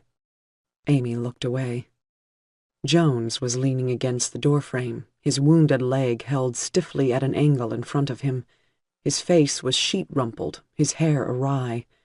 He stared at the bloody scene, then spoke to Murdo. "Sir? What the fuck is going on?" 8. Danny tried to shout, but her voice was gone along with her strength. She didn't want herself or Liz Magnuson to die at the teeth of the undead wolf pack that was encircling them. Her mind was still tumbling around from the crack on the head she'd received. Magnuson, oblivious to the approaching danger, continued to curse out loud. She put 2 shots from her Luger into one of the sluggish undead by the MRAP that Danny's grenade hadn't blown apart. The others were motionless, or struggling with shattered limbs, unable to attack. Danny croaked, then tried again. It sounded more like the zombie moan than anything else. She tried to wave her hands. One of them lifted up a few inches, then fell back.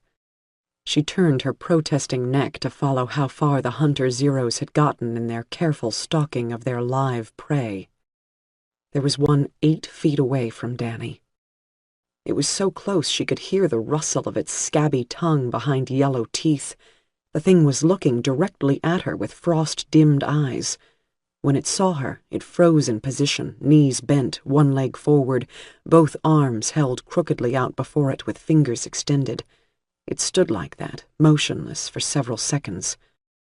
Then it scented the air like an animal, hooking its shrunken nose into the dawn breeze. "It smells me," Danny thought. She was helpless. It had her. The Zero moved, but not toward Danny. It hunched down low and slunk away to the next position of concealment, behind a dusty hatchback. Danny's heart flooded with emotion. It saw her and didn't want to eat her. It smelled her and moved on. She could hardly move, and her throat would not speak. An evil thought came to her.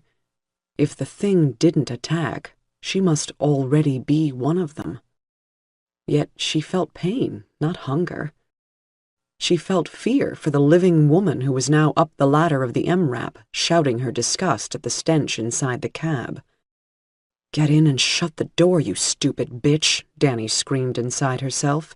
She tried to make the words come out, but her vocal cords were unstrung and she could only gasp, sucking in a throatful of putrid gas. Then Danny understood why she herself was still alive. She was soaked in the sludge of the far-rotten soldier's corpse.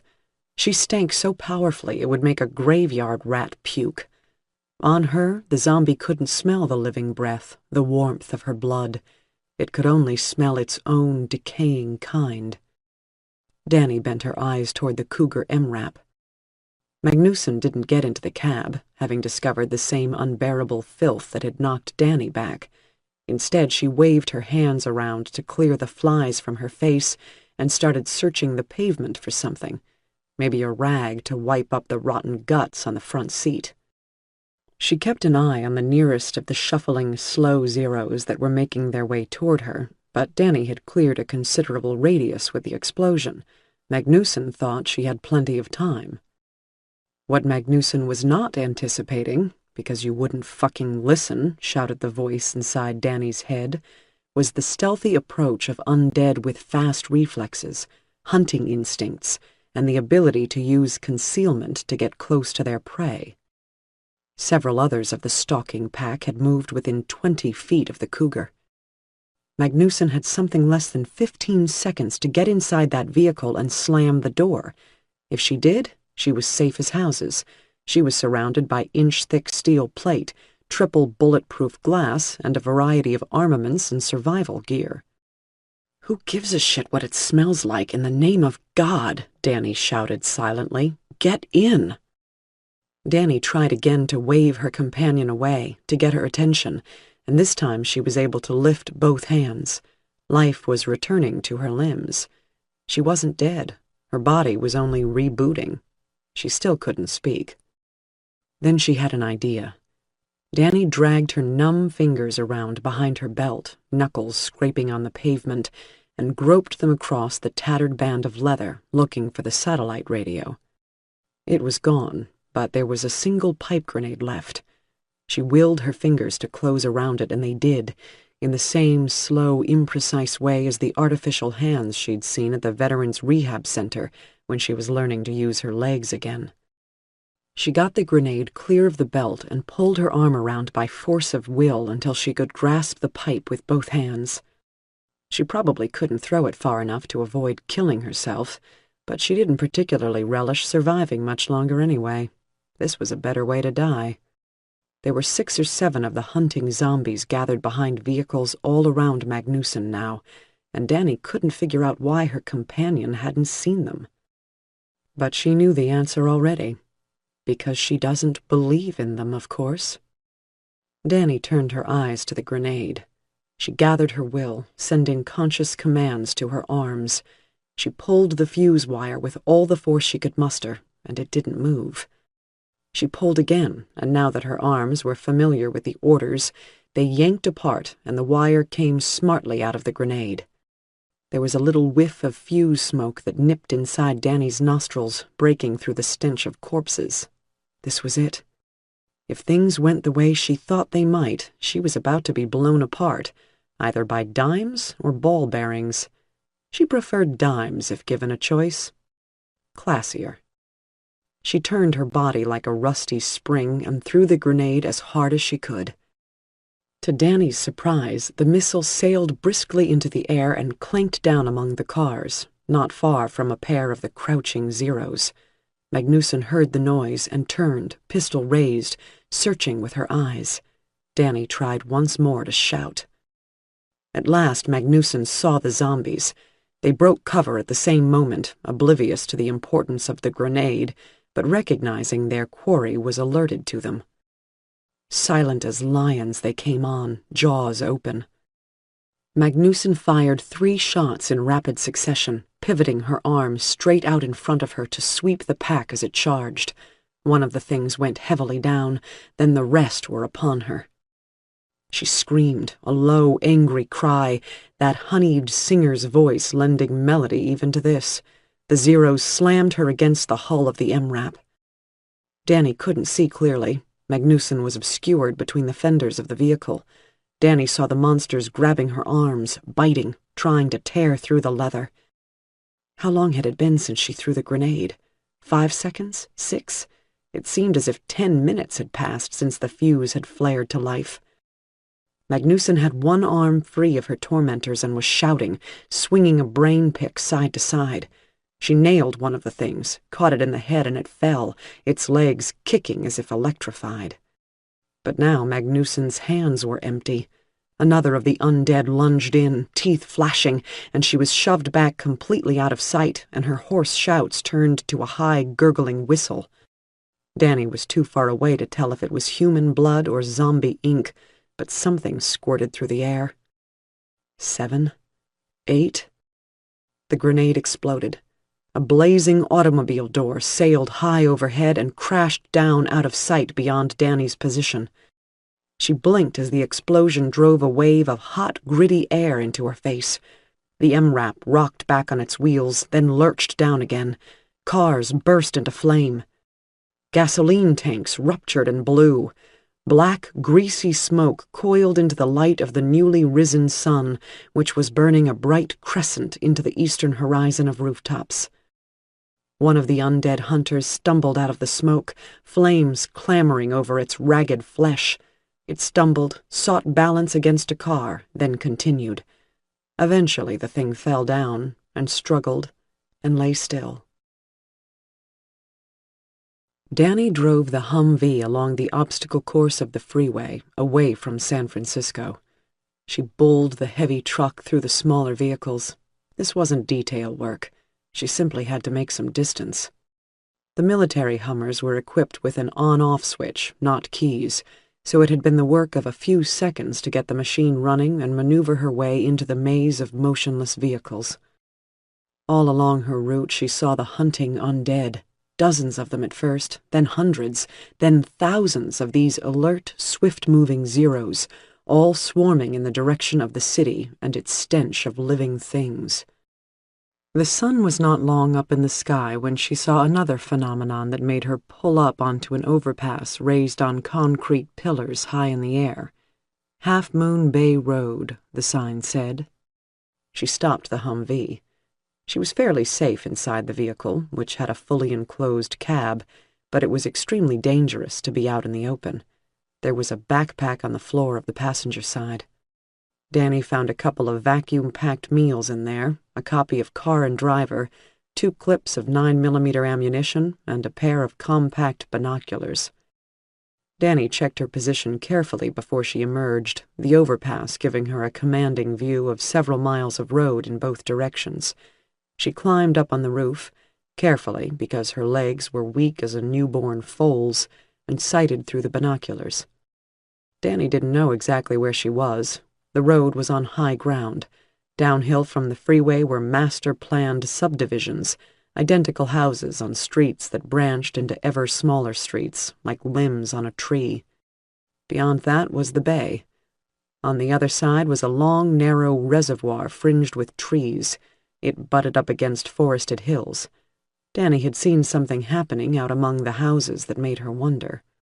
She saw it for mile after mile and still couldn't comprehend it, so now she searched the distant streets with the binoculars.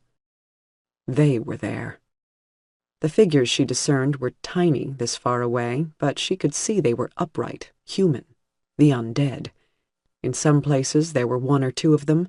In other places, hundreds had gathered. They were all facing north, all of them. Danny sought out the nearest streets, not far from her elevated position, and there were more of them there.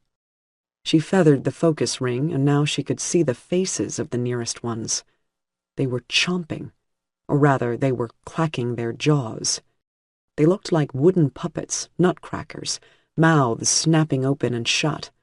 Now she thought she could even hear the sound, which she had originally believed to be the rustling of grass. It was the snapping of hundreds of thousands of hungry teeth, all biting at the air, all facing north, all aimed toward the city. 9. Since the incident that morning, Murdo was never without a pistol in his hand. Discipline with his men had broken down completely by midday. They were arguing among themselves. There was a fistfight between Ace and Parker, Ace accusing Parker of siding with the slain woman because she was half-coon. Murdo brooded alone in the control tower for several hours. The civilians were rounded up and locked down in the dining room, with guards on every exit. It was Reese and Boudreaux who carried Cammy out of the ladies' room, wrapped in a plastic drop cloth, her bloodless yellow-gray feet protruding from the polyethylene. Maria demanded to know what they were going to do with her. "She's dead," Boudreaux replied, as if Maria was suggesting necrophilia. They wrestled the bound corpse across the parking lot, threading between their hulking vehicles. Estevez unlocked the gates, and they carried Cammie's body away out into the scrubland. Both men came running back into the compound within a minute and a half, reporting to their compatriots before Reese trotted up into the conning tower to inform Murdo. None of the civilians could see what the fuss was about, but the normally macho men were clearly shaken. The dining room was on the runway side of the building. None of the windows looked out on the front gates. As it was, the civilians didn't have long to wait before the news reached them. Estevez climbed into the M1117 ASV and manned the gun turret, and when Murdo came down out of the tower, he shouted, "Zeros!" and pointed out into the desert. There were gunshots. Several of the survivors got down on the floor. Pfeiffer posted a lookout by the window. "They're shooting outside the fence," she said. Minutes later, the mercenaries came back in, this time with Murdo among them, chest out, head thrown back. They had their old swagger back, as if they'd been out hunting bear. "You'll be glad to know," Murdo said, in a too loud, expansive voice, "we took care of about 10 Zeros that were on their way here for the free buffet." He looked around at the civilians as if he expected them to thank him. He met the hostile eyes and took a step backward, then drew himself up to his modest full height. "Let's all try to remember that we had an accident here, an unfortunate accident. But now we saved all your lives. We did it without hesitation. We did it without making any demands out of you people. We did our duty as sworn contractors to the United States government, if any. I didn't come back in here expecting to be hailed as a conquering hero, but I do expect you people to show some fucking respect for the men who just saved your asses." By the end of his speech, his face was red, and he had his head thrust forward again in that characteristic belligerent posture that was his natural stance. Nobody spoke for a few seconds. Then Linda Moss, who seemed to have found some inner fire, stood up and raised her hand. Without waiting to be acknowledged by Murdo, she said, "Were they attracted by the smell of fresh meat? Was it the body out there? You creeps didn't even bury her, did you?" "We didn't have time!" Reese shouted at the top of his lungs. His hand rose up to rest on the pommel of his automatic. Murdo stepped in front of Reese with his back to the civilians. "You listen here," Murdo said to Reese, but for the general audience.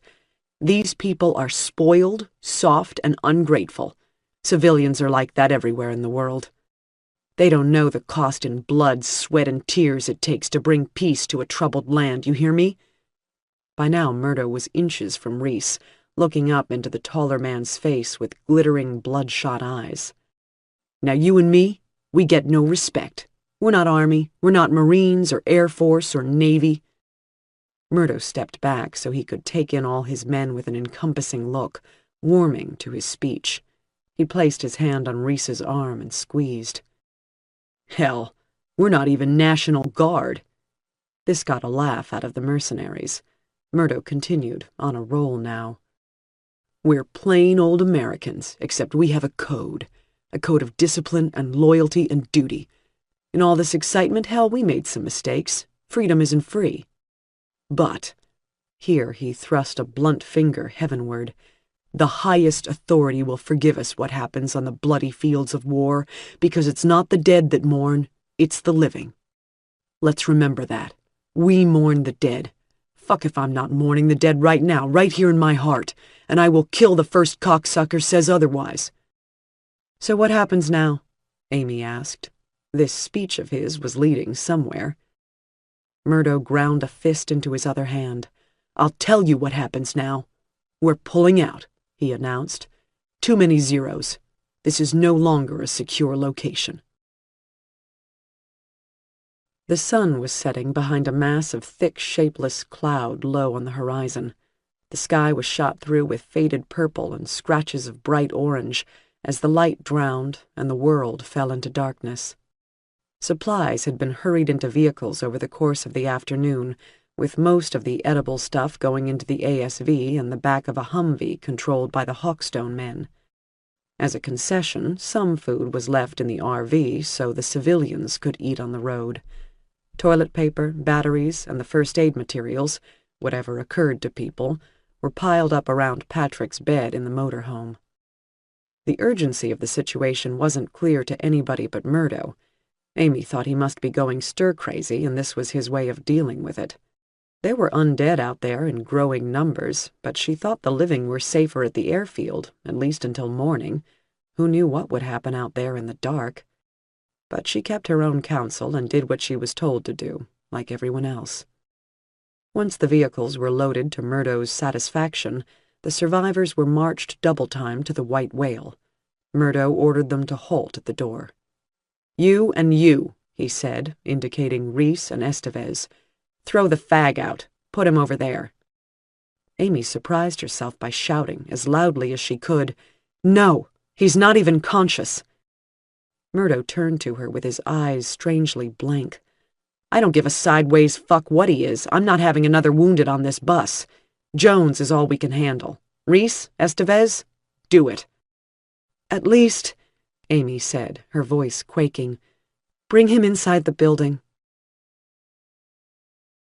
Reese and Estevez muscled the unconscious body into the terminal. They were going to dump Patrick on the floor a foot inside the front door, but Amy barked, "Upstairs!"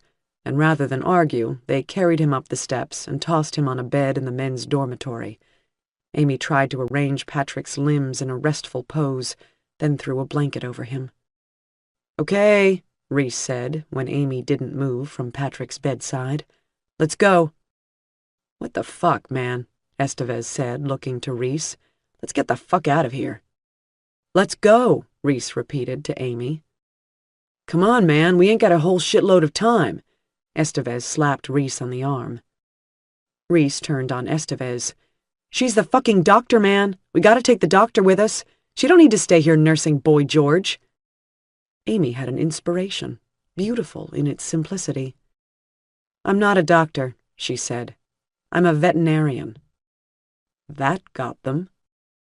"Bullshit," Estevez said. "You sewed up Jones."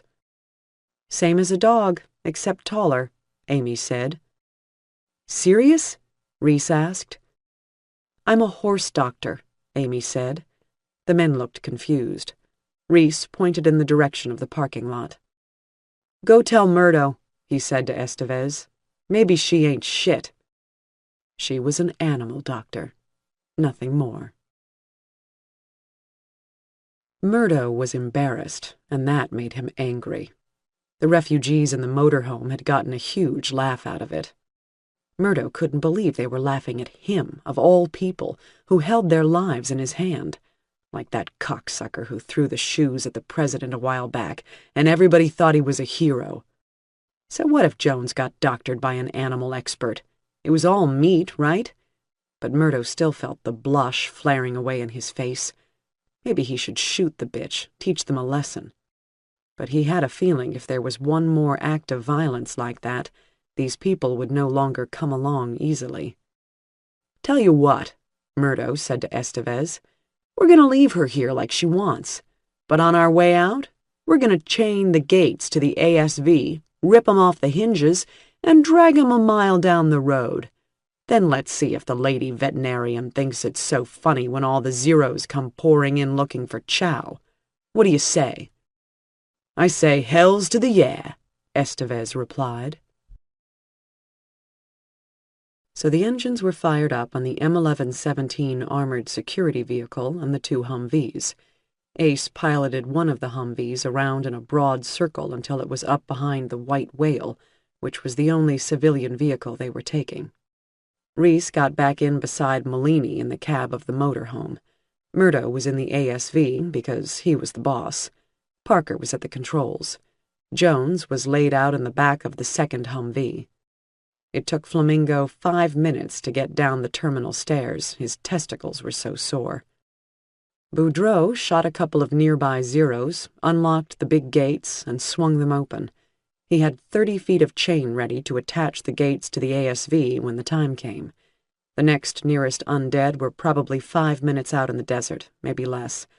The convoy was ready to go as soon as Flamingo quit fucking around. He was trying to urinate against the side of Hangar 1. "What the fuck, asshole?" Murdo said, climbing down out of the ASV. I can't piss, Flamingo said.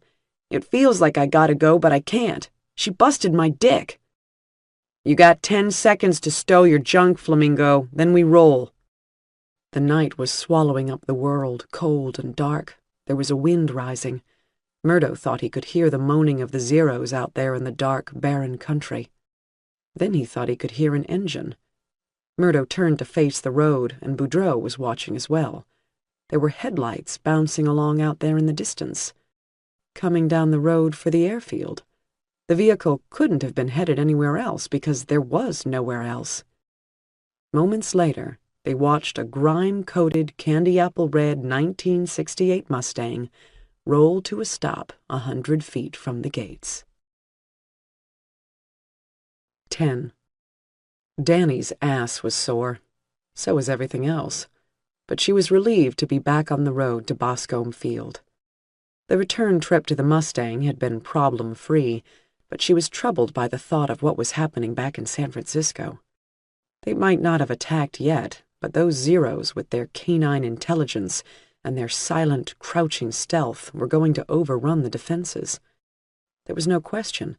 The urban core was surrounded by a perimeter of wire and rubble and cars. This barricade was designed to keep out rotting, two-legged things as stupid and single-minded as sharks. These new ones were cunning. They could work together in packs. They were exponentially faster and smarter than the ones Danny had encountered in the hotel in Potter, and there were hundreds of thousands of them. She was afraid to speculate on how much further the living dead would evolve before the virus that animated them decided it was finished improving its kill ratio. Would the Zeros someday be able to communicate? Use weapons? If that happened, the living would be destroyed. To confront an opponent that could think but felt no pain, no fear, and was incapable of mercy, that meant extinction.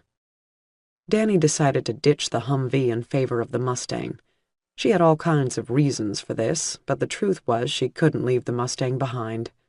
It represented everything.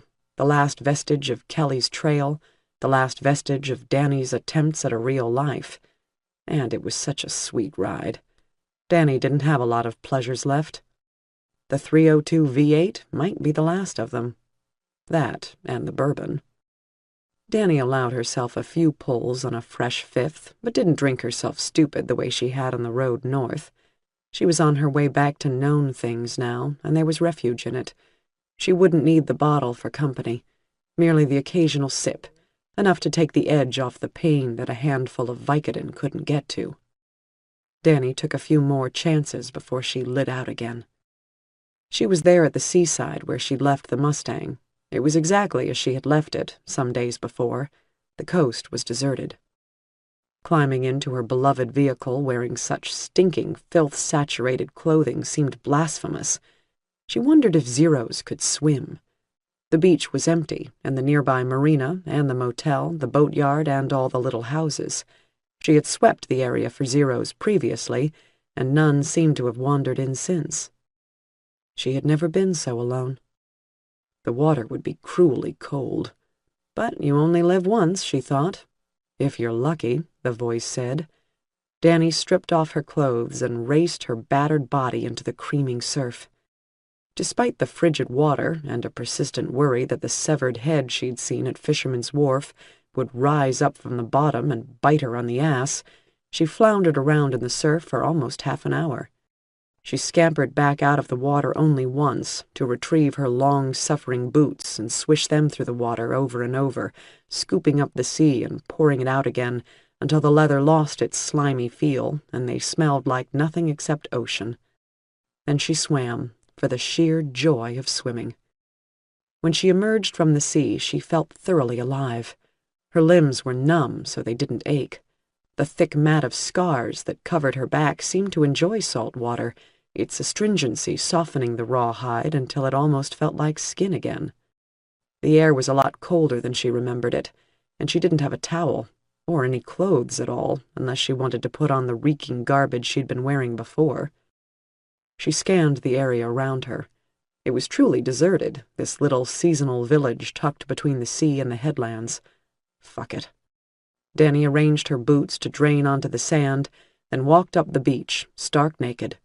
Between the scars and the bruises, she figured anybody who saw her from a distance would think she was wearing a tie-dyed wetsuit.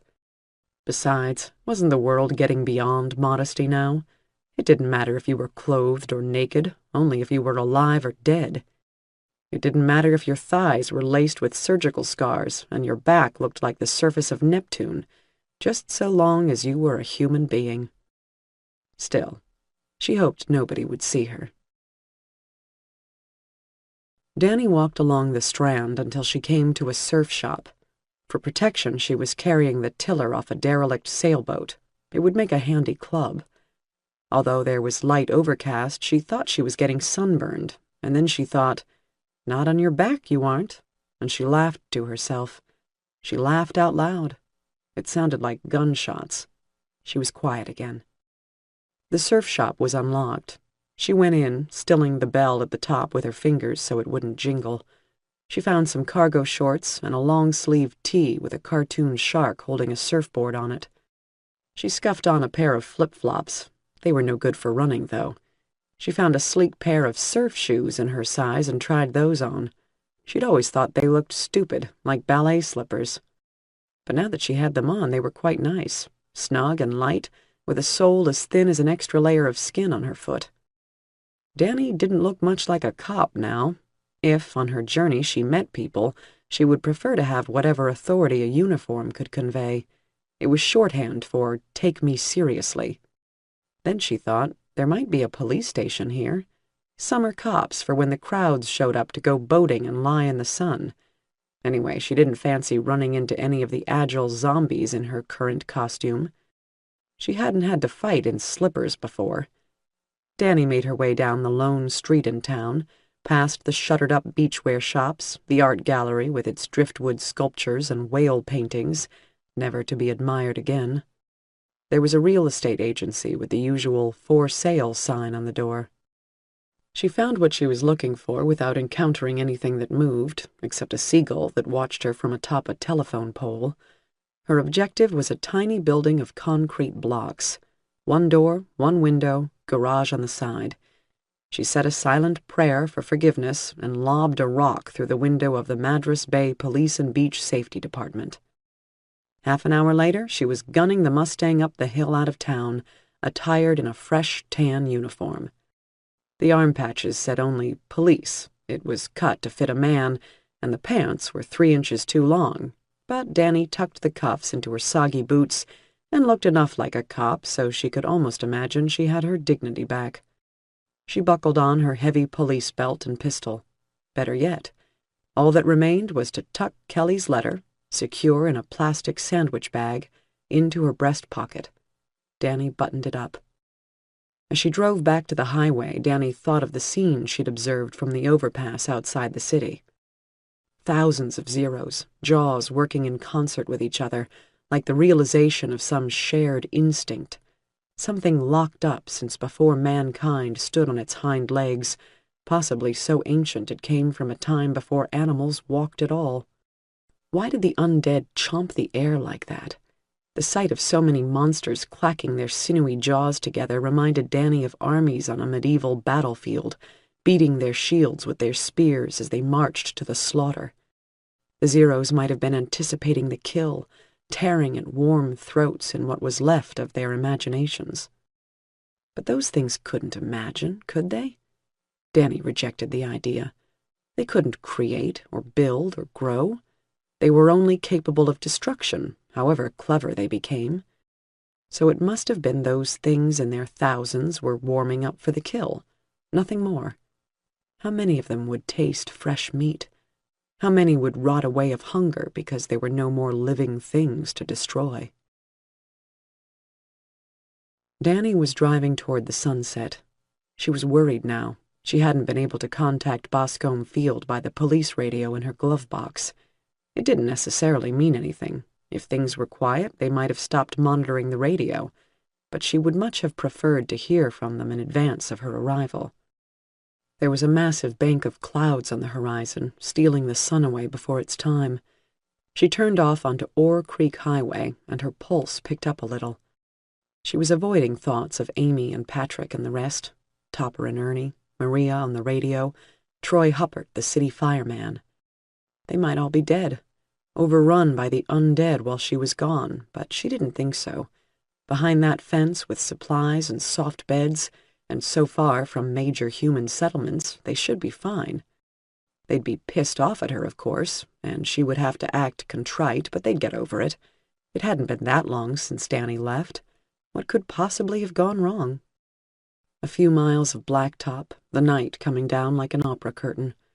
By the fading light, she saw Zeros wandering in the desert. They were going the same way she was. The flat desert floor seemed to have become a kind of caravan route for the things. That couldn't be good. There weren't as many as up there in San Francisco. There weren't enough people within 200 miles of here, but there were a hell of a lot of them. They were the slow kind, she thought. They didn't have any coordination, and they didn't crouch walk or attempt to keep out of sight. But then, she didn't know if the fast ones reserved their stalking technique for the kill. They might shamble along like all the others until prey came along. Danny had to force her foot up off the gas pedal. She was driving much too fast for such a poorly maintained road. Then she saw lights in a hollow of the dark line of hills, and before long she could see the airfield. She slowed down. The yard of the airfield was brilliantly lit by pole-mounted fixtures. Lights meant life. That was good. Then, as she approached, she saw military vehicles in formation, lined up to drive out through the gates, including one of the thick, gun-turreted M1117 Guardian ASVs. Almost immune to attack, those were, except they had a distinct tendency to flip over on their backs because of a high center of gravity. Behind that was a Humvee, then the motorhome, then another Humvee.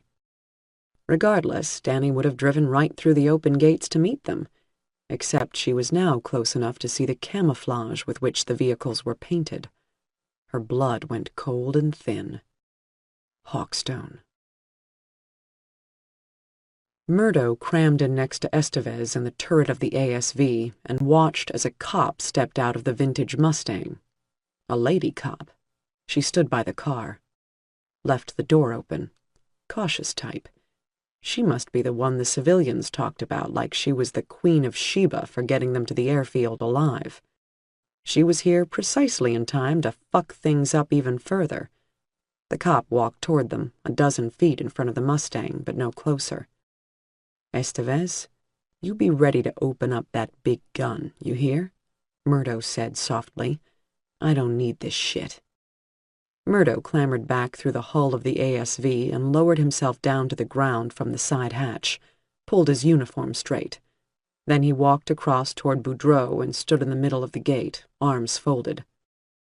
You better come in, he called to the cop. Shitload of Zeros out there. His voice was pitched loud to cover the distance between them. I saw them, the cop replied, in a big voice accustomed to authority. I'd like to speak to someone there. I'm the one in charge, Murdo said. What he didn't know was what to do next. The cop had no authority in this time of privatized martial law. He could kill her on the spot. He probably would. But he wanted to make sure she hadn't come from headquarters with fresh news. Could be the rest of the world was already on the rebound, and they were sitting in the desert kicking each other in the nuts for no good reason. I'm looking for Amy Cutter. She's a doctor, Danny said. The short, thick man spat on the ground. The tall man with the prize-fighter's face shook his head. She had definitely stepped in something. Danny was mortally afraid for Amy. She realized she had pinned the hopes she'd lost of ever seeing Kelly again on seeing Amy again instead, which was not very smart. Hope didn't get you through. The short man spoke again after thinking a while. You mean the veterinarian? She left. She was here, but she left. We're relocating to command headquarters, so you need to get out of our way. Danny couldn't see the motorhome clearly, shielded as it was by the blaze of the brilliant headlamps of the ASV. But she didn't recognize whoever was sitting in the driver's seat. She thought she might be making a very serious mistake standing out here in the open. There was a man on the 20mm cannon in the turret of the security vehicle, and these others were armed as well. There was a big 50 on the roof of the foremost Humvee. Also, Danny could hear the moaning. There were undead moving through the dark brush all around her. They would be changing course, heading in her direction. This was going to have to be a short conversation one way or the other. She tried again, guessing where headquarters would be for this man. "I was just in San Francisco," she said. "It's gone." "Bullshit," he said, but Danny could tell he was rattled. "The zombies, the Zeros, are getting faster," she added. "You're a world-class bullshitter," the man said. Danny didn't feel like pursuing that line of discussion. "Look, mister," she said, "if Amy Cutter left, where is everybody else? They in the Whale?" "The Whale?" The man was looking at his comrade now. They were whispering. "The motorhome there," Danny amended. "You're taking it. I'd like to see who's inside." "They all left," Murdo said. "I'm Sheriff Adelman. Who are you?" "Squad Leader Murdo, Hawkstone Security." "So, Murdo," Danny said, pronouncing his name like it was stuck to her boot. "What I want to know is this. Under what authority have you taken control of this location? What have you done with the civilians? We're on American soil. These are American citizens. They got some rights, and you got some restrictions. Posse comitatus and shit." Murdo shook his head. "The entire fucking nation is under martial law, Sheriff. Section 1076. Posse comitatus is suspended." "Don't blow smoke up my ass," Danny said, anger giving her voice wings. She wanted to go right up there and get eyeball to eyeball with this prick, maybe even shoot him. "That crap was repealed in '08. I know the law. You don't know shit." Murdo scuffed the ground with his toe, then laughed. It sounded like an effort. "I'm gonna give you count of 10 to decide whether you're coming or going, okay? We're on a timetable." He pantomime tapped his watch. Then he whispered something to the gunner in the turret of the ASV. The gunner nodded and hunched over his weapon. Danny knew the posture well. He was braced to open fire. At that moment, the terminal door banged open and Amy came hammering out of the building, shouting and waving her arms. Danny's heart squeezed halfway up her throat. Amy was alive. She was right there, and these bug fuckers were in the way. "Danny, go! Go, go, go!" Amy shouted, and now one of the uniformed men was running at her from the Humvee, and Amy was down on the ground. Fury burst inside Danny's head. Her friend was being attacked, and she couldn't do anything about it. In fact, she needed to retreat now. That upgraded 20mm cannon would blow her apart like a dog food balloon. She'd seen it in the war. A single round could pass through Danny, the Mustang's engine block, and the rest of the vehicle, yet still have enough power left to punch a 2-foot pothole in the road. She was already throwing herself into the Mustang when the big gun opened up and the world around her turned to hell. She'd kept the Mustang idling and the door open. The first burst from the 20mm cannon went high. The supersonic crack of the rounds passing overhead at 3,400 feet per second had Danny instinctively bent double as she leaped behind the wheel. Her left foot was still on the ground when she slammed the old pony into reverse and slapped the accelerator to the floor. In a stinking cloud of tire smoke, she twisted the wheel around and the car reversed itself. The rear window and the windshield simultaneously exploded, and the driver's side door, which was still swinging open, let out a deafening bang as one of the 20mm rounds whacked through it. The window glass turned to snow. Danny braced herself with her left hand on the windshield pillar to keep from being thrown out of the car as she bashed the shifter forward. The car got traction and jumped up the road. Danny was losing Amy and the Mustang to these sons of bitches. She yanked the steering wheel left and right, fishtailing the car even as it accelerated to break up the gunner's aim. The road ahead of her leaped into the glow of the headlights as if struck by a tornado, the heavy gun blowing the pavement apart. She pulled the wheel over and drove the Mustang off the road into the brush. It was never going to be the same car again, but this was no time to worry about the paint job.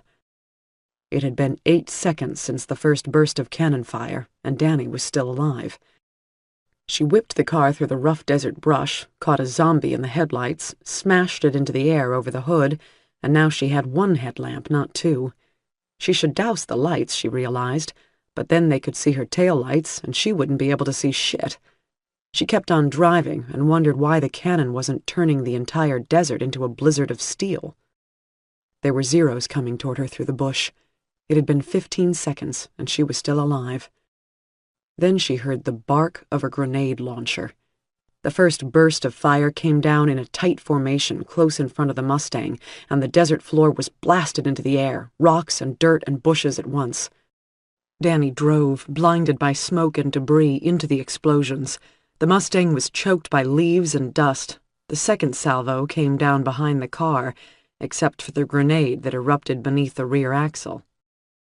Everything turned upside down. The Mustang, the liquor, the first aid gear, the horde of ammunition and weapons and food and whatever crap Danny thought she might possibly need on a road trip through the zombie-infested American landscape. Gravity disappeared, then came back in the wrong direction. Danny was caught by the force of the blast and thrown against the steering wheel, then whiplashed back into the seat, and then she was flung at the ceiling because down was up. The Mustang slammed on its side into the dirt, upside down, and slid down an 8-foot drainage ditch until Danny could almost rest her head on the ground below. Red flames lit the world up. It was all red and black and yellow. Nothing else. Half deaf, half blind, and nearly senseless from the impact, Danny tucked her knees up under her and slid her feet through the empty frame of the driver's side door window. It couldn't have been more than 3 feet down to the bottom of the culvert she'd landed in, but she couldn't get free of the car. She needed to figure out why, because there were zombies and militiamen trying to kill her. A high, clear note rang in her ears, and there was pressure in her head, as if she was at the bottom of a swimming pool. Her thoughts were scrambled like old-fashioned television reception from the pre-digital days. What was keeping her dangling under the car? Somehow her arm had gotten hooked around her chest, her left arm twisted around. Danny tried to reason the thing out. Something else exploded nearby, but she wasn't concerned about that. She attempted to get her arm free of the obstruction. No go. So she used her right hand to feel out what the problem might be, and now she understood. She had been holding the A-pillar, the one that rose up from the hood to roof and held the windshield in. The door had been open then, banging on her knuckles. Now the door was firmly closed, jammed tight against the stony wall of the culvert, but her fingers were still wrapped around the A-pillar. That posed an insoluble problem to Danny's fuddled mind. The Mustang had become like a great big rat trap, and Danny was trapped in it. She smelled gasoline. She loved the smell of gasoline on a man, but not the smell of gasoline running out of the Mustang, especially as the car was on fire. The threat of fire, combined with the stink of gas, cleared Danny's head enough so she could panic. Things couldn't get much worse. She needed to pry the door open and release her crushed fingers, which she expected was going to hurt like a motherfucker. Otherwise, she was going to be burned alive, which was the thing she feared most. So Danny groped around her for something to get the door open with.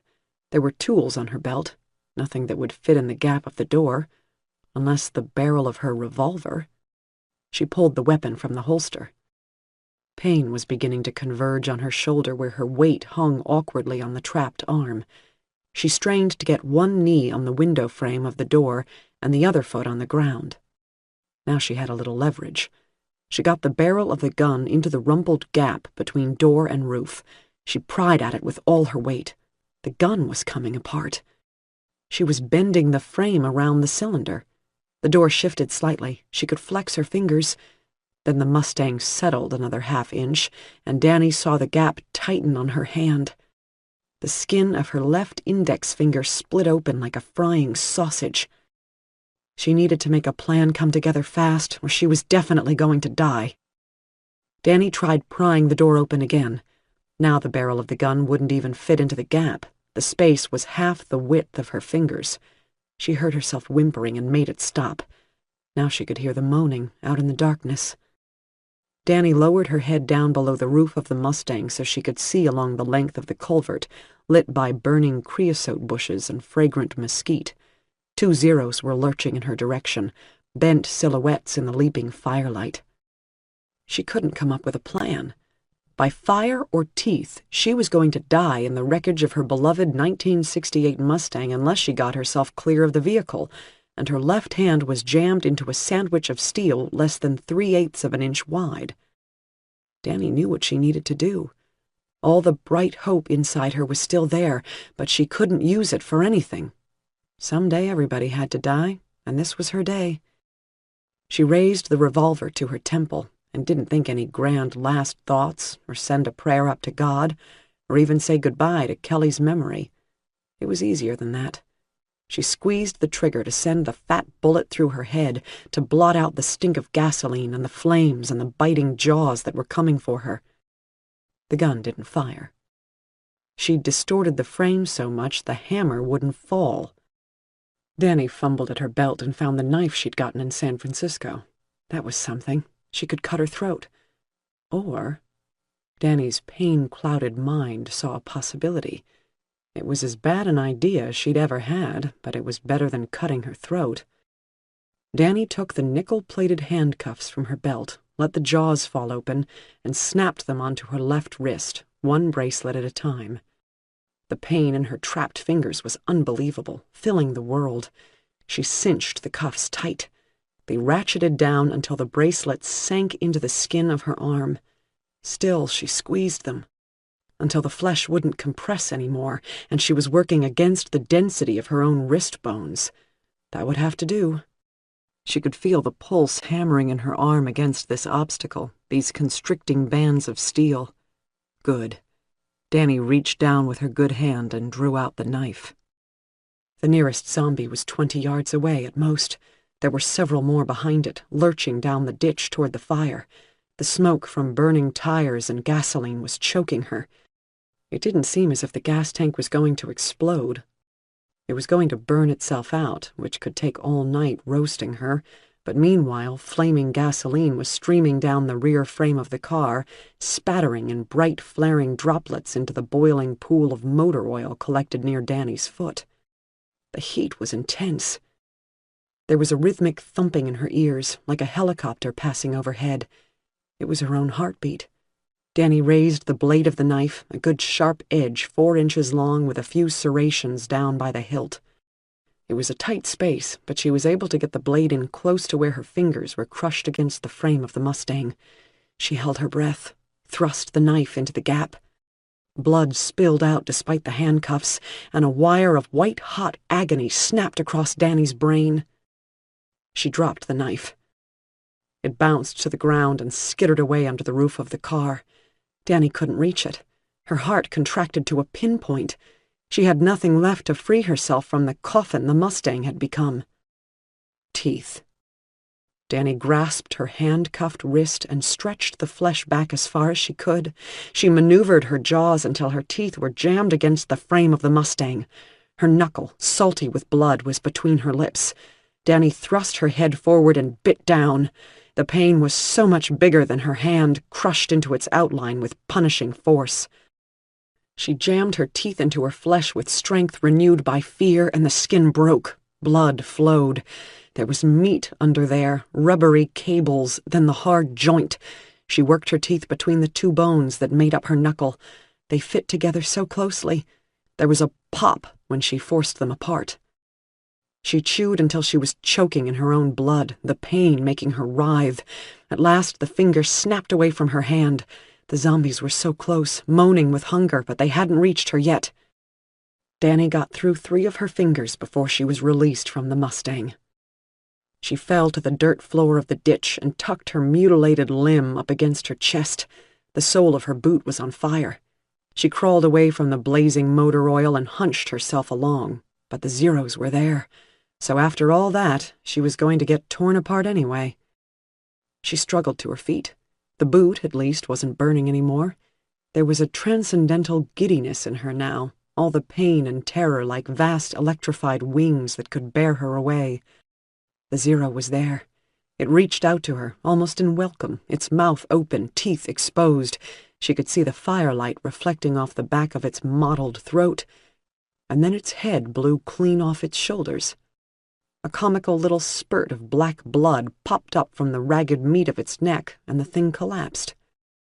Then a great dark shape leaped down from the upper world above the culvert, a shaggy, ugly thing with a wild, broken face. Danny did the only thing left. She blacked out.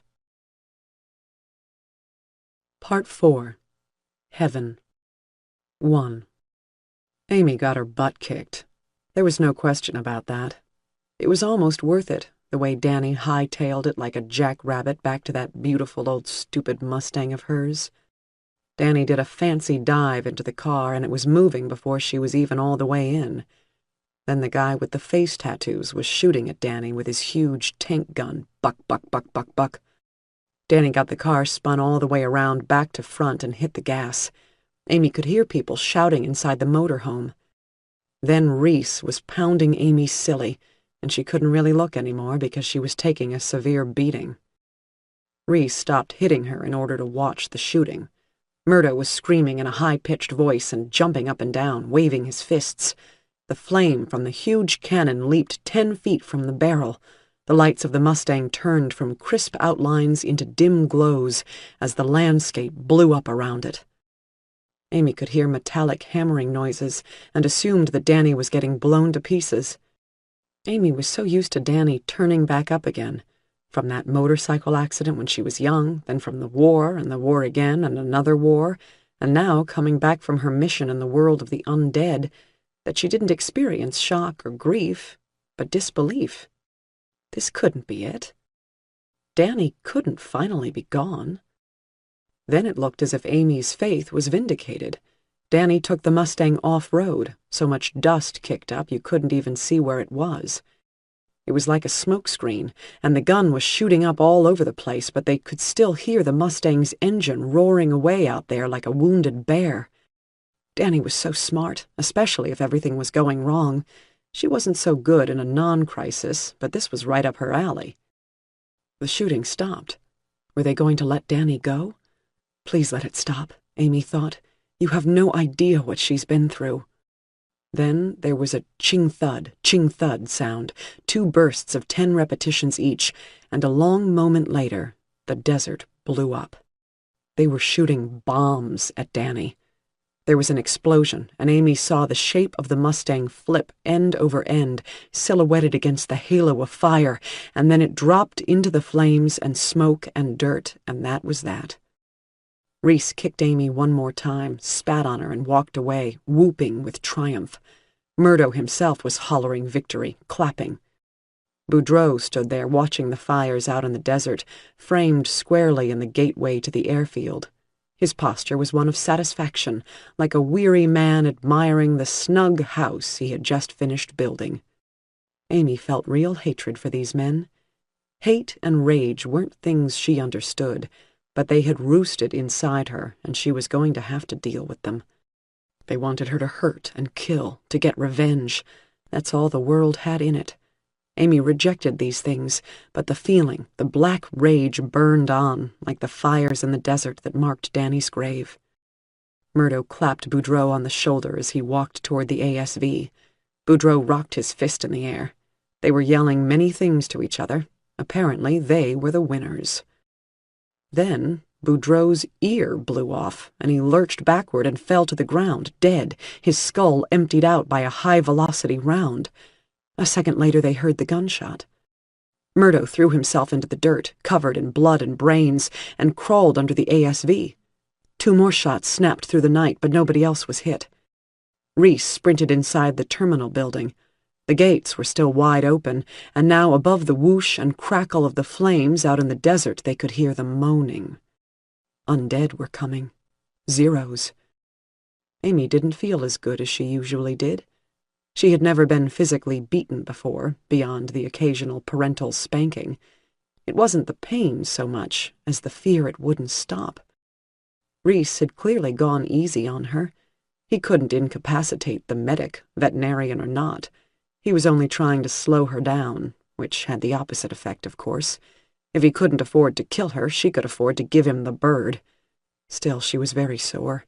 She felt a fresh wave of empathy for Patrick and didn't blame him for having a nice, quiet coma. Amy got creaking to her feet and hobbled across the parking lot. She could hear Murdo down low, arguing with the men huddled inside the ASV as she limped past. She could hear agitated voices inside the White Whale. She skirted around Boudreaux's corpse to the gates and swung them shut, one at a time. She closed the padlock. One thing she wasn't concerned with was getting shot by whoever was out there in the night. She had a feeling it was somebody she knew. She could see the Zeros coming now, some as rough outlines crossing in front of the firelight, some moving into the glow of the headlights on the vehicles. They were slow and shuffling and slack-jawed, that sound like the wind in winter trees coming out of their throats. The undead were finally here, and it seemed to Amy there were an awful lot of them.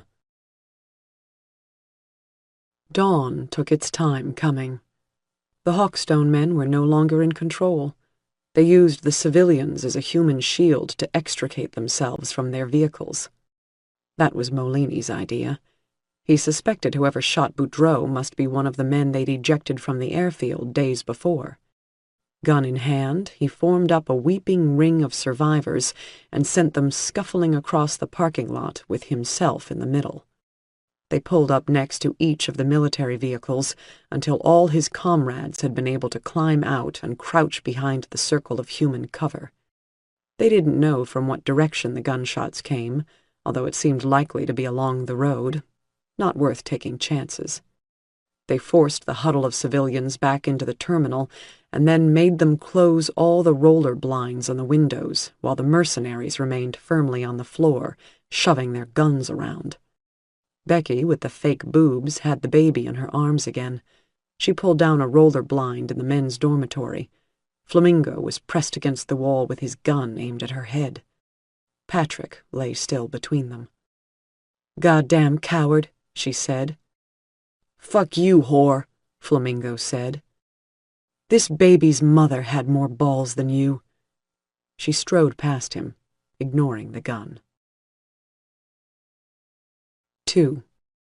The sky grew light that morning in a silvery overcast, the bank of clouds that had been on the horizon the previous day having moved in over the desert. It was hot and still. The overcast did nothing to cut the heat of the sun. All it did was dim the colors of the world, making the undead, with their leathery gray skin and ragged, dingy clothes, look even more monochromatic. The trip through the desert had dried them out.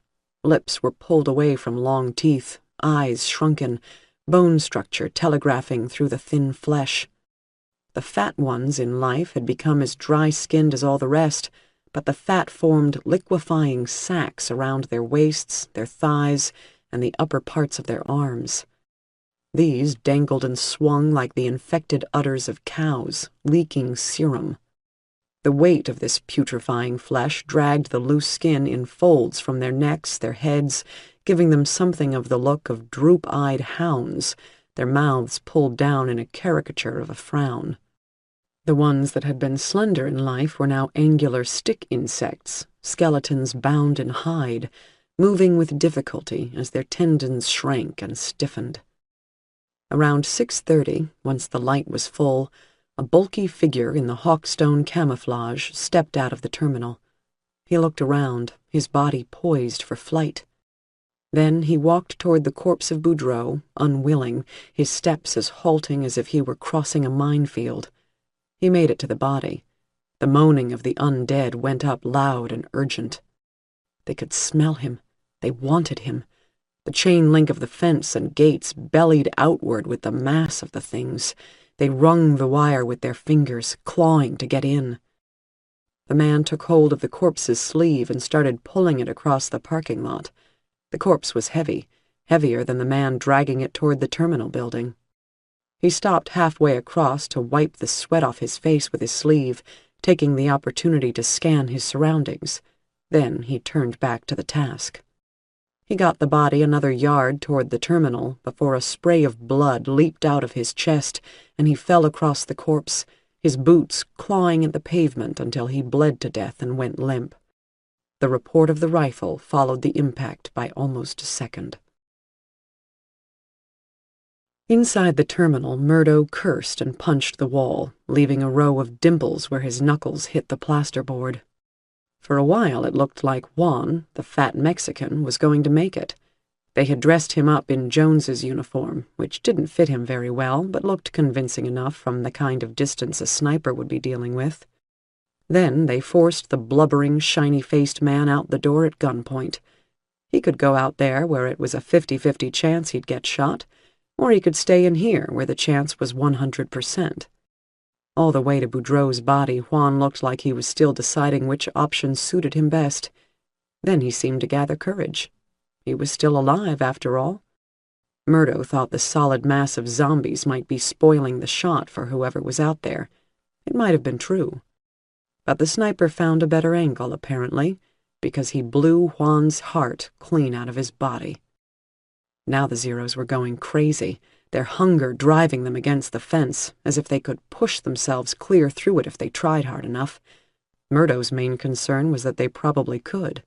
There were hundreds of them, with more on the way, and the fence rocked slightly as they thrust themselves upon it.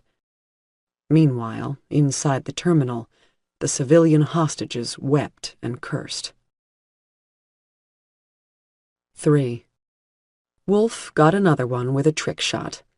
He'd spent the morning of the third day after he rescued the sheriff, getting himself into the high ground overlooking the airfield, and he was working his way along the ridge. These Hawkstone dipshits couldn't simultaneously search for his position and hide on the floor, so they had no idea where to find him, and they obviously didn't put on their thinking caps either. Because right now, there were very few safe places he could shoot from without getting eaten alive.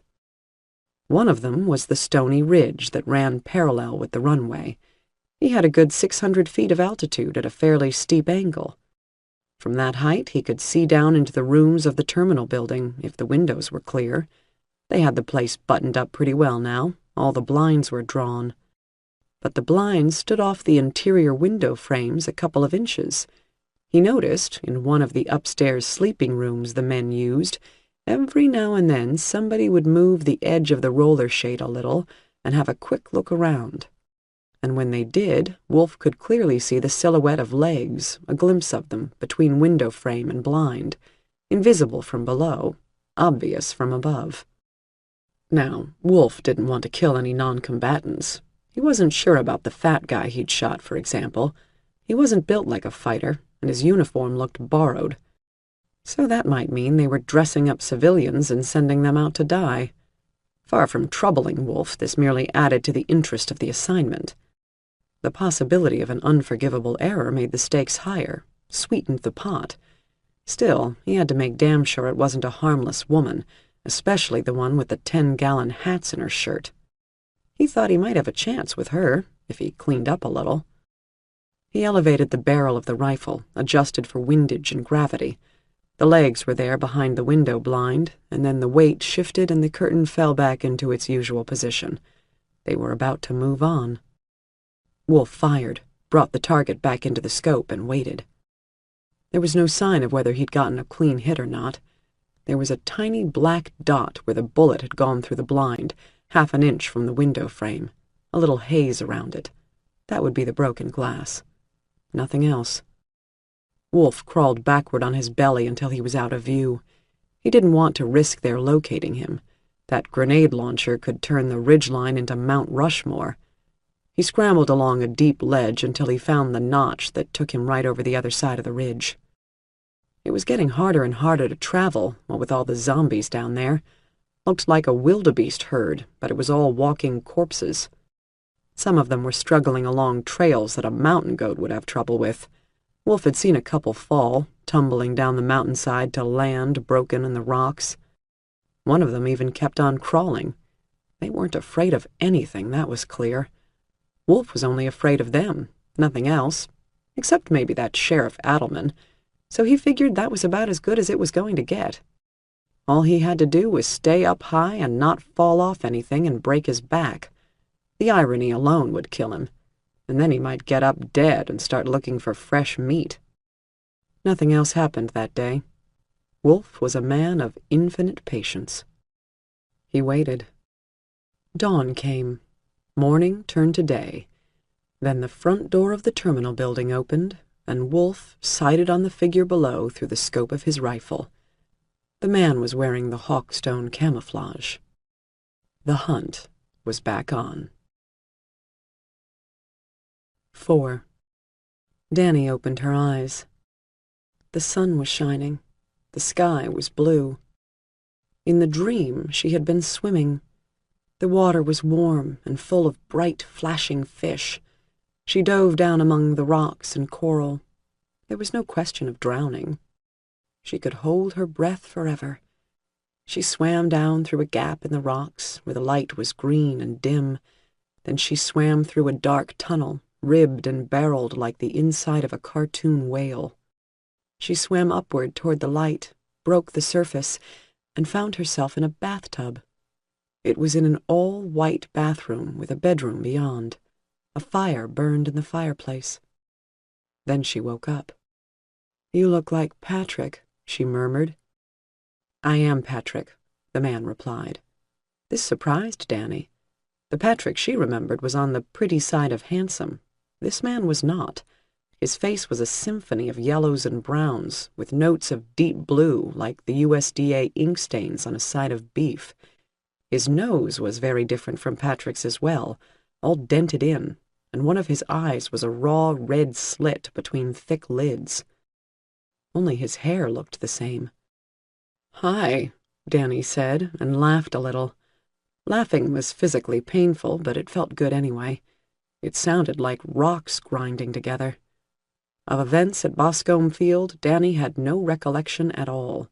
She dimly remembered driving down the road, but nothing more. "Take it easy," Patrick said. "We got you stuffed with all kinds of painkillers. Might make you kind of lightheaded." "Who's we?" Danny asked.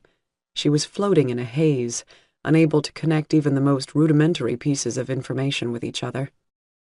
The sun was behind Patrick's head, turning his blonde hair into a golden halo. He was wearing a white t-shirt. It occurred to Danny that she might be dead, and this was heaven. Then she was disappointed to remember what she had been avoiding the memory of since she awoke. The world was overrun by walking dead that ate human flesh, so probably this wasn't heaven. She was glad she hadn't mentioned it to Patrick. Patrick counted off on his fingers. "Topper and Ernie, Martin, Simon, Don, Troy's here. Even Wolf comes by every once in a while for food and water. He's not such a bad guy. He stayed right beside you the whole first night you were here. Went away before the sun came up."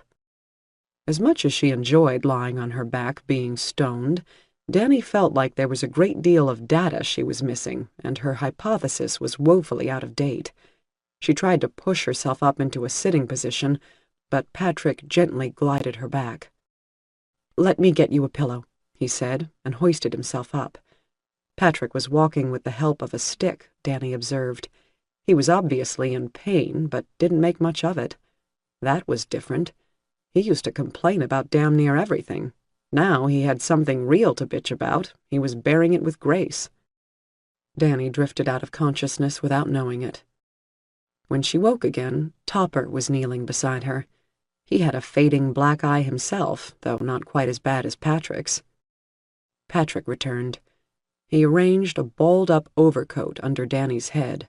She was lying on, or very close to, the ground, inside something like a big turtle shell. That much detective work she could handle. Topper knelt beside her, and she smelled armpits and whiskey and motor oil. The motor oil smell disturbed her for a reason Danny could not summon before her mind. "How you feeling, Sheriff?" "Feeling no pain," Danny said, and smiled back. "There's so much dope in your bloodstream we could probably sell your piss for $50 a shot," Topper said. Danny wanted to laugh again, but it seemed like a lot of effort, so she passed out instead. They cleared the farmhouse room by room. 2 men inside, both dead. They were not locals. Danny thought they were from the city, not the middle of nowhere where they had been patrolling flat sand to keep the date palms safe. The woman in black was dead, someone said. Danny went outside again. She hadn't spared a thought for the woman since she'd run for the side of the farmhouse to get herself out of range of the windows. Now Danny went out into the broiling hot yard and crossed the dirt to the place where the woman lay, dead, her eyes half open and staring at a point somewhere beyond the center of the sky. Her lips were parted. Danny saw hard white teeth with dark patina between them. The satchel mine the woman had been holding was kicked several meters away from the body. Danny would secure it in a few seconds. First, she leaned close to the dead woman, wanting to ask her, "What were you doing? Why did he kill you? Who did you imagine I was?" But the woman's eyes opened, and they were not eyes at all. They were mouths full of crooked teeth. Danny returned to awareness at intervals throughout the remainder of the day and night. Unconsciousness, within which there was nothing, eventually gave way to sleep, where there were picture plays of the waking world. At last Danny was able to remain awake for as much as an hour at a time. Along with returning clarity of mind came the return of pain, to which she responded by demanding the others stop feeding her with tranquilizers. Her body needed a complete overhaul, and at some point the many things she had decided not to think about emerged and demanded to be known. To distract herself, she studied her surroundings. She was lying on an old mattress inside the stripped frame of an ancient automobile. There was no floor, there was only the hull. The roof formed a sunshade. There was no glass to keep in the heat of the day, and without the doors she could see a section of the scenery on either side. Piles of crushed and broken automobiles towered all around, flattened as if by their combined weight. There were heaps of chrome parts, old fenders, and grills. Iron racks bore windshields and door glass, arranged by make and model. Dumpsters full of alternators, engine blocks, motors, transmissions, and all the rest of the guts of cars stood in ranks below the walls of mashed vehicles. The place had been paved with concrete once, but the concrete had split and broken, and now it was pavement, dirt, and lank brown grass in equal measures. Topper explained to Danny during one of her brief lucid periods that they were in heaven. It was a wrecking yard, not 3 miles from Boscombe Field. He and Ernie had seen it on the day they arrived at the airfield. They made straight for the place when they were banished by the mercenaries. Danny asked about that, and Topper told her it was a long story for when she was fully awake. They had a big old Chinese-made diesel generator, welding gear, a machine shop, and all the raw materials a man could ever ask for, if he was man enough to ask for raw materials. They even had a fridge full of beer. They were surrounded by a fortress of crushed cars and a tall sheet metal fence. They had some projects going. "We're going to put some gear together and retake that motherfucking airfield for one thing," Topper said. "We're going to make ourselves some battle wagons." He was excited now, his voice raised almost to a shout. Patrick came back and shooed him away. Danny awoke in the night. There was a lump of moon in the sky and bunches of stars. She could see a couple of the planets, although, as always, she had no idea which ones they were. Patrick was sleeping beside her inside the shell of the old car. They were lying under a heap of second-hand clothing. It was cool, but not cold. Danny's left hand itched like fury. It was driving her mad, woke her up. It felt as if ants were inside the bones, making tunnels. She couldn't get her fingers to move. So Danny extracted her hand from beneath the pile of clothes and discovered it was bound inside a large wad of cotton gauze. She unhooked the butterfly clips that held the gauze in place, unwinding the long strips of bandage until her hand was exposed. It was too dark to see. Even the pale gauze was little more than a blue-gray smudge in the shadows. Her hand was an astringent-smelling darkness in the greater darkness of the night. So she felt her way up from the wrist with the other hand. The wrist was badly sprained, swollen and tender. Her palm was rough with abrasions. There was a crust, presumably blood, in all the creases of her hand. Then her fingers slipped up past her knuckles, and there was nothing. She closed her good hand over the injured one. Before she could understand what she was feeling, a massive fireball of pain leaped up her arm and blew her straight back into oblivion.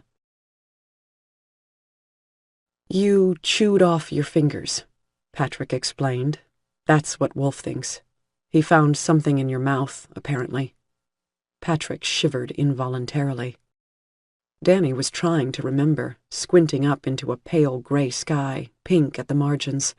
Dawn was an hour away. She had bled a lot in the night. Patrick had awakened in the wee hours to find both of them sticky with blood. Despite his protestations, Danny had a close look at the damage by flashlight before the fresh gauze went on. She had a thumb and a pinky finger, then 3 swollen knuckles with the skin sutured at the ends like sausage casing. The fingers were gone, and there was blackening, ragged skin around the cinched-up wounds. "Do you remember what happened?" he continued. "If one of those undead things did this, you could have some kind of infection." He trailed off, leaving it unspoken. They could both guess what would happen. "I don't remember anything after seeing the airfield down the road. There was somebody there. That's it." "How long ago was that?" 2 days, Patrick said, as if admitting something shameful. 2 fucking days? Danny wanted to sit up again. Patrick held her down with both hands. She lacked the strength to resist and fell asleep again. When Danny awoke, the sun was close to rising. She kept her eyes shut and started thinking about her new situation. She felt she was at some kind of crossroads. She knew guys, people in rehab, soldiers and Marines dealing all the time with the Veterans Administration, who were missing a hand or both hands or a foot or a couple of legs. Eyes, faces, what have you, missing. They spent so much of their time trying to increase the amount they were considered legally disabled. This was the percentage. 20% got you a certain stipend every month. 30, 50, 80% disabled. They were all worth increasing sums. At 100%, you could practically live on the money the government allowed you, except, of course, you spent it all on the iron lung and diapers. Danny couldn't get a thin dime once she could walk again, because she had been deemed fully recovered. The VA didn't give a shit if you were ugly and deformed, as long as you could theoretically go out and get a job cleaning bedpans. But now she was properly disabled. She was sporting half the stock number of hands. She had phantom limb syndrome and everything. Her non-existent fingers continued to itch. She could probably get a handicap tag for the Mustang. A tremor of doubt rattled through her mind. The Mustang. There was some question about the car, but she couldn't remember what it was. The reverie fell apart. Danny wasn't fooling herself. She knew that even if there still was a Veterans Administration, she thought of Harlan again, presumably rotting away in a bed untended. Even if parking was ever an issue again, she wasn't somebody who could call herself handicapped. She was going to have to put this thing behind her. She was going to have to figure out a system for living the same way she was before, only one-handed. Which shouldn't be difficult, the voice said. It never slept. You weren't living very well before. She had lost a part of herself and come out alive. She was stronger than ever because she had even less to lose. She knew it was the painkillers, but Danny was exhilarated by this weird new situation. She had to share the moment with somebody. She didn't feel loss, as she expected to do. She didn't resent having to chew off her own fingers. Rather, she felt impossibly alive. She felt irreducible. What she was had been reduced to its absolute essence, then reduced again, and then she was supposed to die. But she didn't die. So everything ahead of her was extra time. Danny rolled over on her good elbow and shook Patrick. "Hey," she said in an urgent whisper. "What is it?" Patrick whispered back. "I'm invincible." She passed out again. By midday, she had a raging fever. Patrick kept asking for cool cloths to wipe Danny down, and the others kept bringing him filthy shop rags. Danny's face was getting progressively dirtier as the fever expanded, but if Patrick left her alone for 10 minutes, her sweat flushed most of the grime off. He'd given her some oral antibiotics they'd found, but of course, knowing nothing about antibiotics, Patrick might be treating her for malaria for all he knew. Whatever the stuff was, it didn't seem to be helping. Am I in love with this weather-beaten woman? Patrick wondered as he tried again to rouse Danny enough to drink something. Stranger things had happened, were happening all over the world. No, he decided. He loved her, which wasn't the same thing. But it was still a big deal. Danny was talking again. The fever brought up whatever was stewing in her subconscious, like dragging the bottom of a swamp with an oar. She murmured a great deal of gibberish and sometimes spoke of her sister Kelly. Never to her. She spoke directly to Patrick when she recognized him, to the Amy in her mind's eye at other times. She spoke to someone named Zero Killer, and even once to Weaver, begging him to get down. But Kelly was in the past now. Patrick kept her cool as he could, and frequently changed the looted thrift store shirts tucked beneath her to serve as diapers. It remained a miracle to Patrick how often women could pee. Danny was starting to stink, Patrick realized, not like body odor or the sickbed, but a rotten smell, like death. Danny's stump of hand had swelled to 3 times its original diameter. There was no question. That was where the stink was coming from. The wounds, which Patrick had sewn shut himself as he'd seen Amy do, were weeping and purple where the stitches dug in, but turning gray at the edges. He was losing her. After all that Danny had been through, after all the enemies she had faced, it was the microscopic army that was going to beat her. "Hey, Topper, heat me up a sharp piece of wire," Patrick said, "like red hot." Topper took one look at Danny's hand, said, "Oh, Jesus, fuck," and walked away, shaking his head. "It don't half fucking stink," Ernie said, handing the sterilized wire to Patrick at arm's length. Patrick examined the bulb of Danny's hand, swollen now to the size of her folded knee, purple and hot to the touch. He was wasting time. Go for it.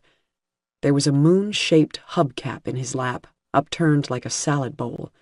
He held Danny's limp arm over the basin formed by the hubcap, then, with a sharp inhalation, he thrust the sharpened wire into the palm of Danny's hand. It popped. An incredible quantity of stinking, bloody pus spurted out, marbled with whirls of amber and greenish cream. It spattered his second-hand jeans, then the stream lost pressure and steadied. The stench made him want very much to throw up. He swallowed and kept swallowing, but he couldn't help crying out. He said, "Oh God, oh my God," over and over. The liquid continued to run out until it was dribbling.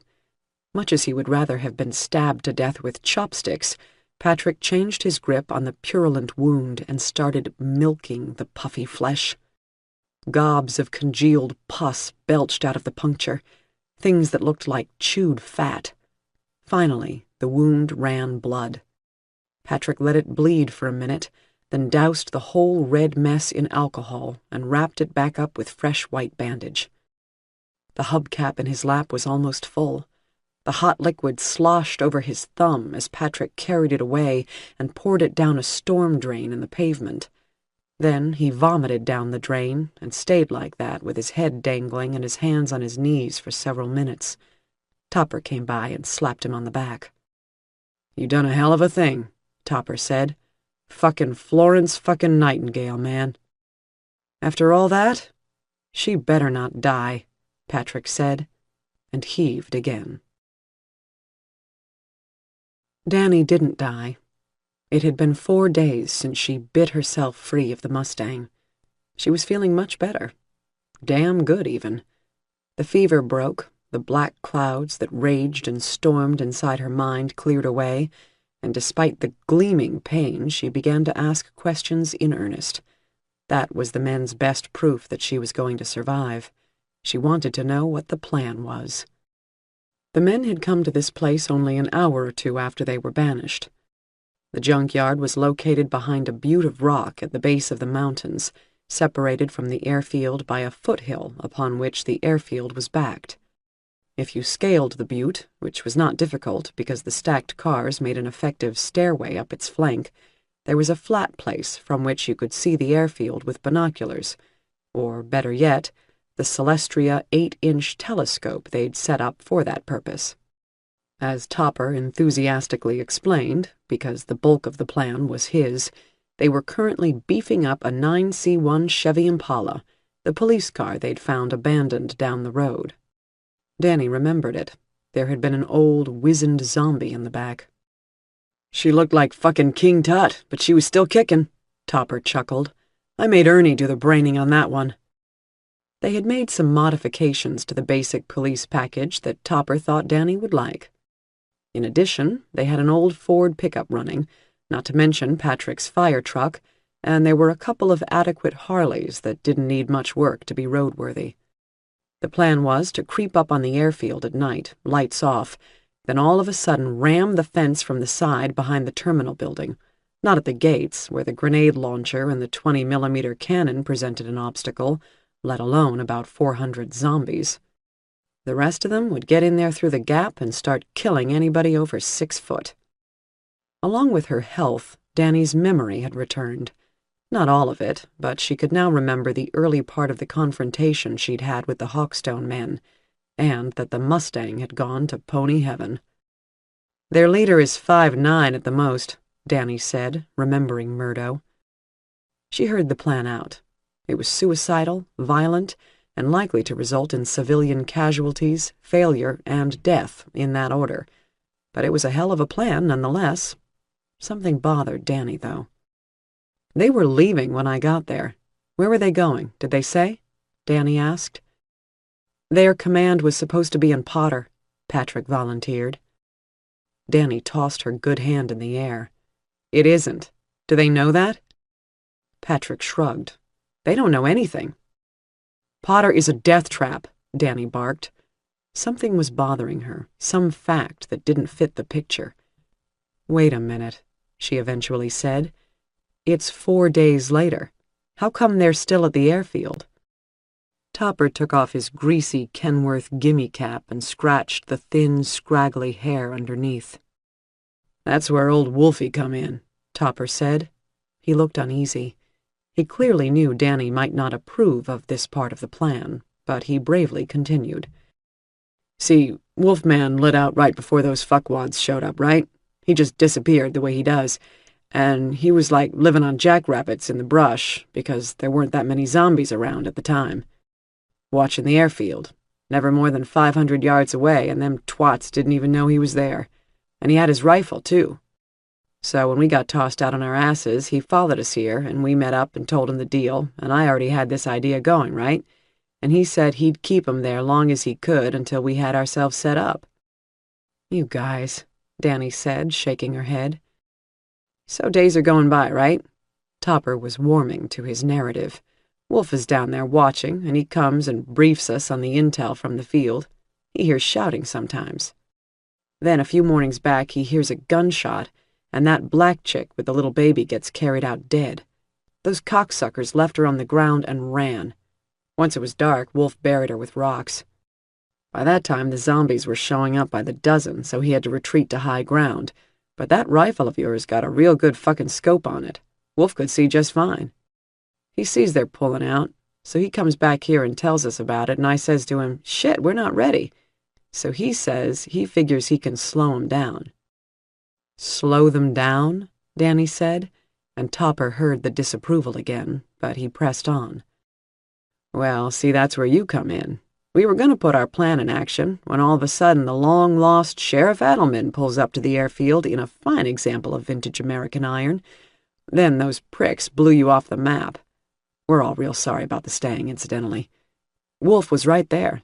He saw it all happen not 200 yards away." 300, Ernie added. 300, Topper amended. "You fucked up my story, Ernie." "Sorry, Topper." "Mind if I continue?" "Please." "So Wolf is right there, under a quarter-mile away," Topper went on. Danny enjoyed simply hearing their voices, being among people she knew. They shared something. They survived together. "He took a chance and crawled to your position," Topper said. "Fucking zombies were right there on you, practically. You're hung up under the car, then you're doing something, and before he gets to you, you're free. He thought you were a zombie for a minute on account of what you'd done. Them cuffs was a good idea. He said your hand didn't bleed hardly at all. The Wolfman took out the zombies and carried you off a safe ways. Calls us to come quick, no lights. How were you communicating this whole time? Danny asked. Ernie produced a toy plastic walkie-talkie in a magenta case with stickers of a cartoon girl all over it. We got these at the store, Ernie said. Toy department. You couldn't talk from one end of the trailer to the other with them goddamn toy radios we had when I was a kid, but these new ones got a good range on 'em. But the range ain't so good you can hear the whole way, so we done relays with 'em. That was Ernie's idea, Topper said. He ain't as stupid as he smells. We set up a daisy chain with the radios. Wolf talks on the first one. We got a man halfway back gets Wolf's message, and he talks on the next one to send the message to our lookout up top. Topper gestured to the butte, where Martin, the skinny college kid, was crouching above them. Go keep watch, for Christ's sakes, Topper shouted, catching sight of Martin. Martin walked away out of view across the top of the butte. Man, we're as bad as those pukes down at the airfield, Topper added, then went on. Tell you the truth, Wolf was real mad about what happened to you. He shot one of those fuckers in the head right after he found you, just out of spite, and that give us all the idea to keep him where we want him. Anytime one of them pecker wipes shows himself, we shoot him. Shit, they keep peeking out the windows. They might run out of men before we're even ready to move on the plan. Having heard the whole story, what Danny meant to say was, what an extraordinary series of actions. What an unprecedented situation. It is thought-provoking. I am impressed, and I am compelled.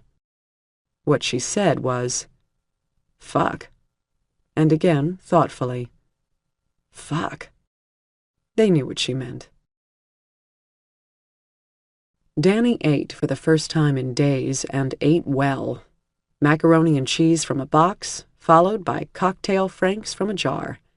Then she felt sick, but it stayed down, and the next thing was thirst. She wanted beer, something cheap and American if they had it, but no light beer. Patrick brought her 3 large bottles of sparkling water. She complained, then drank all 3 bottles inside 40 minutes.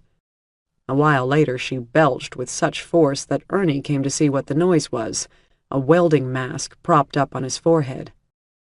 Nice one, Sheriff, he said, and went back through the piles of wrecked cars to report the occasion to Topper. Danny was back under the old car hull. It was a 1939 Buick, she had determined. Patrick was on radio relay duty at the listening post out in the desert, a spot relatively zombie-safe because it had an 8-foot cliff on one side and an old cow pen with heavy wire along the other. Still, an anxiety-producing place to be, easily surrounded. Topper came by to visit Danny. He was reeking of ozone from the arc welder in the shed. They were going to move her to the living quarters next, but they wanted her to be able to walk on her own. She thought she probably could. The men were shacked up inside a corrugated iron Quonset hut around the corner, where the interior parts and upholstery were kept by the previous owners. The men were sleeping on bench seats scavenged from old trucks. It was a bachelor's paradise, except for the absence of good-looking ladies. Pardon the implication, Topper added. I don't know how you survive all this, Topper mused. It's got me stumped, too, Danny said, and waited. When Topper didn't laugh, she prodded him with her good elbow. That's just wrong, Topper said. Danny cawed with laughter. It wasn't a pretty laugh. It sounded like somebody sawing a sheet of tin, in fact. But then again, she wasn't accustomed to laughing. Danny wanted very much to get into action. Her friends were down there. She couldn't remember what directly preceded her getting blown up and performing the self-amputation, but she knew Amy was in trouble.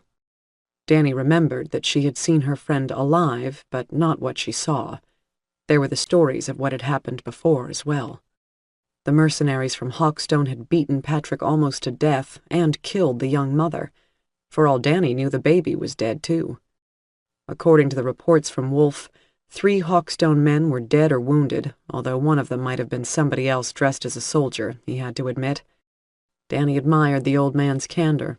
He might have shot a non-combatant. His bad. He accepted full responsibility. He also knew there wasn't a working jail or courthouse on the West Coast. Later, Danny tried to figure out how to eat with one hand. There was no physical rehabilitation anymore. She would have to invent new ways of doing a lot of things. Patrick knelt beside her and produced a rumpled plastic bag from his back pocket. Inside was Kelly's note. "You had it on you. Your uniform is cleaned up too," Patrick said. Danny was touched.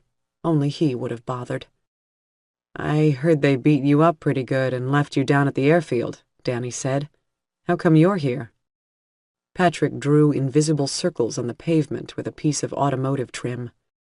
"Those guys, those fake soldiers," Patrick said. "Murdo, the boss, he hated me. I think he was latent. He chose me for his special enemy. They all kept fucking with me. It was so obvious they wanted to make an example out of me, and I was so like, no way, not happening, but even that upset them. I don't remember getting my ass kicked, thankfully," Patrick continued. "I don't even remember the next, 3 or 4 days." They sat in silence for a while. Then Patrick made a couple of false starts at speaking. He wanted to say something, but couldn't find the right way to put it. "Why did you go?" he finally said. Danny shook her head. "My sister. I was crazy to find her. I had to try. If it had been Weaver, you know what I mean? You went out to look for her. All the way to San Francisco. She's gone. It's all gone. I realized out there's nothing left. Each other is all we got. It sounds gay, I know. I know what you mean. Anyways, I shouldn't have left you guys. I guess you didn't have a choice." Patrick didn't sound convinced, but Danny knew she didn't have the right to insist on understanding. What had happened to him, and to all of the survivors, was as much her responsibility as it was the mercenaries'. Out of her emotional depth, she changed the subject. "So what happened?" "I woke up the next day. I was marinating in my own pee, but I was all bandaged up, so I know Amy was taking care of me. What happened was I was staring at this god-awful spray-on acoustic ceiling material, and then one of them comes in, one of these Hawkstone gangsters, the Italian one. He takes one look at me like I'm worthless, and then he peeks out the window. Half an hour later, he comes in and does it again. This time the boss is with him, this guy named Murdo. He's such an overcompensator." "Was he the short one?" "Total Porsche driver. He tells me I'm lucky I'm even alive, which is debatable based on the state my beautiful face is in. Then he tells me somebody is shooting at us, and he wants to know who. He thinks it was Topper. Of course, I hadn't the foggiest, and I told him that. He comes over to smack me some more, and just then Amy arrives and tells him if he hits me, I'll die. He says, 'So fucking what?' I kid you not, his exact words. 'So fucking what?' And right then, the window breaks. I thought the Italian stallion broke it, but he's going like this." Here Patrick pantomimed pressing his stomach with the heel of both hands. "And he falls down. And I had no idea that much blood could come out of somebody. It was unbelievable. He got shot right then and there, just like Murdo said. Amy did whatever she was doing, tried to stop the bleeding, but she said it must have gone through his liver or something. He kept trying to fight her off. Then he died." "So how many of them are left, as far as you know?"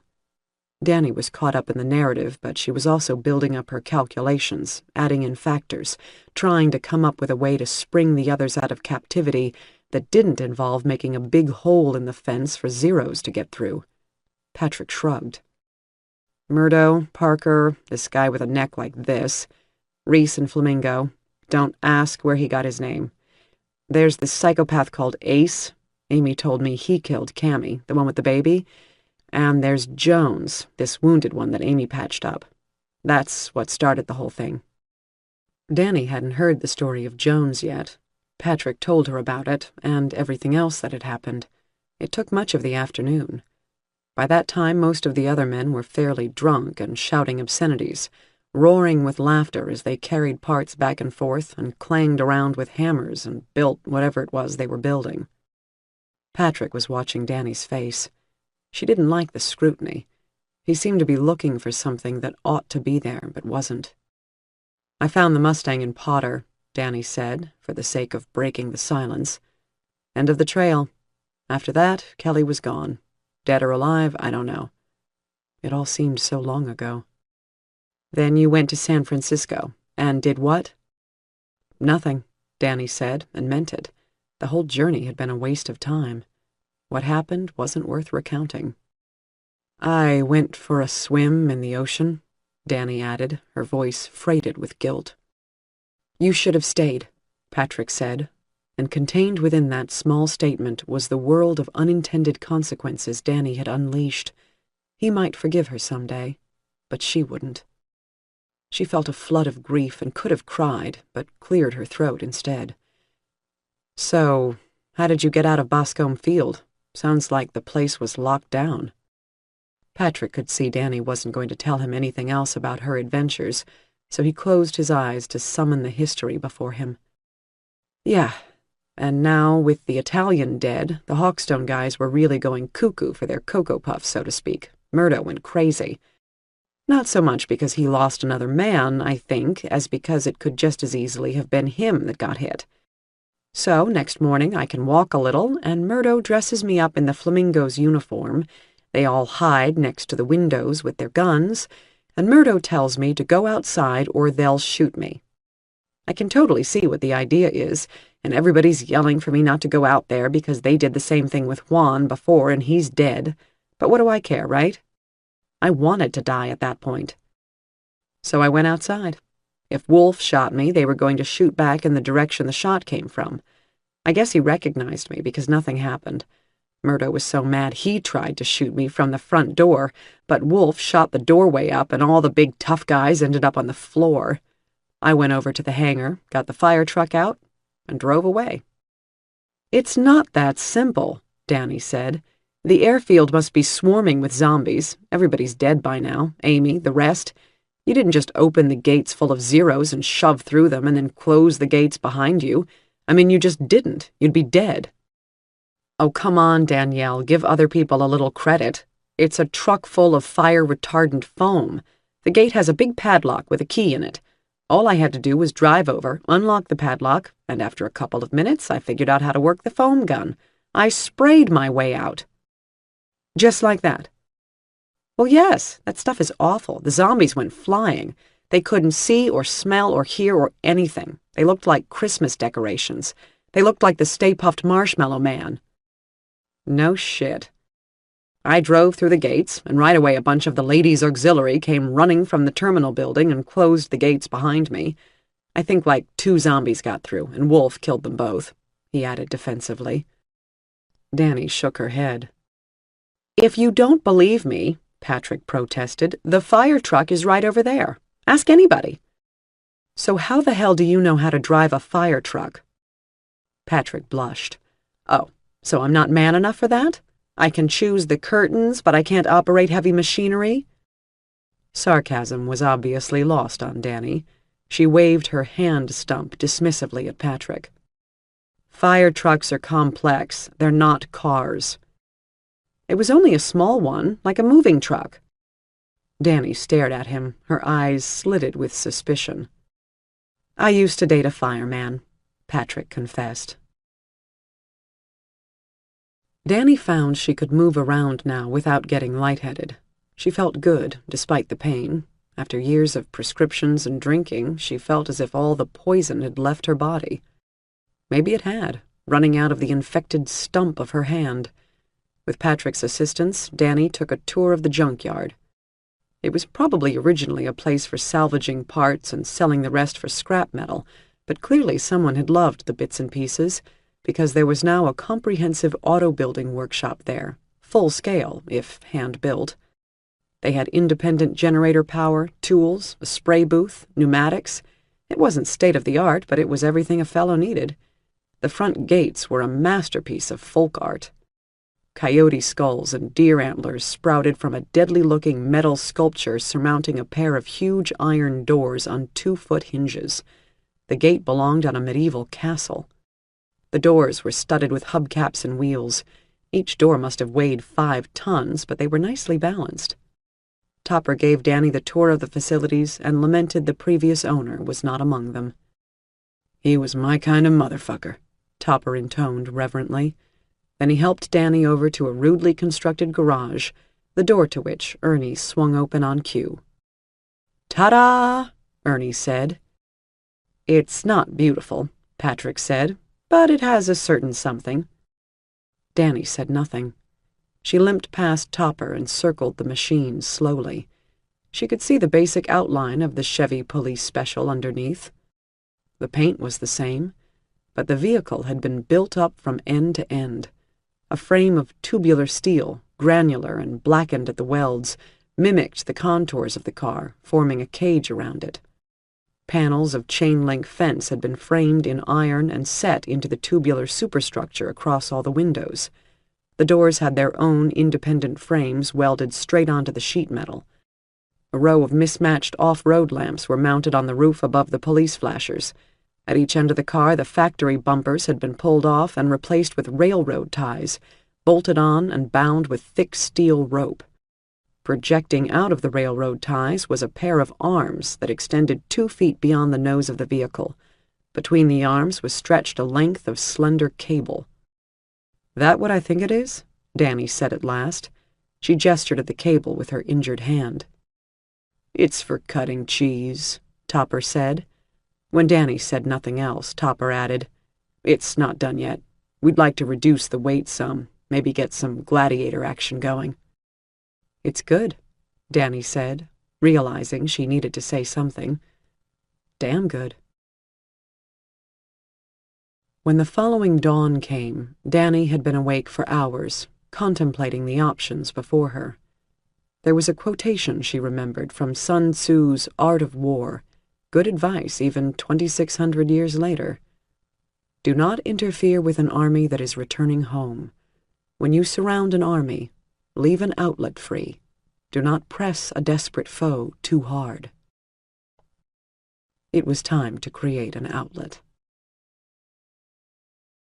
5. The shooting had stopped.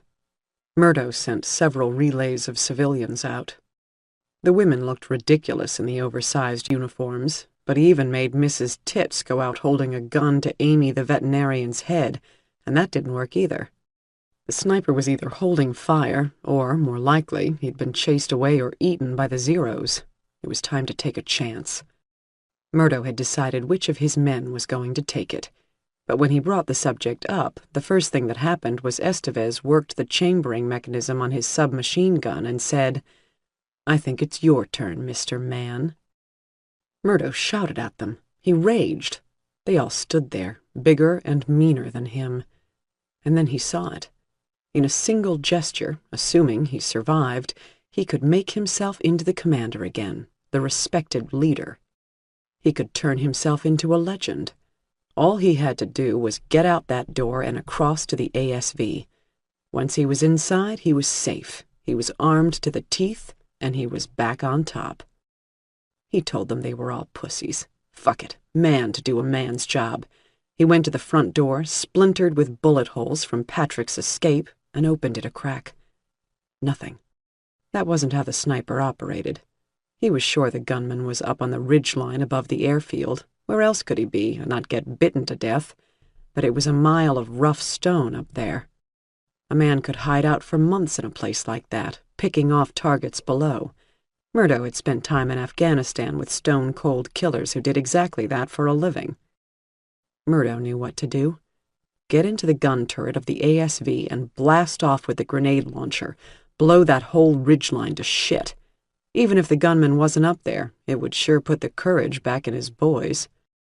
He was hoping somebody would tell him not to go. Don't risk it. Let me take your place. Nobody said a thing. Hyperventilating freely, Murdo drew his pistol, then kicked the door open and threw himself outside. He hit the ground painfully and rolled this way and that, thrusting himself from roll to roll with his legs. But he lost track of the ASV and all the rolling and worked his way too far out into the open. He wasn't dead yet, so he took a chance and scrambled to his feet and ran, body bent double, to the shelter of the massive vehicle's flank. He climbed up into the side hatch, gasping for breath, soaked with perspiration. No rifle shots. He made it. That would show those assholes who had what it took. He reached down into the cockpit and switched on the power, then climbed up into the gunner's position. He would be exposed again, but he could keep his head down mostly because specific aim wasn't the issue here. Murdo powered up the weapons systems. There were still a few rounds left. Estevez talked like a big man, and yet he'd used up most of their explosives to blow up one little sports car. Murdo swung the turret around until the ridgeline crossed his sights, elevated almost as high as the system would go. The rock face towered above. He opened fire, swinging across the side of the mountain, then a second burst, swinging back until the grenades ran out. The first salvo hit while the second was still on its way. The entire mountainside sprouted blossoms of smoke and debris. Then the second salvo of grenades stitched along the rock face below the first impacts, and Murdo was extremely pleased to see the entire damn cliff come apart in long, smoking fissures, then collapse with the slow, rumbling majesty of an iceberg calving into the sea. The roar of so much rock coming down was deafening. The whole world trembled.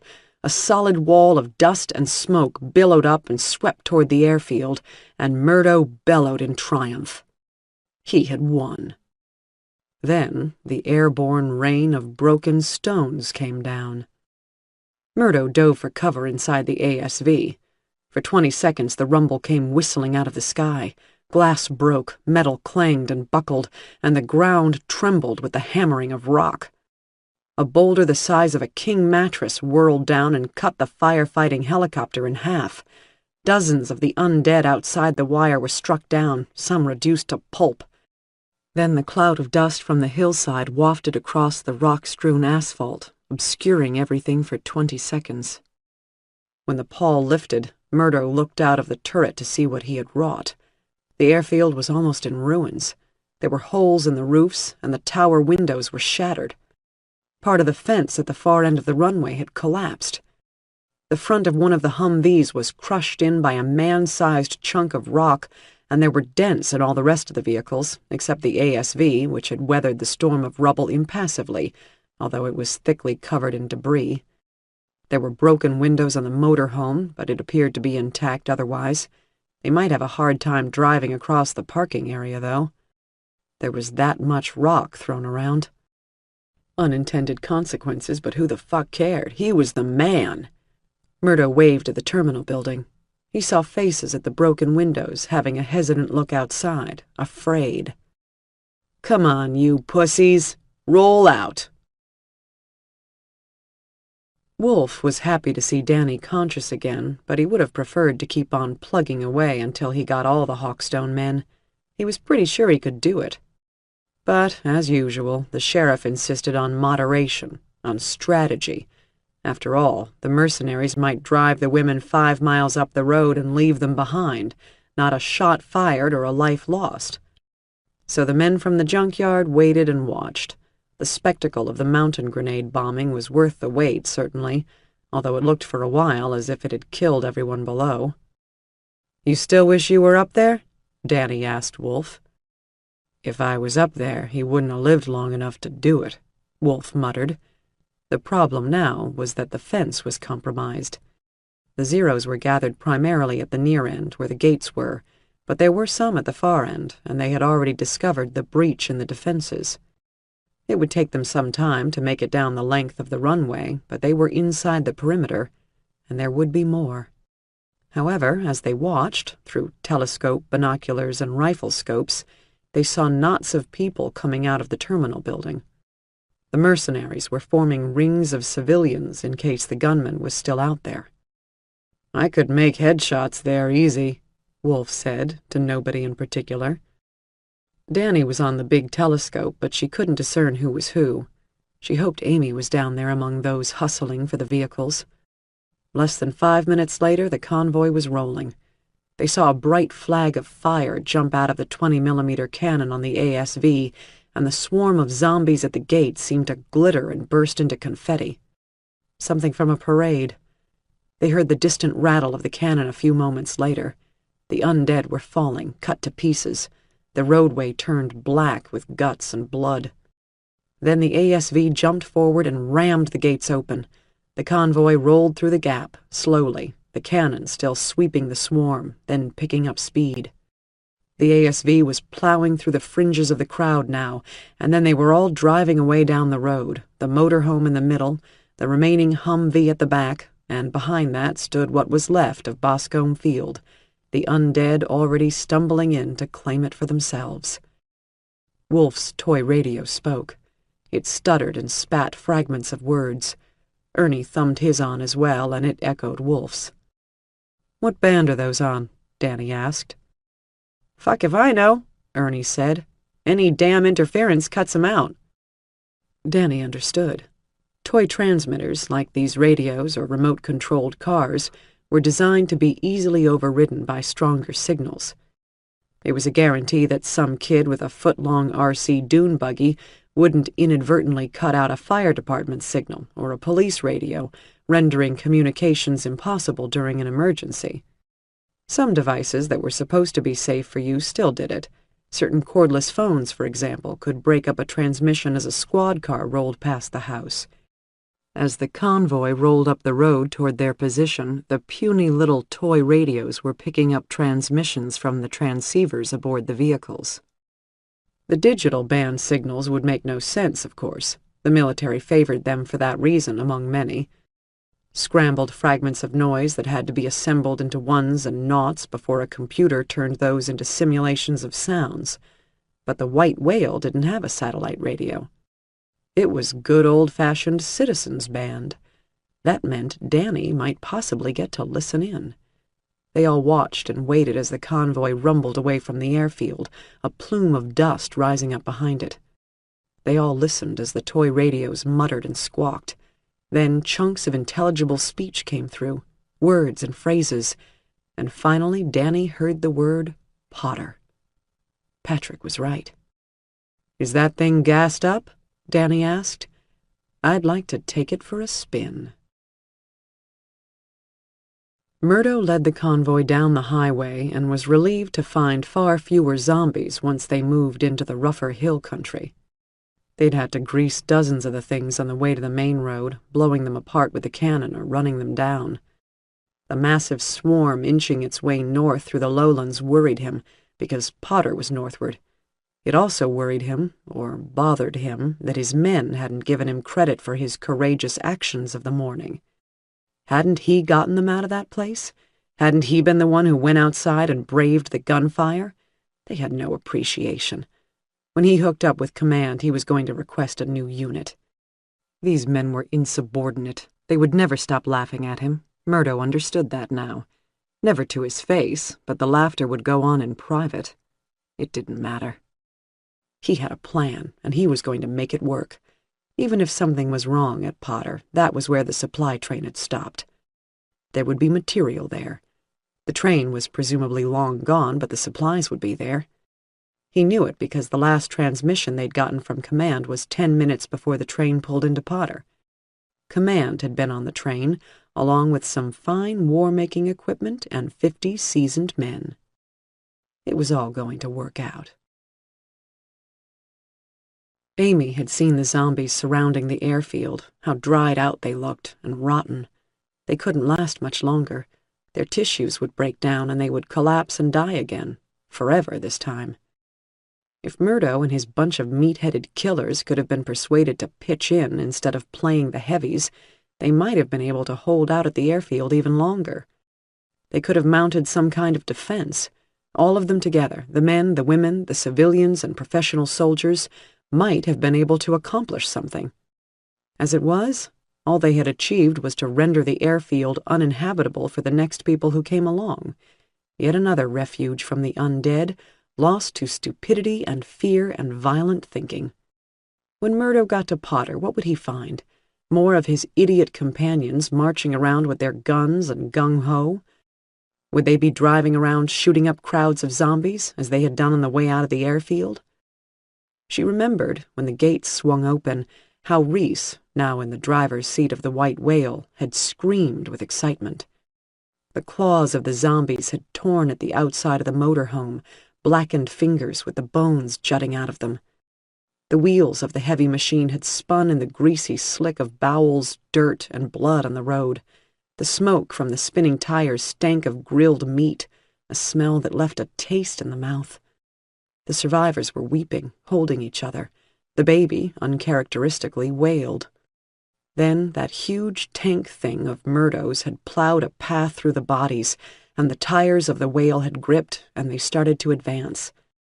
They left the airfield behind, but the stink remained with them. Reese and Murdo were talking over the radio. Amy was listening. They all were. The question that hung over them was simple. Why had the mercenaries taken anybody with them? Before it made some kind of sense. They had hostages in case the menfolk tried something, but all the menfolk had done so far, and Amy was pretty sure this meant only Wolf, was shoot at them from a distance. Murdo made some cryptic remarks, couched in jargon that sounded like they might refer to the civilians. Mention of the cargo and tiger trap caught Amy's attention. But there was nothing specific. All she knew for certain was this wasn't a humanitarian gesture. They weren't being saved for the sake of saving them. Danny would have known what they were up to. Amy grieved for Danny, and on a bigger scale she grieved for the brief possibility that if they all worked together, they could make some kind of future out of the disaster that had befallen the world. She didn't mourn for the murdered world, at least not in any direct sense.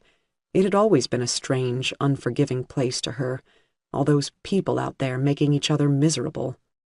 They were still doing it, alive or dead. What she wanted was the chance to start over.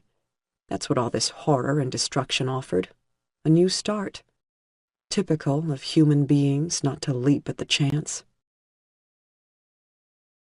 There was a series of curt commands from Murdo, and the convoy rolled to a stop at the intersection of the road to the airport and the Ore Creek Highway. Shoshone Springs, the place was called. Amy assumed this was because there were no Native Americans and no springs there, but there was something written on the blacktop. They couldn't read what it said. The mass of the ASV blocked the view. Flamingo got out of the Humvee and checked the paint, held his fingers up to show Murdo, leaning out of the ASV's side door. Wet paint, Amy guessed. A minute later the convoy was rolling again, heading in the direction of Potter. As they drove through the turn, Amy clambered over her miserable companions huddled in the living area and made it across the bedroom just in time to look out the back window and catch the message written in sprawling hot pink spray paint across the intersection. Potter equals death. Amy thought it looked like Danny's handwriting, but Danny, of course, was dead. Amy supposed she would be seeing Danny's handwriting everywhere for a while, until the memories faded. That is, if she was alive long enough for memories to fade. She might be seeing Danny quite soon, in the most morbid sense of the phrase. As the motorhome hummed down the open road toward whatever unpleasant destiny Murdo had prepared, Amy wished she believed in heaven. It was one of her favorite wishes, although she kept it a secret, even from Danny. She had a very specific vision of the afterlife. It was not white clouds and angels in the sky plucking harps. Amy's heaven was green fields and forests full of all the animals she'd ever known, and a few people, too. Danny would be there, at age 16, before life started beating the joy out of her. Amy thought of Danny again, probably half-eaten and rotten underneath the Mustang. Danny had a habit of mentioning things that would be heaven, but they were always excesses. If she could drink all night and not get hung over, that would be heaven. If she could fuck, eat, watch TV, and sleep at the same time, that would be heaven. The sun was starting its descent in the sky, its light glancing in across the floor through the rubble-starred windows of the RV, but there were many hours of daylight left. Amy wondered how many of those hours she would see, and once more wished her heaven was real. The convoy rolled over the last hill before Potter at 4 in the afternoon. They had made good time, but didn't rush it. Murdo knew there could be an ambush anywhere along the route. There had been 3 more graffiti warnings on the road, all of which he ignored. He knew that game. Get him to stop before he hooked up with reinforcements. Get him to doubt, sow confusion among his men. Parker had threatened to stop the ASV at one point. The message on the road was especially dire. The Zeros can hunt men. What the fuck does that mean? Parker said. It means they're using psychological warfare, dumbass, Murdo explained. Estevez, up in the turret, didn't seem upset by the messages scrawled on the road, but then Murdo was pretty sure Estevez couldn't read. There was some backtalk on the radio. Reese was on the verge of mutiny again, and Flamingo was shitting himself. How do we know it's their people, not ours? Flamingo asked. They used Code Zero, he added. Everybody knows Code Zero, Murdo replied. That fucking sheriff even knew it. It angered him to bring up the subject of that particular individual, so Murdo demanded 5 minutes of air silence. At last they were close. Murdo saw a cloud of birds in the sky. A dusty blue tarpaulin flapped across the road as they motored past a scenic overlook. And then they were on the hill above Potter. The town looked sleepy and dull and calm. There was a final remark written there on the road at the crest of the hill, so fresh Murdo could smell the aerosol without descending from the M1117. It was straight to the point. The fuckers must have been running out of paint. You're dead. No, I'm not, Murdo said aloud. The tarpaulin caught the breeze and tumbled away over the hill like a loose patch of sky. Murdo climbed up next to Estevez in the turret of the M1117, took the lens caps off his binoculars, and scanned the town of Potter, California, for signs of Hawkstone's presence. And he couldn't believe his luck. There was the train, 300 feet of glorious Hawkstone camouflage, with the Screaming Eagle on the side and some serious rock-and-roll hardware on the flat cars in the rear. 5 passenger cars that would carry upward of 90 men each. They were back in business. But things might not be as they seemed. He remembered the warning from the dead sheriff. The Zeros are getting faster. Murdo was no fool. He'd brought all those troublesome civilian assholes for a reason. They were going to walk into town. If they made it, Murdo was going to drive. 6. The visibility in the firefighting mask wasn't very good, and the oxygen cylinder on her back raised hell with the scars, but at least she wasn't leaving a plume of breath smell behind her. Danny was on foot. She knew something was wrong, even more wrong than the last time she was here. High overhead, a fleet of vultures was circling. The crows were watching from the trees and wires overhead. Days before, the streets of Potter had been strewn with ordinary corpses and comatose Zeros waiting for prey. Hundreds of them. Now there were only corpses. The Zeros were gone. And it wasn't because the Zeros had finally perished of hunger. There weren't enough bodies in the street. Something had driven the undead out. Danny thought she knew what it was. She remembered the way the undead were massed along the barrier that divided San Francisco. Tens of thousands of them clawing at the wire and rubble, trying to get in. At the time, Danny had thought it odd that they were struggling at the barrier in such numbers. If they hunted by sense of smell, surely the smoke of the fires would have masked the breath of living things. They weren't supernatural. They operated according to simple rules. She couldn't believe they were smelling the humanity huddled downwind of them with the fires upwind. But Danny had had other things on her mind at the time. She dismissed the question because it didn't influence her hypothesis of the moment. But now, her boots gritting in the thick dust settled over Main Street, Danny thought the question had become pertinent in the extreme. She had a theory about what the Zeros had been doing back there at the barrier. They weren't trying to get at the humanity on the other side. They were trying to get away from the hunters on their side. She thought of the hunters, how they moved so silently together, each working in concert with the rest of the pack. They had, was it discipline? Better instincts?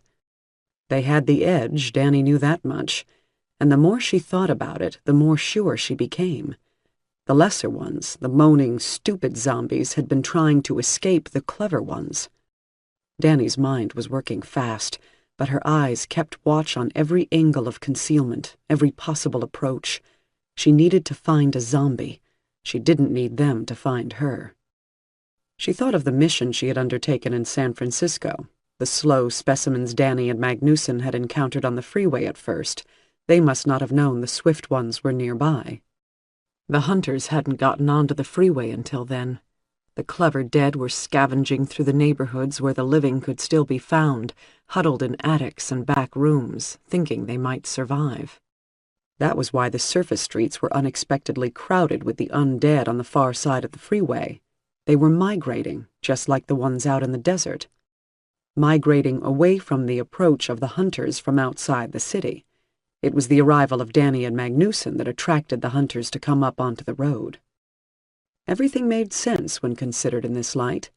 Danny felt sweat running down her sides, and the prickling in her back was fierce. She carried a length of iron rod in her good hand, useful as a club, among other things. Over her stump hand she wore something Topper had assembled to her specifications. It was a kind of steel glove, spattered with bright pink paint from the spray cans, shaped like a cowbell where it fitted over her hand, and strapped to her wrist with a long belt of tire tube rubber. Welded to the end where her fingers would have been was a 6-inch spike shaped like the tip of a fireplace poker, a stabbing point with a curved hook at the base. Danny's injury was encased in metal, only her thumb protruding through an opening in the side. Her main concern was avoiding infection. Not the zombie disease, to which she was apparently immune, but a rematch with the ordinary infection that had nearly killed her. She didn't anticipate using the spike as a weapon. It would probably hurt so much she would black out. It was a pity the Zeros were incapable of fear, Danny considered. They would fear this badass hook. Then it occurred to her the monsters could feel fear, but only of their own kind, and only of the superior ones. Just like the living. The problem Danny hadn't anticipated was the absence of zombies. Without them, she would soon be nothing but another dead cop. But somehow, with the ones she'd seen before missing from the street, she thought the problem wasn't that there were no zombies in town. They were here. They were just a hell of a lot better at not being seen. She saw one at last, one of the stupid ones. It had a broken leg, the foot pointing around backward. It was dragging the limb along a side street that bordered the park at the edge of town opposite the hotel. Its course would take it out into the open desert. The park was a small wilderness of trees, dead rose bushes, and low walls, a lot of places a capable hunter could hide. But Danny had very little time to waste. It was this specimen, or she would have to switch to Plan B, and she didn't have a Plan B. She abandoned caution. Move. She came up swiftly behind the zombie. It was a female of middle size. Perfect. It lurched along beside a big stone Spanish-style fountain that hadn't worked in years, the centerpiece of the park back when railroads still meant something. "Din-dins," Danny said, her voice muffled by the firefighting mask. "Yummy." She wished she could come up with better quips, but it worked. The zombie heard Danny and forgot its efforts to get away from town. It came for her, the broken leg bending at a nauseating angle as it reversed course. The thing was dried out looking, shriveled. The lips wouldn't close and the eyelids were stretched tight. The once brown hair now faded and dusty, missing in clumps. Its flesh looked too small for its skeleton. It followed Danny through the park. She hadn't anticipated finding one with a bad leg. It was taking forever. She could keep away from it at a stroll. But this was going to have to do. She only hoped the Hawkstone men didn't show up before she was ready. More than that, she hoped the hunters hadn't caught her scent. The breathing apparatus ought to help, but their senses were heightened. She could feel the cloudy eyes upon her, watching, waiting. She hoped that was only nerves. She checked the trees around her. The crows were still there. As long as the crows stayed in the trees, Danny was safe. The M1117 armored security vehicle idled near a small, square stucco house outside of town. There was a concrete Virgin Mary in the front yard. Estevez had his hands on the firing grips of the 20mm cannon, but Murdo had given him strict instructions not to shoot unless the women made a run for it. The civilians walked toward town with their hands up, except the woman carrying the baby. Murdo figured her hands were as good as up. The veterinarian was out front, stomping along so she would get killed first, or whatever her motivation was. Murdo guessed she was just trying to show them who was boss. "Knock yourself out, Doc. Hope there ain't any zeros around." Reese was back up with the motorhome, doing guard duty alongside the useless Jones. Reese was pissed about it, too, but Murdo wouldn't have minded being up there on the hill instead of heading down into this fucked-up town. One thing was for sure. Murdo wasn't letting Reese and Ace do anything together. He didn't trust them. Murdo stood beside Estevez, searching town with the binoculars. His confidence that they had found Hawkstone's regional HQ was shaken by the fact that there was nobody around, no guards on the road into town. There were no men on the roofs. There was nobody moving around down by the hotel, where he expected his people would have bunked up. They liked the best, did the Hawkstone brass. It looked like a comfortable hotel. Amy's heart was slamming so hard she thought her ribs might come loose. Potter was where Danny had gone to look for Kelly. Danny came back alone, so no Kelly and Potter. That wasn't a good sign. The inch of dust and sand over the street wasn't a good sign either.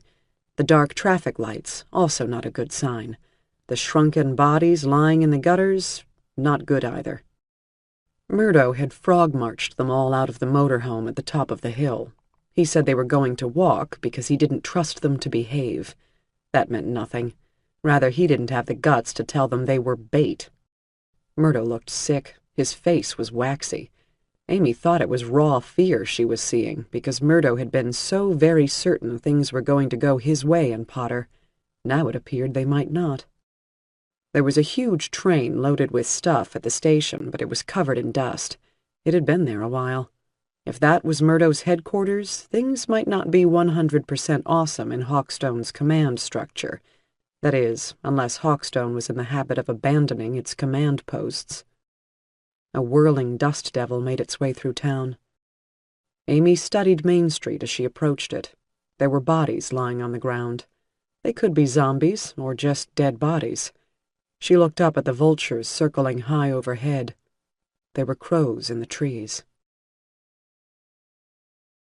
It was Troy Huppert who persuaded the rest of the men to let Danny go alone. He was the kind of man who kept in the background unless something needed doing. Troy liked Danny. He liked her a lot. While she was away on her adventures, he'd tried to figure out how he was going to take some role as a leader, and never got the hang of it. Too many alpha males in their group. It was a relief to have Danny back, the unstoppable alpha female. But now he understood something about her. She was going to do what she was going to do, and they would get by somehow whether she lived or died. Here she was, telling them she wanted to take her new car for a spin. She was surrounded by wrecked cars and a wrecked world. One hand chopped apart, beat all to hell, the customized police car idling at the open gates, and saying she was going into town alone. Topper and Ernie started arguing right away. The others jumped in next, and you couldn't hear yourself think. They were all fired up to get down to Potter and make some noise. This was their fight, too. Danny was trying to explain what she had in mind. They weren't listening. Finally, Troy did a sharp two-finger whistle. "Let the lady explain herself," he said. It worked. He so seldom pressed his will on the group, he had leverage just by the novelty of it. Danny nodded her appreciation. "Listen up, because there's not much time," Danny said. "I've been going solo for a while now, and I figured out it's a pretty good way to get things started. It's not a good way to get things finished." "She can be taught," Patrick muttered. Danny was unconsciously massaging her primitive steel hand protector. "Potter is full of the undead. These Hawkstone assholes are taking our friends there. They used Patrick as bait before, and I think that's what they're going to do with everybody else in Potter. That means they're not so sure Potter is a happening town anymore. The way I see it, they'll just keep sacrificing people until they hook up with their command unit. That means this is an ongoing situation." She looked around at the men, appraising them. Troy tried to imagine what Danny saw. Don, the plump older man, was starting to look like a tough guy, hands greasy, face suntanned. Patrick, with his busted face, looked like the toughest guy there. He probably was. The rest were looking pretty fit and capable, too. What had once been a random collection of isolated, scared individuals was now a team, after a fashion. And they were getting stronger, not weaker. Troy thought they might possibly get through this thing together. He hoped Danny felt the same way. Wolf, on lookout up above on the butte, broke into Troy's contemplations with a raucous shout. "You better move your ass, Sheriff. They're coming." All eyes turned to Danny. Troy's heart was racing. He wanted to get moving. He'd do whatever it took. "If we mount an assault," Danny continued, "they will fuck us up royally. There is a 20 cannon on that M1117. There is a Ma Deuce on the Humvee. That's a 50 caliber Browning. They got all kinds of armament, and they're expecting trouble. What I got in mind is to use the Zeros in town to our advantage, right? I won't be alone. I'm going to have an undead army at my back. For that, I gotta work solo." "No, you fucking don't," Topper reasoned. "Just listen," Danny said. "I'm an expert by now. If I get killed, you all follow these boys and catch 'em at the next stop. But I'm not going to get killed." "Oh, really?" Patrick said, in his most arch tone of voice. "How do you know that?" "'Cause I can't fucking die," Danny said, and 70 seconds later she was spray-painting a message down at the intersection. Then she was accelerating her bizarre machine down Ore Creek Highway to Potter, opening up a long lead on the convoy still rumbling along the road that led from Boscombe Field. Somehow what Danny had said was frightening to Troy. It silenced the arguments. In a time when death was no longer final, immortality didn't seem far-fetched. But what chilled him to the core was the way she said it. With regret. In fact, Danny could absolutely die. That thought was uppermost in her mind. She saw the Hawkstone convoy at the crest of the hill into town, and she knew showtime was about to begin. The problem was, as far as she could tell, she had captured the only Zero in town. The desert around Potter was swarming with them, but the city had been cleared out. Without zombies, she had absolutely no idea what to do. When she had told her guys back at the junkyard she was going to have her own army of the undead, it sounded crazy, but she felt like a snake charmer by now. She knew what to do and what she could get away with. The men understood that. If they came along with her, somebody was going to get jumped on or bitten, and then the whole scheme would fall apart. This was Danny's show, and hers alone. But now, sitting in the Interceptor in an alley with a view of the hill and Main Street, she was starting to panic. Where the hell were the Zeros? It had never occurred to her the place would be free of the undead. She had taken it for granted they would be here. That was always the fatal mistake, taking anything for granted. She should be grateful the place wasn't swarming with walking corpses, and yet they had become part of her world. She needed them. Danny watched the convoy stop and saw the Hawkstone mercenaries shoving the civilians out of the White Whale. She saw her friends begin the march down the hill into town, hands raised like prisoners of war. She briefly lost sight of the ASV and the Humvee. They were among the buildings of town now, moving in and out of view, creeping along behind the hostages. Danny was positioned among the low wood-framed buildings on the hill that rolled down through Potter and ended in the steep embankment above the train station. She decided that Plan B was going to be Plan A without the possibility of her own personal survival. That would have to do. In a few moments, the hostages would cross the end of the alley that opened onto Main Street. She would let them pass. Then the ASV would roll by. She would let that pass. When the Humvee reached the end of the alley, she was going to charge. With any luck, she wouldn't break her neck on impact, and the attack would draw the attention and the fire of the ASV crew. At that point, with the guns pointing in the opposite direction, the hostages were going to have to scatter and run for it. Danny expected they wouldn't need coaching. Patrick and the rest would come get them later on. Danny was sure her men weren't far behind, probably waiting on the other side of the hill to see how things went down. By that time, the Hawkstone boys would be long gone. At least Danny would have the satisfaction of killing one of them if she hit the Humvee squarely in the driver's side door. Danny's good hand was slick with sweat on the wheel of the interceptor. By now, the mercenaries would be able to see the decoy she'd set up, the decoy that required a street full of zombies. It would give them something to wonder about, but it was no longer part of the plan. Murdo told Parker to stop. He was up in the turret with Estevez, suffocating from the man's rank armpit smell.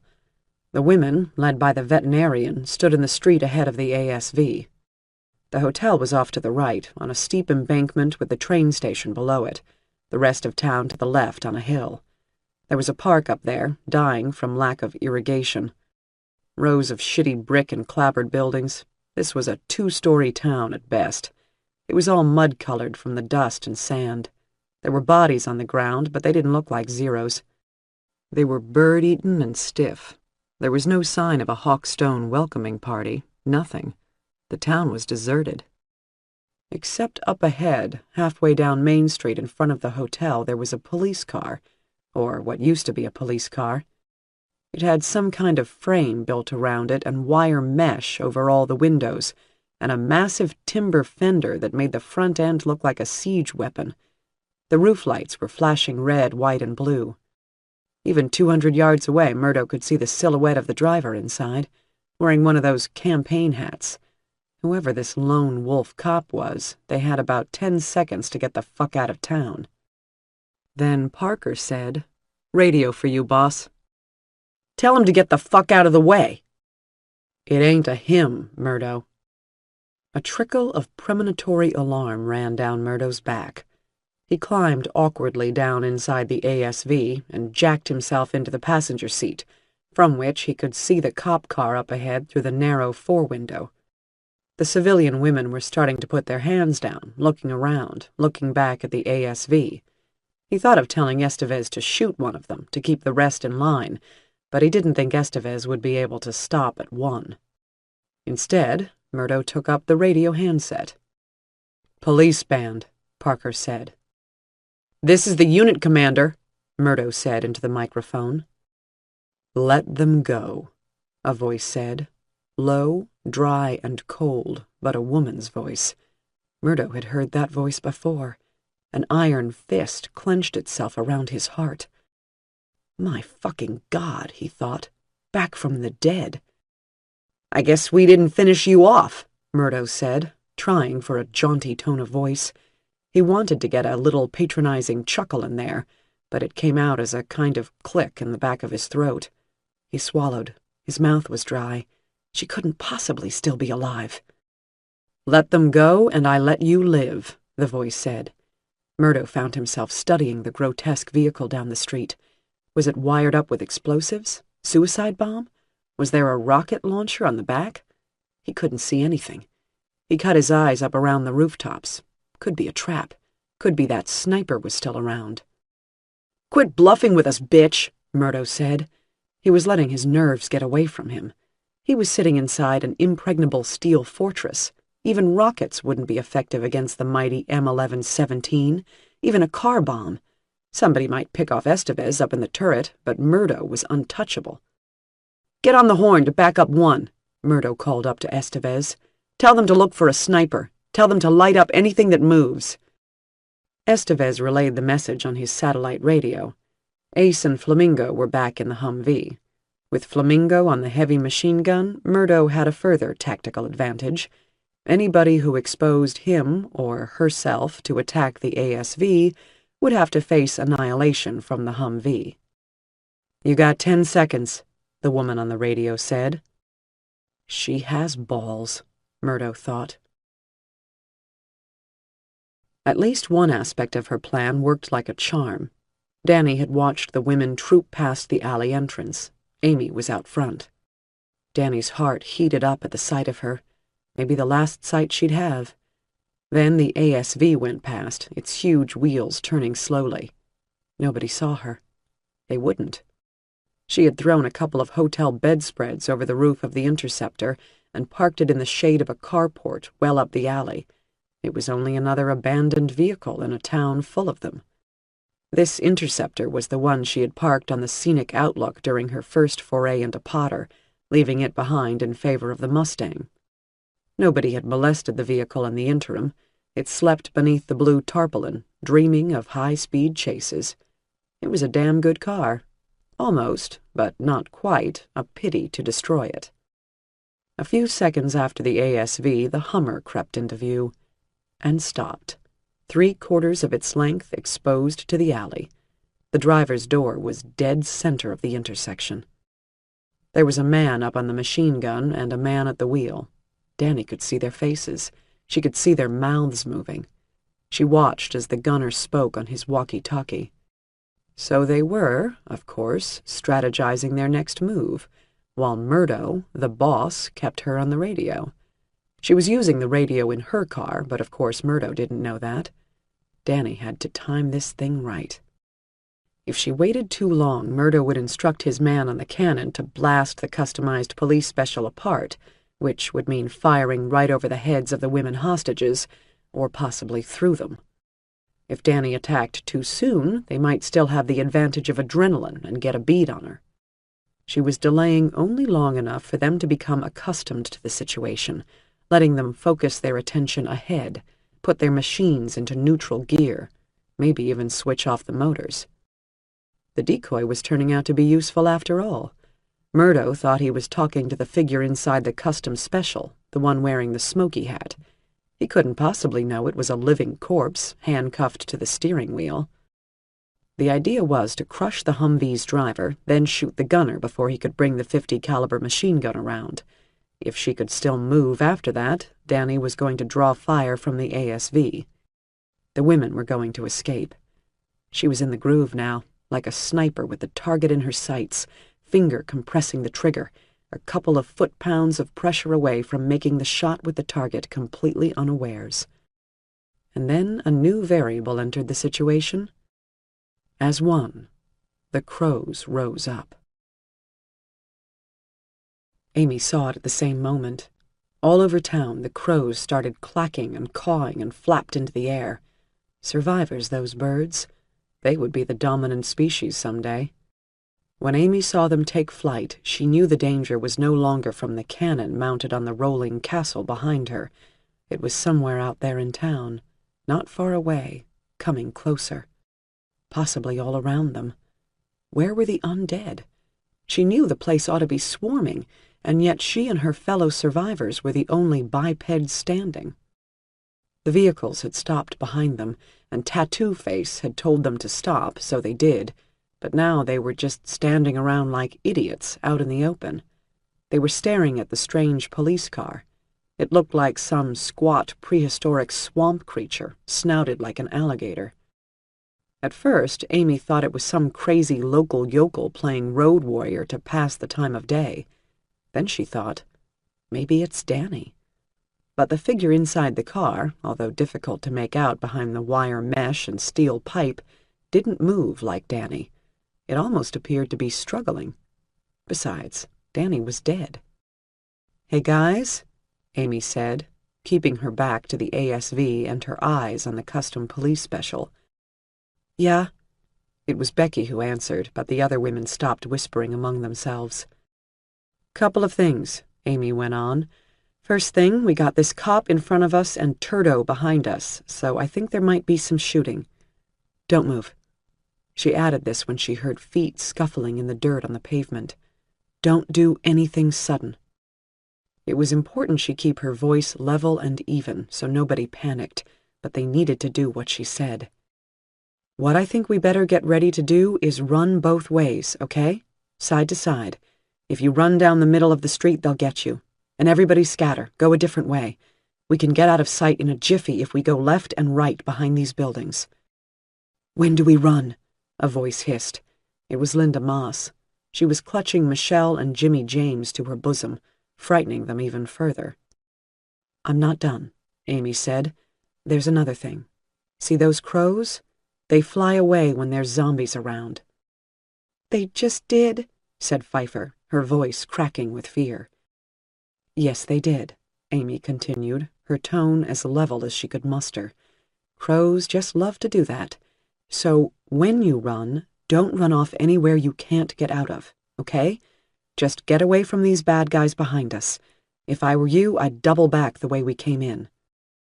It felt as if they had been standing in the street for a long time.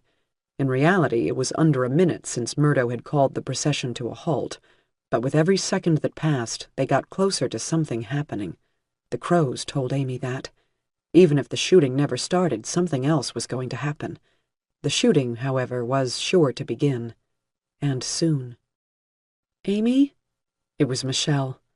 So far, Amy had kept her feelings out of the situation. It was a simple matter of survival, like trying to get control of a car that was skidding on ice. When Michelle spoke, it added a personal element.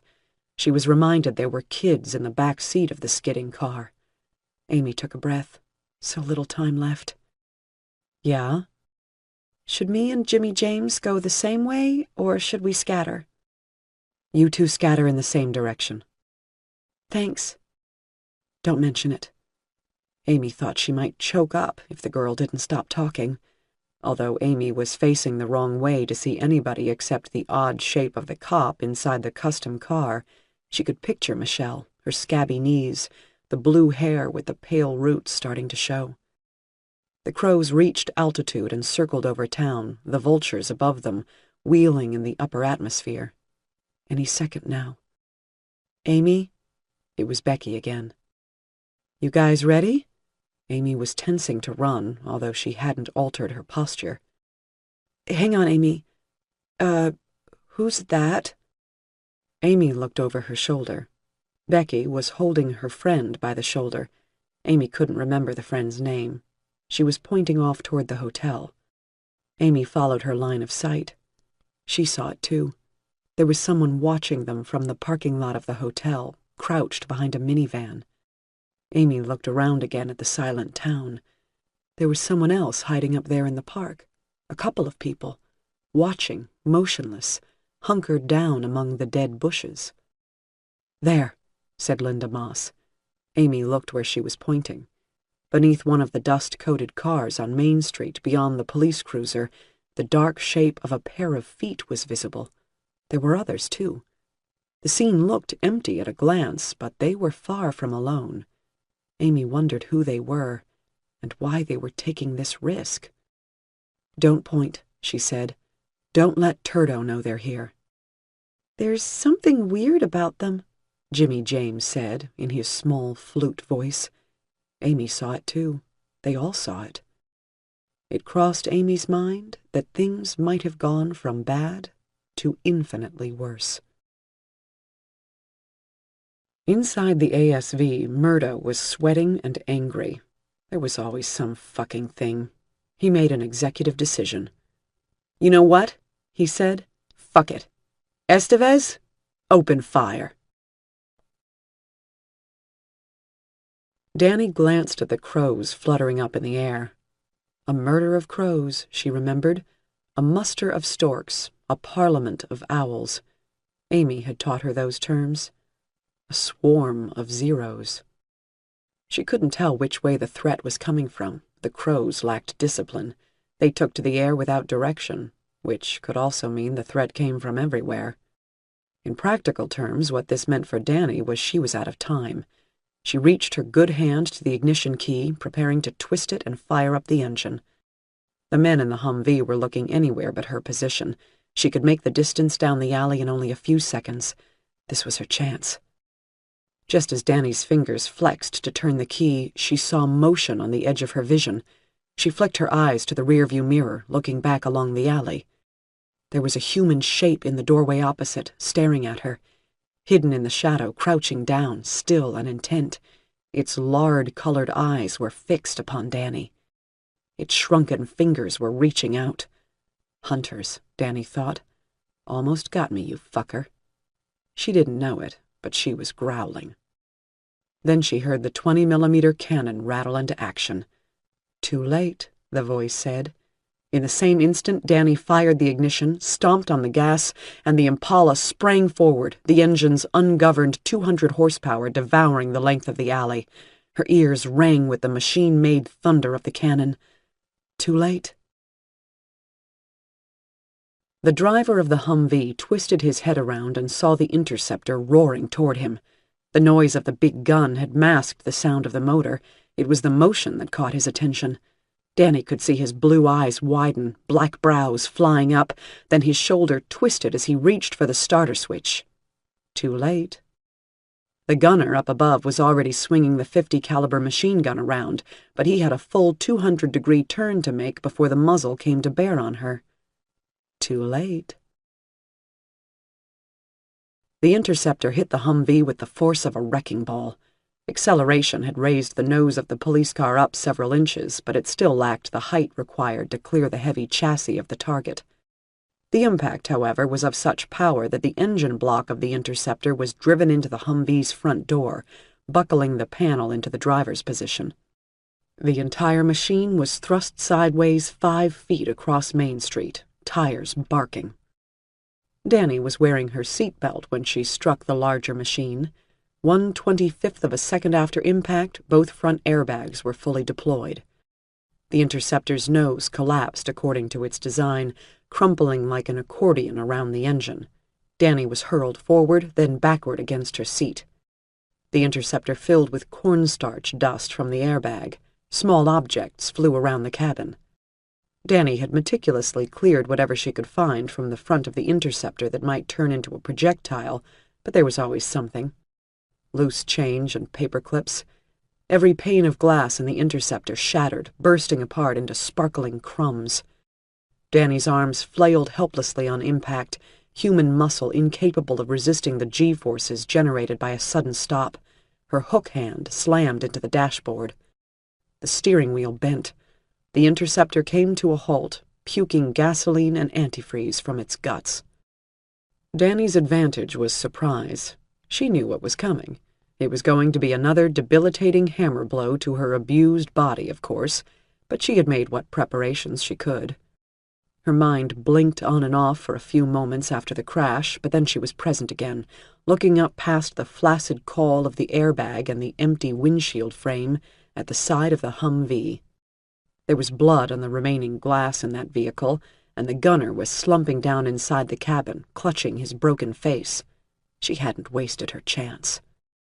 Then the pain from her crippled hand came roaring up, and for a few seconds, Danny thought she wasn't going to be able to do anything else.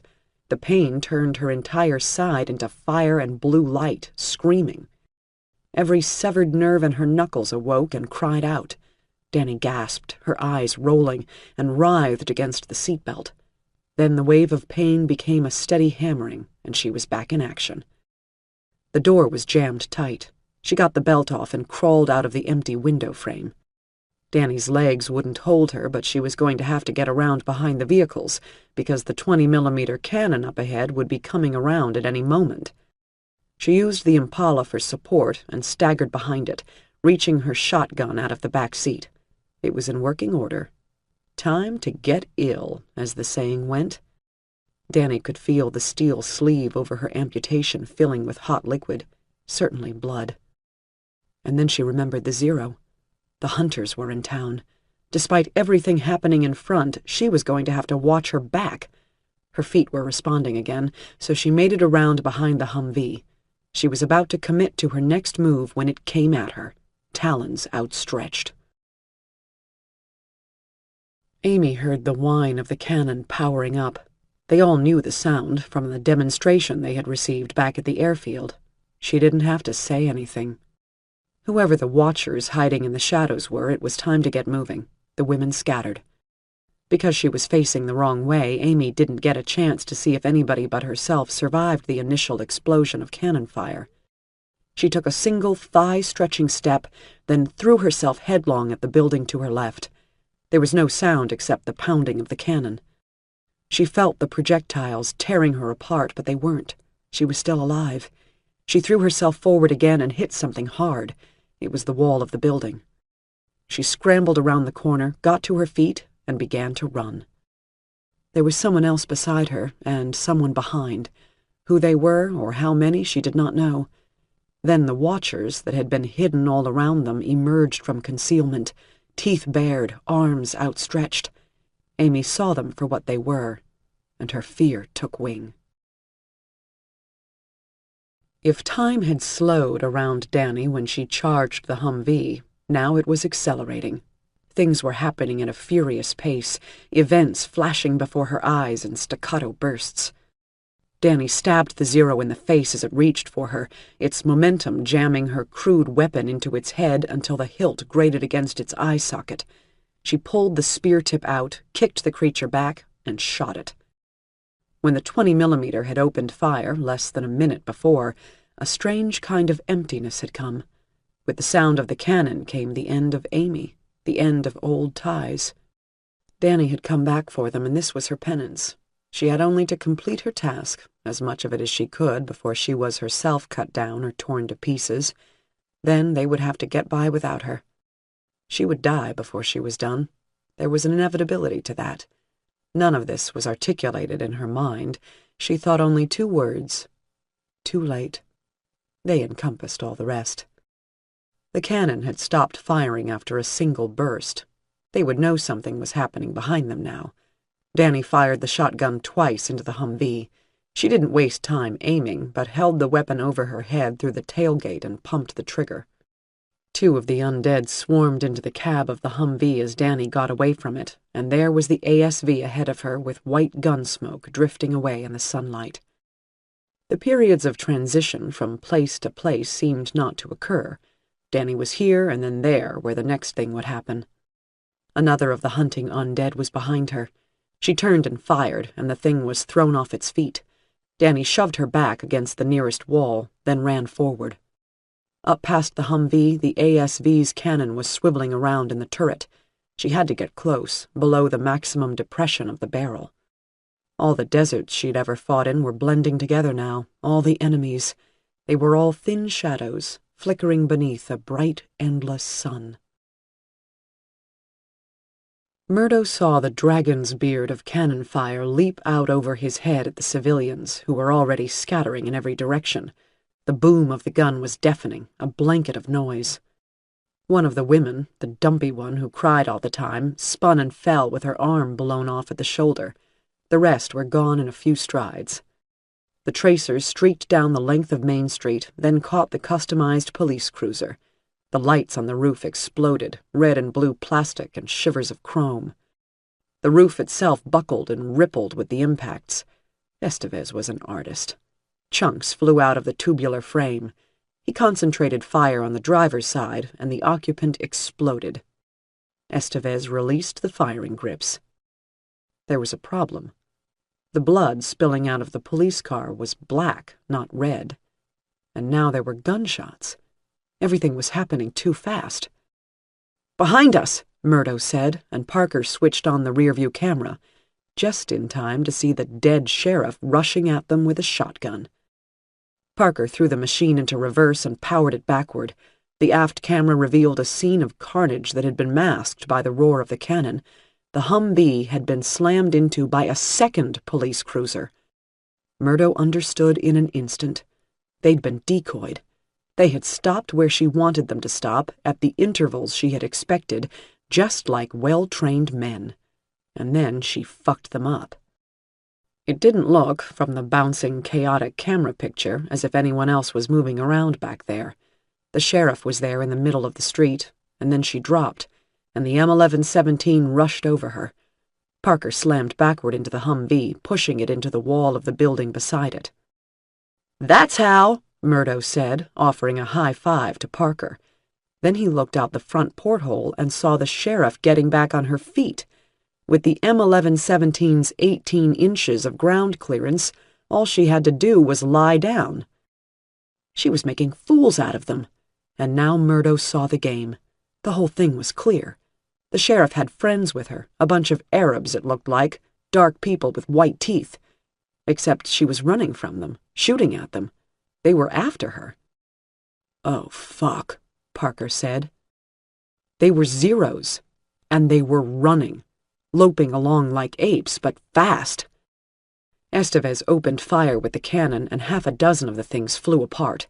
In the distance, the rose bushes in the park shivered and spat leaves as the rounds flew through them. The fountain in the middle of the park disintegrated.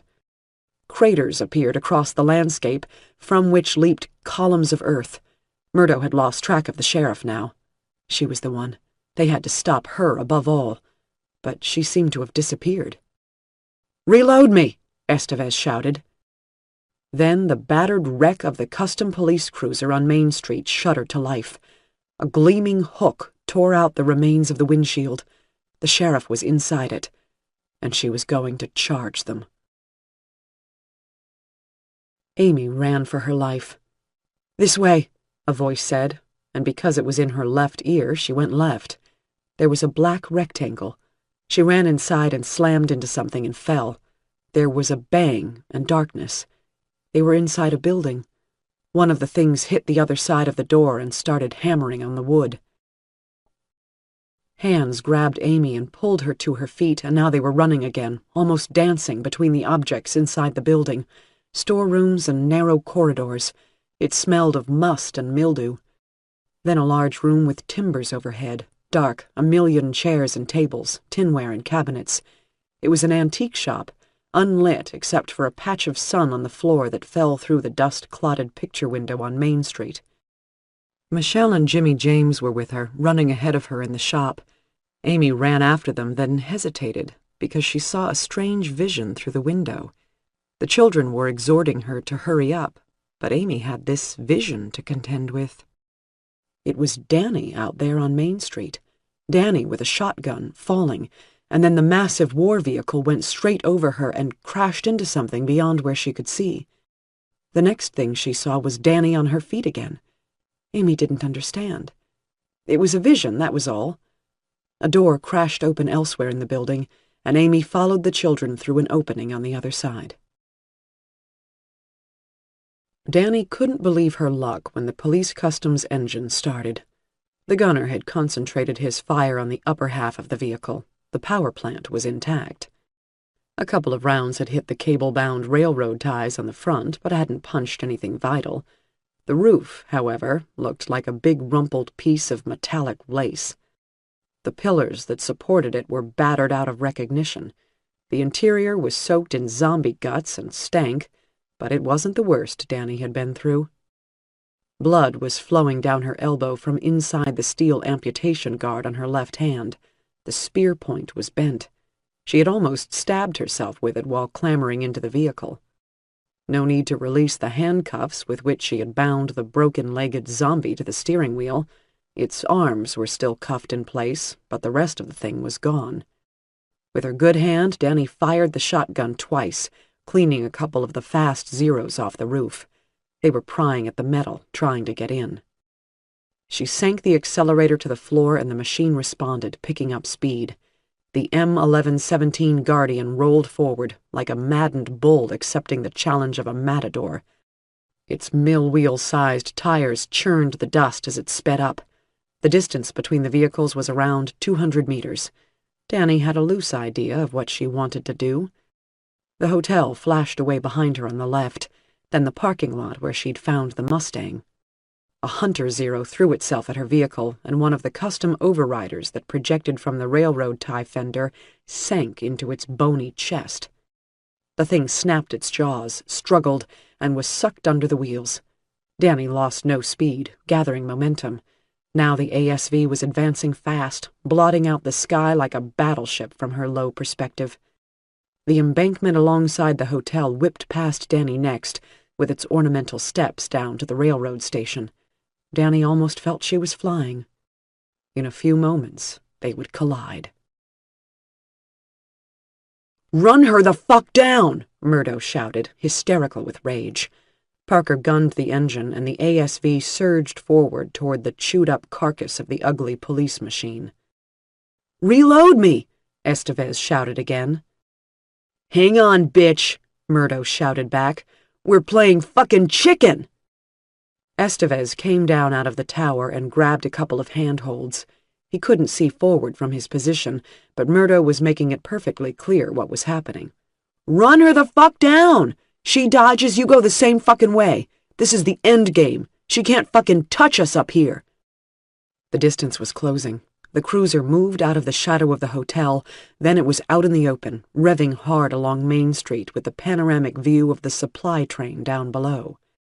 When this was over, Murdo was going to power that train up and drive it to Colorado if he could. They would join up with base HQ there. One thing he goddamn well wasn't going to do was stay here with zombies that could run and hunt. Then he ran out of thoughts and braced himself, because impact was only seconds away. Amy followed the siblings through what seemed to be a private residence attached to the antique shop, itself a warren of junk and old broken things, but there was a cook stove and a wall phone and a few little islands of normal life in there. They held each other's hands to navigate the clutter. Behind them, the hunters were crashing through the showroom, smashing things, knocking over furniture as they made the straightest course possible for the source of the prey smell. The humans emerged, blinded by the sunlight after their brief journey through wooden caverns, on an alley. There was an awning overhead. At the end of the alley was a bloody mass of wreckage where a Humvee and a police car were tangled together, both stuck halfway into the side of the brick building opposite. Amy had to decide which way to run. Main Street was chaos, but wide open. The alley was narrow, and the things could trap them there. She heard a voice. It was Becky, at the far end of the alley at the top of the hill, waving. Then she ran. Amy tightened her grip on the children's hands and ran as fast as she could, towing them up the hill, braving the long, cluttered alleyway where anything could be waiting. Behind them, glass broke. A door banged open. The hunters were close behind them. Now all they could do was run and hope they ran faster than the undead. Somewhere down the hill there was a tremendous crash, the bright sound of metal crushing metal, and then a series of earth-shaking noises followed. Amy was hardly aware of this. All she heard was the pulse pounding in her ears, the slapping shoes, and the gasping breath of the children beside her. When the sheriff yanked the wheel of the police car, it was the last possible instant. Too late to save her, Murdo knew. Too late. Parker, shouting in triumph, spun the wheel of the ASV at the same time, keeping the police special in his sights. And in that instant, Murdo saw what she had done. The sheriff had tricked them. Danny threw the wheel over. She could see into the cockpit of the ASV, time moving at impossible speed, but every fleeting impression as vivid as pictures hung on a wall. Crows in the blue sky above, brown-leaved trees. The massive grille of the ASV filling the passenger-side windows of her vehicle. The nose of the police custom looking out over the train yard. Then the door was open, and Danny was tumbling through the air. She heard an almighty impact, but happened to be facing the ground when it happened. She hit the embankment and rolled. The chrome guard on her hand stump flew off, and she tucked the wounded limb in her belly and kept on rolling. When Danny came to a stop, she was sprawled on her back on the chipped concrete train platform. 10 yards away, the ASV was completing its second barrel roll down the embankment. It landed upside down, squarely on its roof, the turret jammed into the buckled cement like some apocalyptic electrical appliance plugged into the earth. The astonishing thing was, the machine appeared to be undamaged. It had rolled twice in 20 vertical feet down the steep embankment, and yet looked very much like all that was required was a tow truck to get it upright again, and it could roll away intact. Danny hoped the fuckers inside were dead, but she couldn't count on that. And they weren't trapped. The thing had hatches and doors all over it. Danny had to get to a weapon fast before they could emerge. She stood up, and if she'd been in a better frame of mind, she would have been pleased at the discovery that her limbs were mostly still working. She had thrown herself out of a speeding car and was pretty much uninjured, except for her hand stump, which was in trouble. The pain from that was so gigantic it was like the sound of a jackhammer. The ears went deaf from it. Her nerves were deaf from the shouting in her arm. Danny limped away down the platform, heading for the stairs. Then she saw them. 3 hunters peering down over the embankment. They were watching her. 2 more appeared, one of them creeping forward onto the embankment in full view. They were getting bolder. Danny heard rustling in the bushes where the embankment became hillside again. It was time to move fast. Danny decided she didn't want to go back up to Main Street after all. She ran across the platform for the dusty train, closed herself in one of the passenger cars, crouched as low as she could, and ran to the far end of the car, then slipped out the opposite door on the desert side. She climbed down to the ground. Then she limped along the tracks as fast as her aching limbs would take her, until Potter was out of view around a long geometric curve in the tracks that skirted the knee of a hulking rock formation. After a while she was tired and lightheaded. She had made some distance, she thought. Danny sat down between the scorching hot rails, a small dark shape in the flat white salt of the desert. She let her finger stumps dribble blood on the iron of the rail. It sizzled and evaporated into little rusty coins with dark edges. The sun heliographed cryptic messages on the backs of her eyeballs. Did what I could, she thought. Then she fell over on her side and was still. 7. Murdo was the only one left alive. Estevez's skull was crushed. Parker's head was twisted almost back to front. Murdo found it ironic that Parker's enormous neck had failed him. They were all in a jumble in the upside-down cockpit of the ASV. Murdo's rage was gone. Now he was only afraid. He didn't know how Ace or Reese or Flamingo were doing, but maybe they were okay. He needed some help. Still, his luck was holding up pretty well. He had some bruises, a couple of cuts, sure, but he had survived. He was the survivor of all survivors, was Murdo. He reached down for the toggles that opened the roof hatch, now a floor hatch in the inverted vehicle. Something banged on the hull outside the ASV. Murdo shifted his weight and looked out the small front window, and his blood turned to snow. Outside there were 4 of the quick undead, the hunters he'd seen. They were right there, trying to figure out a way into the ASV. Murdo panicked. Bone-tipped fingers scratched at the bulletproof glass, digging along the edge of the panels. Could they get in through the turret? He drew his sidearm and crawled back to look, banging his knees. He had to crawl over Estevez's stinking corpse. There was daylight under there, but the turret opening was jammed right into the pavement. He was safe inside the ASV. He sat and waited. Time stopped going by. It waited with him. He listened to the claws scratching at the hull. There were more of them now, expressionless faces looking in with their lipless beaver teeth. They wanted him. They couldn't have him. He was secure inside his castle. But Parker might come back to life. Murdo hadn't thought of that. Estevez was thoroughly dead because his brains were showing, but Parker could maybe reanimate. Maybe. Murdo put his pistol to Parker's head and fired. The noise was sharp as a spike. Blood and brain matter sprayed all over everything. He should have planned it better. Murdo settled back again. He would wait. It was getting hotter and hotter inside the ASV, but he would wait. Hawkstone would send people back to look for them eventually. He could drink his own urine, even eat Estevez jerky if he had to. Stay alive, survive and thrive. There were dozens of the things outside now. They were scrambling all over the exterior of the ASV, but they couldn't find a way in. So many of them were on the hull that the whole vehicle shifted slightly, its equilibrium changing. The turret grated loudly on the concrete. Slender, leathery fingers slipped through the spaces where there was a gap between turret and pavement. The light flickered as their shadows fell around the plugged-up opening. They were exploring. Murdo didn't think they could dig their way in.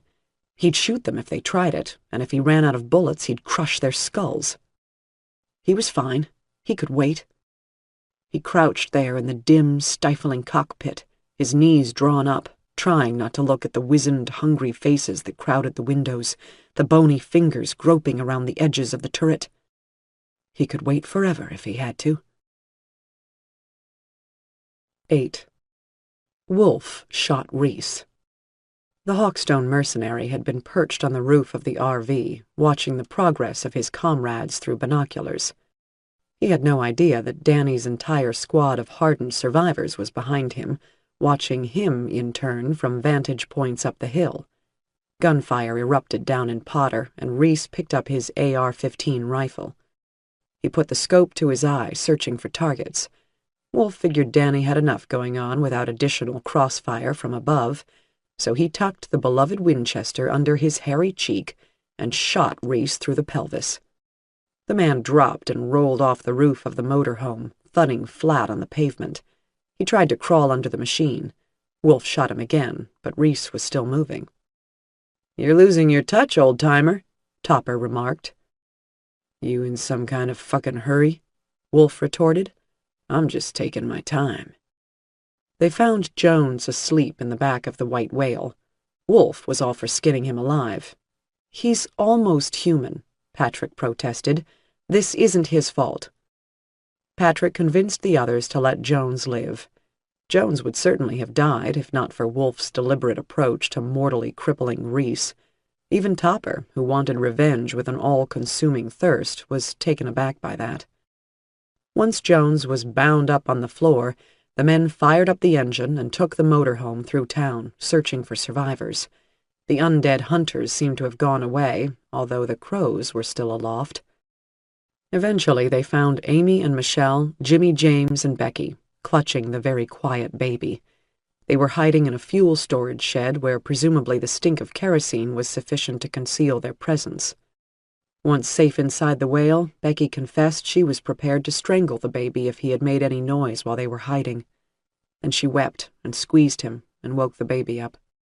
When they motored back up to the crest of the hill, Maria came running out of a small house with a concrete Virgin Mary out front.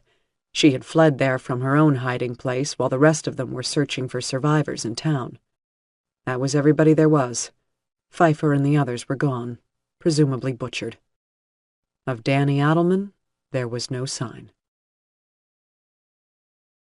Patrick couldn't bear the idea of leaving town without knowing. He wanted to look with their big telescope, to search all of Potter door to door. "That's bullshit and you know it," Topper said. "Whole new ball game. There are fast zombies out there, smart as coyotes. We don't fuck with that." "Let's at least get up on the hill and see what we can see," Patrick said. "It's open ground," Troy observed. "Let's do what Patrick says. If those things try to get after us, we'll see 'em coming and we'll split." They agreed to delay for 20 minutes. Wolf and Patrick climbed up on the roof of the RV and watched. Wolf was looking for zombies. Patrick was looking for Danny. They sat up there, baking in the sun for the better part of half an hour, squinting through telescope and rifle sight. "I see some of them things down there," Wolf said, breaking the silence. "Down by the train station." "Is Danny—" Patrick said. "Well, I can't read their fucking name tags from here," Wolf explained. Then, after another pause, "No, she ain't. It's zeros. They're trying to get into that big old personnel carrier. It's upside down. Fuckers must still be alive inside it. Guess that's why we have the town to ourselves. They got themselves a box lunch." Another 10 minutes went by. It was time to pull out, but Patrick begged 2 more minutes. Wolf was getting agitated. He stank like a polecat in heat. "I can't see him anywhere else, man." "So what?" Patrick said, disappointment giving way to anger. "The enemy you can't see is the enemy that kills you," Wolf said. "Oh." "That ain't good," Wolf added. Patrick was so patently uninterested that Wolf started looking all around them, making a production of it, so it would be obvious they were about to be ambushed on all sides. Then he stopped, having seen something for real, and his big bowed shoulders locked tight. Patrick saw the change in him. "Are they ambushing us?" he whispered, suddenly frightened. "Somebody's down there. Give me that." Wolf handed Patrick his rifle and took the telescope. He sighted it out into the white, featureless plain of the desert, along the shore of which ran the railway. "How the fuck do you focus this thing?" "I got it. Get your hands off." Wolf went silent, then emitted a long, wet whistle, watching the desert through the eyepiece.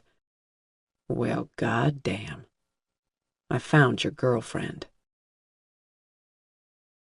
9. All I ever do is wake up hurting, Danny thought. And then she woke up. Part 5. Thereafter. 1. The convoy rolled out every morning at first light. They shared watches in the nights, keeping to the wide-open places where there was no cover for stalking and creeping and slinking up. The white whale took center position, with a tail of whatever vehicles they'd picked up along the way straggling out behind, sometimes joining the convoy for a few miles before turning off on their unknown errands, sometimes tagging along for days. A few stayed. Out front were the riders, the men on their rumbling bikes. A dangerous way to travel, but they were the eyes and ears. They could smell things, too, and darted like bees into the promising flowers to see if there was nectar to be had. Big box stores with cracked parking lots from which weeds and bushes were beginning to rise. Downtowns of lost villages, sometimes long roads that left the main ways and disappeared into mountains or valleys, where small populations of men could still be found, living in ways their ancestors would have understood. Close to the land, no longer the top of the food chain.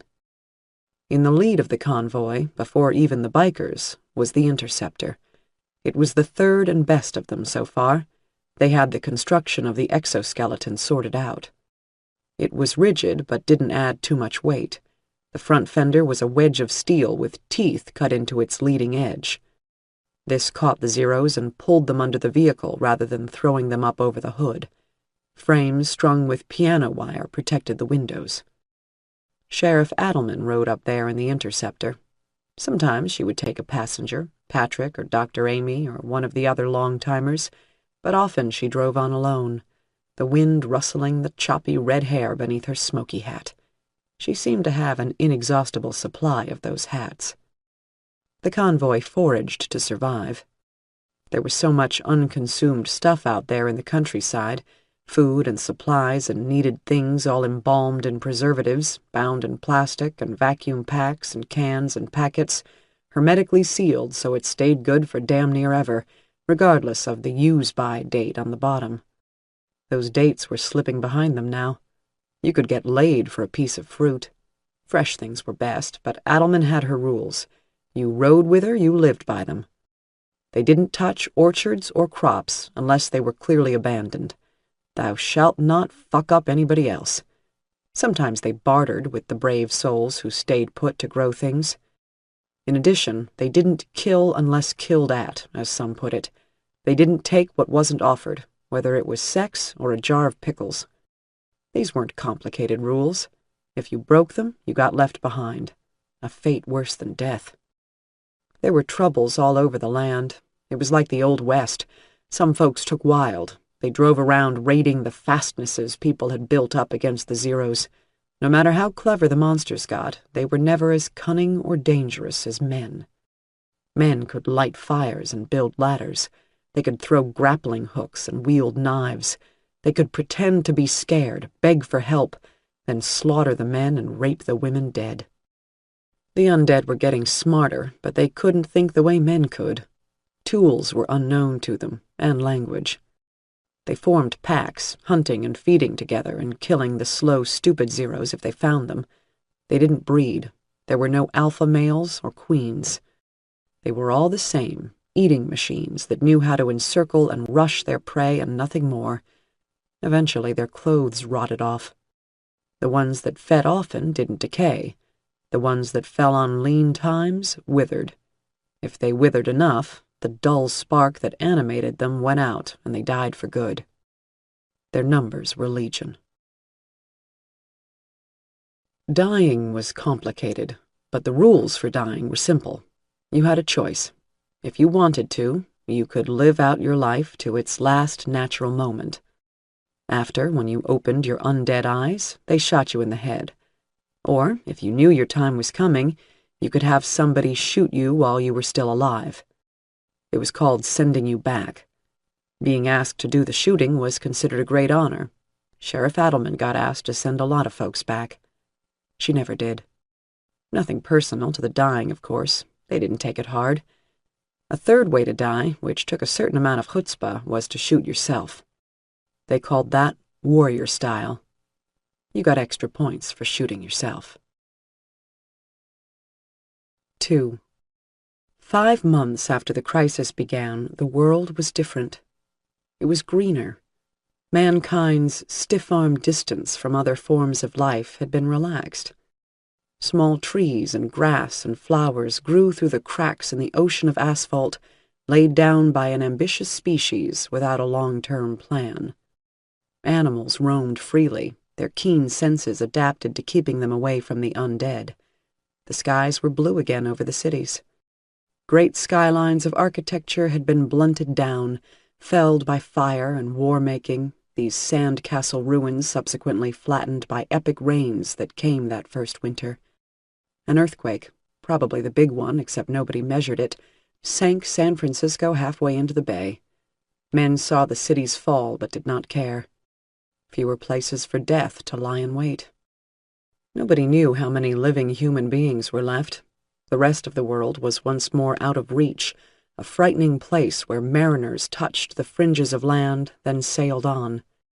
There were stories of everywhere and news from nowhere. There was no internet, no telephone. Satellite communications were mostly lost. The ground systems required to track and maintain orbits had gone offline, and attempts to restore them failed because the satellites were lost in the sky. Many of those had already fallen. Some said China was almost intact and planning to invade the globe. The living death was of Chinese manufacture. That's why you never saw Chinese zeros.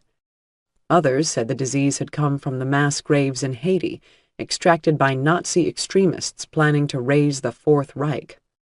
Some said the American government had come up with the plague as a way to reinstate its crumbling empire. It was all bullshit and conjecture, idle talk to fill the hours of wakefulness before the sun came up. The Zeros seemed to have reached their zenith. Their evolution peaked with the discovery that window glass could be broken with a stone. Had they continued to improve their intelligence and skill, had they been able to think, mankind would already have been extinct. Everyone agreed with that. Now mankind was engaged in a game of keep-away. If men could stop getting eaten for long enough, the Zeros would rot away. The difficulty was men kept getting eaten. The monsters remained prosperous after their fashion. They felt no cold in winter, unless they froze, in which case they were finished. Sometimes in the snow season men would find ghouls in nests, hundreds strong, huddled in stinking cellars where the things waited out the storms like huge wingless bats. Their survival strategy seemed based on instincts dead for 1,000,000 years in mortal men. They endured no pain, no fear, felt nothing but insatiable hunger. Their self-interest extended only as far as the feast. They did not need to think. Men, meanwhile, had begun thinking again in earnest. Danny's tribe moved slowly across the country. They weren't going anywhere in particular. The idea was simply to keep on going. They stayed sometimes in a promising place for a week at a time, then traveled on. Once they spent a month near the cracked and overflowing Hoover Dam. There was always something to move their band along. The Zeros would get thicker in the area, or the survivors would hear rumors of an army of men coming, cannibals that styled themselves after the undead, or destroyers, or zealots. The zealots angered Danny the most. The destroyers were hordes of nihilistic gangs that wrecked and killed and burned because, in their estimation, what was left of the world was trash anyway. They engaged the Zeros in pitched battles and helped feed their numbers, suffering bites and infections that left the dying scattered along the roads. When Danny found them, they would be taken in and cared for until it was time to make the choice. The rest wandered off to die, and came back ravening. The Zealots believed the world was supposed to be like this. It was their beloved end times, and the hand of God was upon the land. They grew strong on their heady brand of magic, writing new chapters to append to the old Bible, full of portents and signs. They had rules, too, but their rules were arcane and punitive and cruel.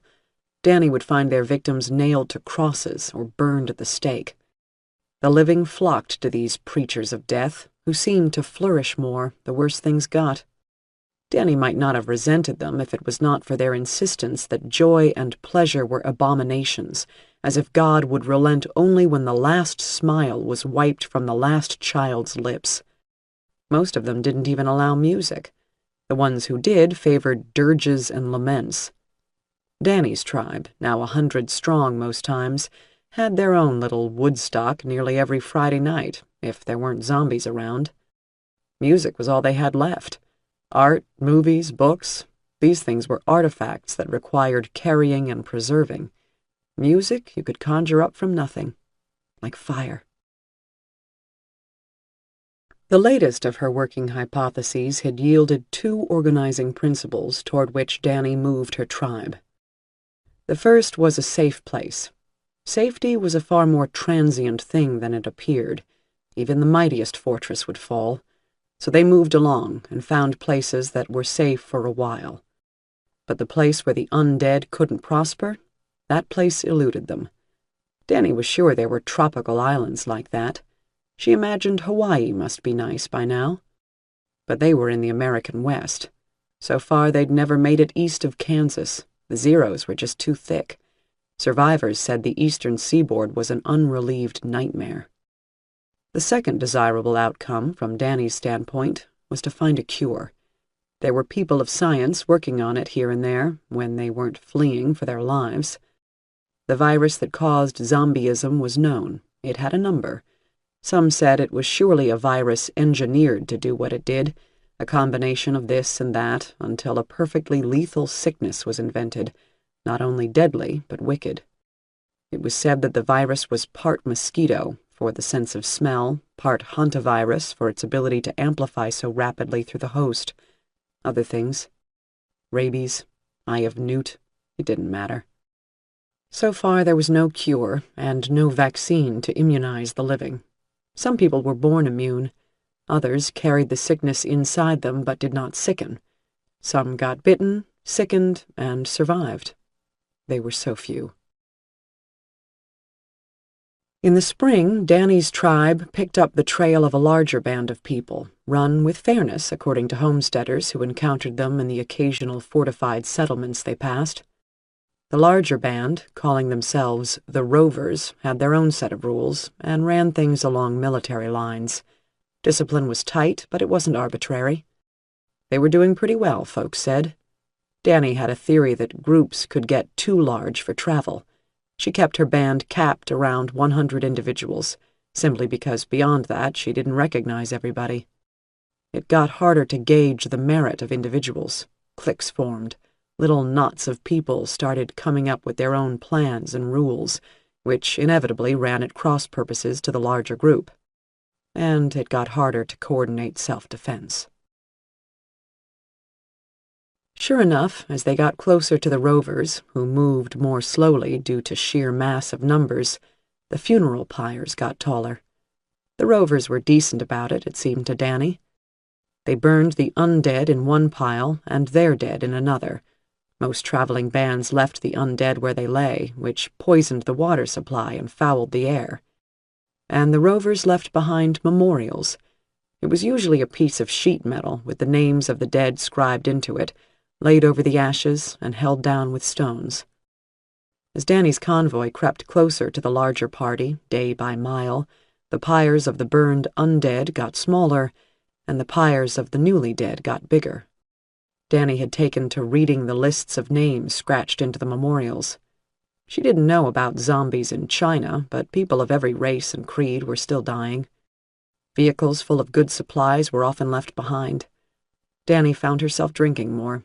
She'd gotten it under control since the events at Potter, nerves buffered by routine, but the tension was getting to her. The funeral pyres showed up most often in the derelict towns the tribe passed through. Towns were deadly. The bigger, the more dangerous. People wandered away from the group, got greedy and went looting, found a nest of the undead and got bit. If their numbers were strong enough, the silent undead hunters would surround a foraging party, and there would be a battle. One day they came upon a pyre of the dead around which the undead had been left where they fell, burned in place with hasty splashes of gasoline. Several vehicles had been left behind in what looked like a defensive ring. The list of the dead was written on a piece of cardboard held down with a brick. Danny read the list and wept, and nobody knew why. Most of them had never seen her respond with grief to anything. "Will you find a nail or something and scratch these names onto a piece of metal?" she asked Topper when he rode up to see what was happening. He and Ernie took care of the job and wondered about it. They didn't spend as much time with Danny these days. She seemed to have her own world around her, and besides, they had women of their own now. It was a shock to see her grieving. 2 days later, they found a service center in the plains, a little cluster of hotel, diner, truck stop, and bus station. The place had been looted long before, but still served as a waypoint. The names of different bands that had traveled that way were painted on the side of the motel. There were zeros strewn around. The remains hadn't been dealt with at all. Blood on the pavement. The human dead were heaped up and hastily set fire to. The remains, not ashes but roasted flesh, were still warm when the tribe rolled in. They had their own difficulties with the zeros in that area and lost a few people. Danny thought the proximity to the larger band put them at risk. The more of the living, the more of the undead. But they traveled on. There was no memorial in that place, and the dead went nameless. Danny asked Amy to ride with her that day. "What's eating you?" Amy asked as the miles rolled slowly beneath them, and then, so to speak. "Remember Barry Davis?" "No. Was he the Davis's kid?" "Jesus, Amy." "Well?" "Yes, he was the Davis's kid. I mean, anybody named Davis is the Davis's kid, but he was that kid of those Davises. He was going steady with Kelly." "I didn't know that," Amy said. She had delivered a baby earlier that week, her first time with a human infant, and the thing was still alive. She only hoped the parents didn't blame her for how ugly it was. But the parents weren't exactly supermodels. Still, in the animal world, all babies are born beautiful. With humans, it was obviously different. "He's dead," Danny said, obviously expecting Amy would grasp the significance of that. She didn't. After Amy was silent a while, Danny explained. "Barry Davis was Kelly's boyfriend. Her real one, not all the imaginary ones I thought she had. He's in the note. They left Forest Peak together the morning everything went to shit." "No way." "Yes way." They drove in silence for a while.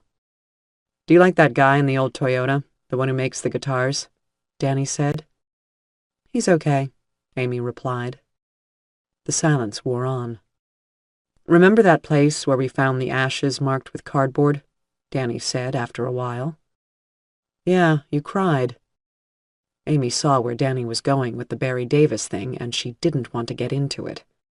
Danny had put her Kelly period behind her, although she still kept the filthy, tattered note in a plastic bag next to her heart. She was looking to the future again, even if she had no personal plans. The tribe gave her something to do, something to perpetuate. If Danny got thinking about the past, she was going to end up crazy and alone again. "The thing is," Danny said, "there was a Barry Davis on that list back there."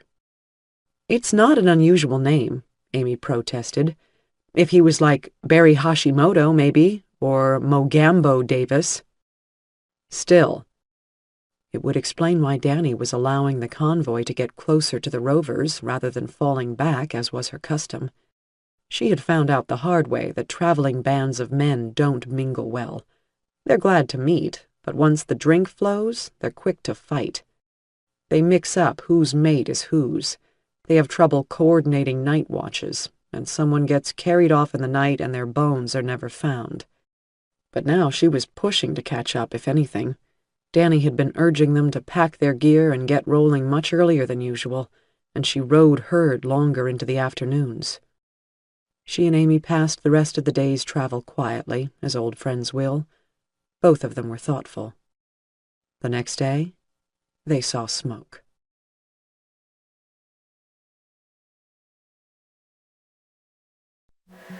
Deep within the woodland, trees lies a place of memory, a place where dreams can breathe. Echoes in the shadows, whispers through the leaves. The forest has a memory, a story it believes.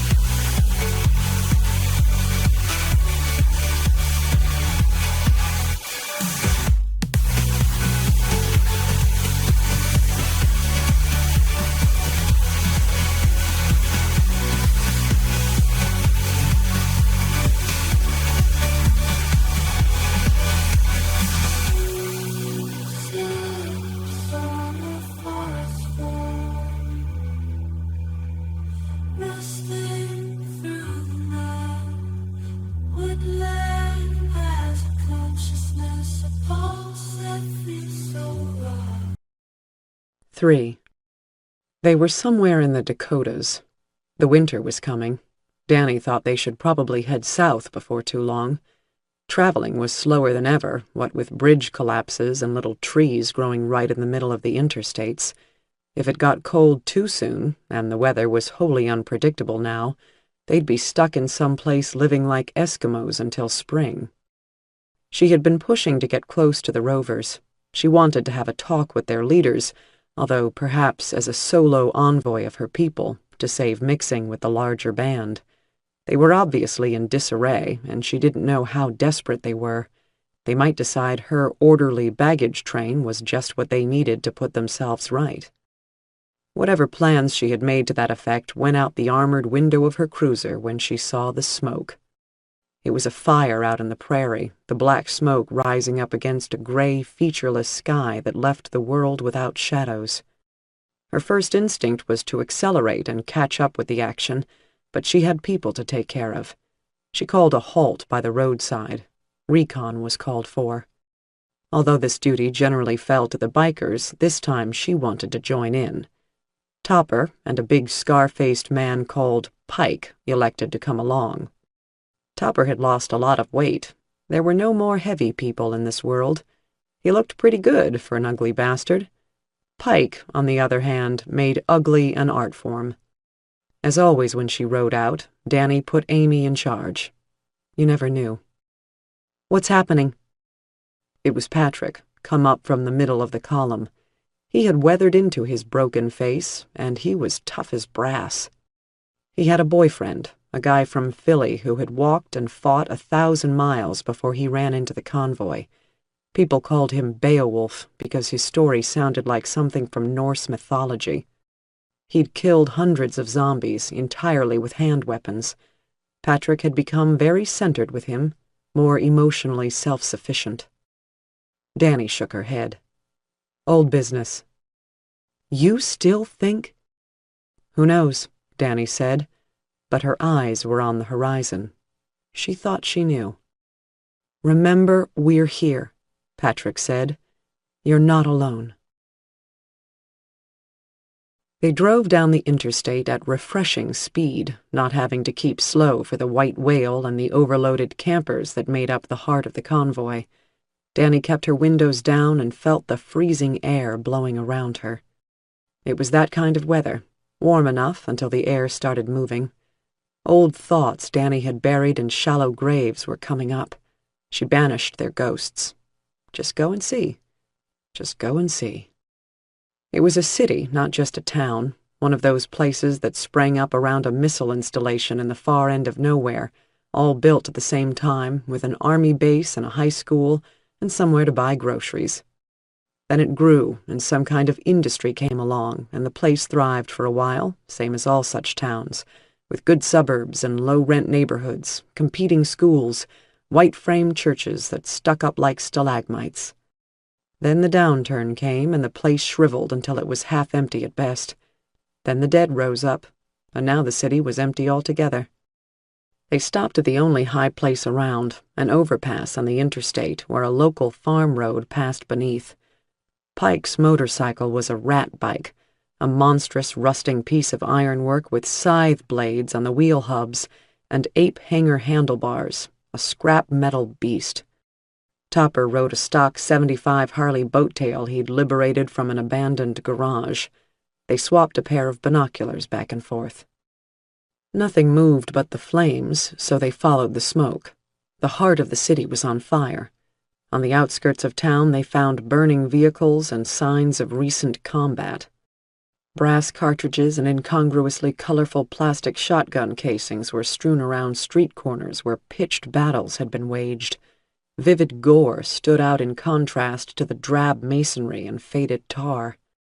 There were trails of blood, as if the pavement had been swabbed with blood-soaked mops.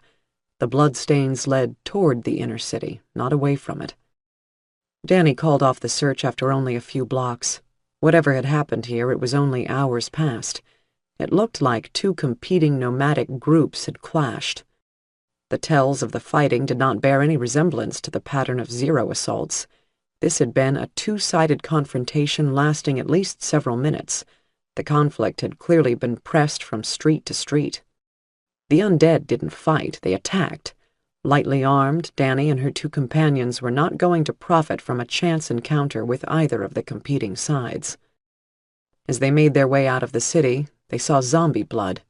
It was spattered on the ground and on the wall of desolate buildings. The fallen undead had been dragged away as well. With that, Danny was familiar. It was the mark of the rovers. Why, then, were those bodies dragged in the opposite direction from the red-blooded corpses of the recently alive? She and her companions followed the drag marks to where the black blood formed pools, after which the signs ended. The zombie remains had probably been loaded into a vehicle. Now that she had her back to the fire in the city, Danny could see a blurred finger of smoke rising from a suburb to the east. She consulted with Topper and Pike on whether they should pursue the matter, and the men said yes, because they could hear the urgency in Danny's voice. "Got nowhere else to be," Topper said. They came to a broad concrete plaza overlooked by a jolly sheet metal clown. It was the entrance to a small amusement park. The plaza was surrounded by acres of parking. It was hard to imagine the place doing much business even in the best of times, but during the summer it might have been something to do with a boring Saturday. The parking lot was forested with lighting standards on which various comic characters were mounted. The lion was 3A, the monkey in a hat was 5G, and so forth. Beyond the entrance gates were ticket booths and turnstiles, and beyond those, a mock cowboy town with Victorian shop fronts, a saloon, and a carousel. Beyond the imitation town were thrill rides as still and faded as dried flowers, and at the far end of the park a couple of skeletal roller coasters hunched their spines. Opposite the amusement park was a shopping center. On the unobstructed sides there were views to the south that took in miles of featureless grassland, and to the north was the city. The pyre of corpses had been hastily arranged in the center of the plaza directly in front of the gate of the amusement park, where ornamental shrubbery had once spelled the name of the place, but was long dead and now illegible. When Danny, Topper, and Pike rode up to the crackling heap of corpses, They saw a Volkswagen microbus parked not far from the blaze. The windows of the bus were reinforced with barbed wire stapled to bolted-on wooden uprights. There was a woman sitting in the open side door, her head hanging. She held a pistol in her hand, loosely, drooping toward the ground, the way in an easier time she might have held a telephone handset after receiving bad news. When the woman heard the motors approaching, she turned her head to listen. At length, she looked up. Danny climbed out of the cruiser. The men stayed back. There was electricity in the air. Pike had it in mind to ask what was up, but thought better of it when Topper gave a single curt shake of his head. This might be a good time for a moment of silence. There are no coincidences, Harlan had once told Danny. It's only the odds coming due. Danny walked toward the woman in the bus and felt as if her legs had turned to new-fallen snow. They didn't feel substantial enough to hold her off the ground, but they kept moving, and she kept getting closer. And then they met. "I got your note," Danny said. The men left them and went back to the convoy to deliver the news. The sheriff would be away for a few days. She was fine. She was dandy, in fact. But she had some family business to take care of. Sure, she'd catch up. Meanwhile, the doctor was in charge. Most folks didn't know the significance of this intelligence. Amy wanted to go to them right away, but Topper insisted. Danny had been very clear on the point. There was something new in that city. It was a trap. Something so dangerous they weren't going anywhere near. The sheriff would catch up with them. When had she failed to come back? Danny got Kelly into the cruiser with difficulty. She had great facility living with one functional hand now, and the builders in the tribe had an informal competition going for who could invent the most useful replacement for her severed fingers. Normally she wore an ordinary glove, but lugging a person who couldn't support her own weight, that took two hands. With Kelly arranged in the front seat, Danny got out of that cursed city. She headed south, because that's where the nearest road went. "I got bit," Kelly said. It was the first time she'd spoken. "Yeah, I see," Danny said. "I'm sorry." She meant far more than sorry about the bite. Kelly nodded. She was tired. "Not your fault," she said, and meant far more, too. Danny's mind was whirling. There was so much to say, so many things jumbled in her head. She wanted to hear more of that familiar voice coming from the thin, strong woman who looked so much like the girl who had run away, but was also someone else, someone entirely her own. "It's good to see you," Kelly said as they drove along the narrow two-lane road away from town. The tall grass on either side of them, pale and yellow, had been crops in past years. Now it was prairie again. Genetically modified corn couldn't compete with sturdy grass. "Do you mind if I don't explain?" Kelly continued. "What happened back in Forest Peak, I mean."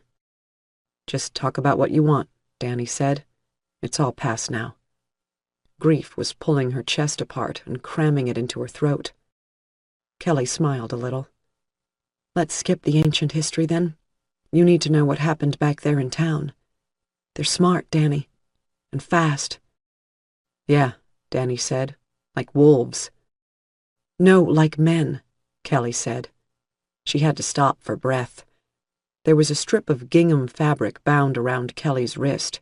It was bleeding through, right where a wristwatch should be.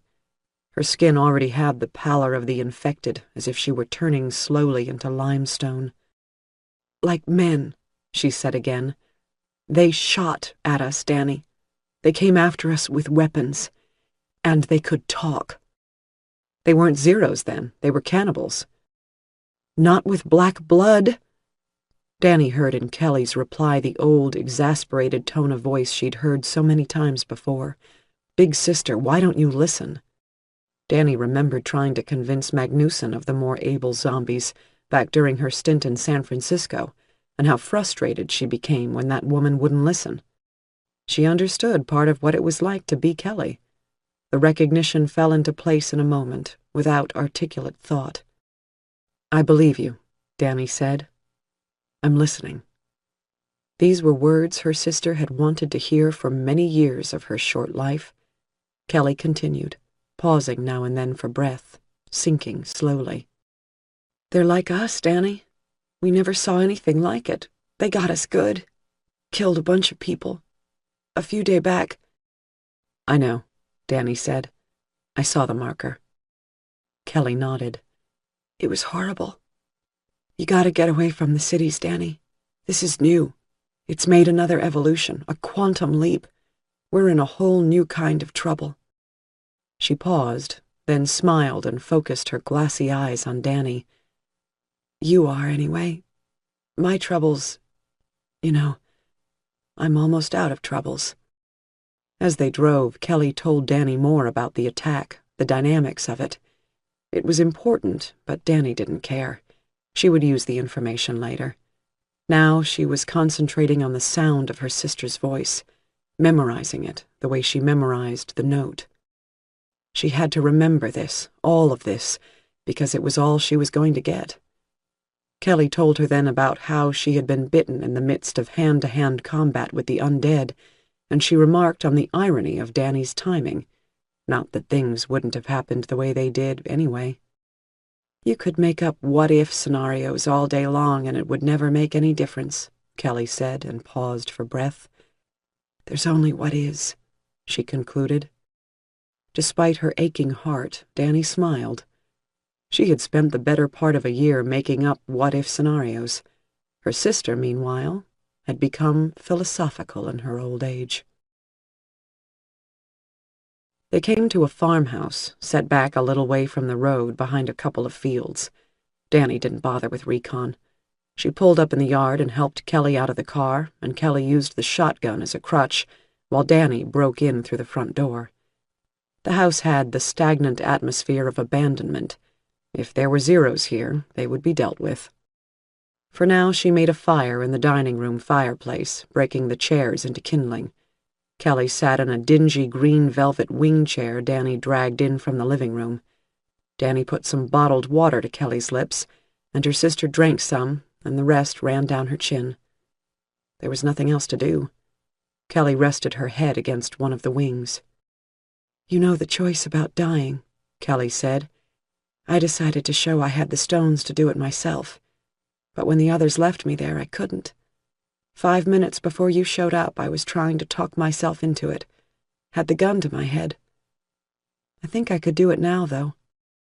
"Do I bore you that bad?" Danny said, aiming for a joke. It evaporated in the air. "You're pretty famous," Kelly said.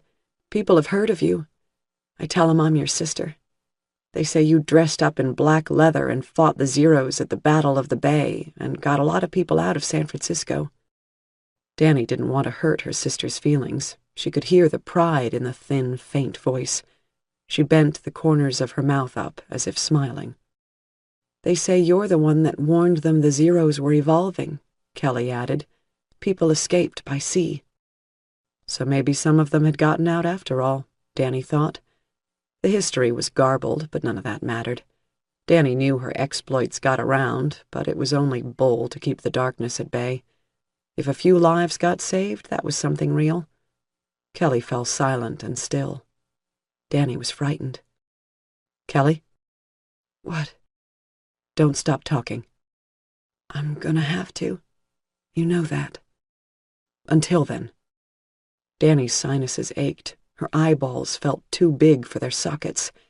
This wasn't the same as the grief she had felt when their parents died. It was bigger, something connected to the passage of such tempestuous time. She was twice the age now. There was so much more to be atoned for. "Maybe you're immune," she said.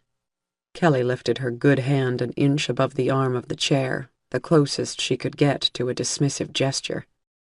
"Don't go there." "So," Danny said, trying to think of what they needed to catch up on before they parted ways. You had the same boyfriend this whole time, Barry. Did you guys... were you in love?" "Nah. It was good to know somebody, though." "And this whole time you traveled with the Rovers?" "After they formed up. We were with some people before that. Just fighting and staying awake. I'm so tired now. I could really sleep. Sleep later, Danny said. Kelly didn't answer. Danny felt the panic come back. She was kneeling in front of Kelly now, watching. The gun was in Kelly's lap. It slipped, and Danny tried to catch it, but with her left hand. The gun bounced off her truncated palm and hit the floor. Kelly opened her eyes again. "Danny?" she said. "I'm right here," Danny said. Kelly's eyes drifted around and found her. "It's getting dark." "I'm right here with you." It was afternoon. The sun came through the windows at a low angle, reaching from the front of the house into the back, the light creamy with dust motes. It would be getting dark soon, but Kelly was staring into a different kind of darkness. There were so many things Danny wanted to say, but as always, when it mattered, she couldn't figure out how to assemble the words. She held Kelly's unbitten hand in her own hand and tried to squeeze some warmth into the icy fingers. All she wanted was a single sentence to come together so she could say everything she felt to Kelly, some way to express her gratitude and sorrow and love. Her mind was racing. She had to think of the words. All her skill at coming up with plans and stratagems on the fly, reacting like lightning no matter what happened, and here she couldn't come up with a simple statement that folded all the important things up into a small bundle Kelly could take with her when she went away. Then it occurred to her. It was so obvious she hadn't thought of it. "I love you," she said. But Kelly was already gone. Danny picked up the gun. She felt for a pulse. There was none. No breath escaped the lips. Kelly was dead, and the thought, always present, hit Danny with new force because at last it was true. Danny fell back on her haunches and looked up at her sister's corpse, face slack, head tipped into the corner of the chair, as if Kelly had only fallen asleep in the car with her head against the back seat window, the way she often did when she was a small girl. She had fallen asleep like that when they drove down to the go-kart place in the Flatlands for Kelly's birthday. She had graduated to the front seat by then. Danny wished she could take her sister somewhere again. She wished everything. More wishes than fishes, more wishes than stars, as their mother had said, an eternity ago in a different world. The wishes collapsed into tears, and Danny fell forward and sobbed in her sister's lap, a lifetime of scalding, unshed tears pouring from her eyes. But there was no time for grieving anymore. It was that kind of world. Danny scrubbed her face on her sleeve, smearing the wet from her eyes and nose. The first of the three choices had already passed. Kelly lived until she died.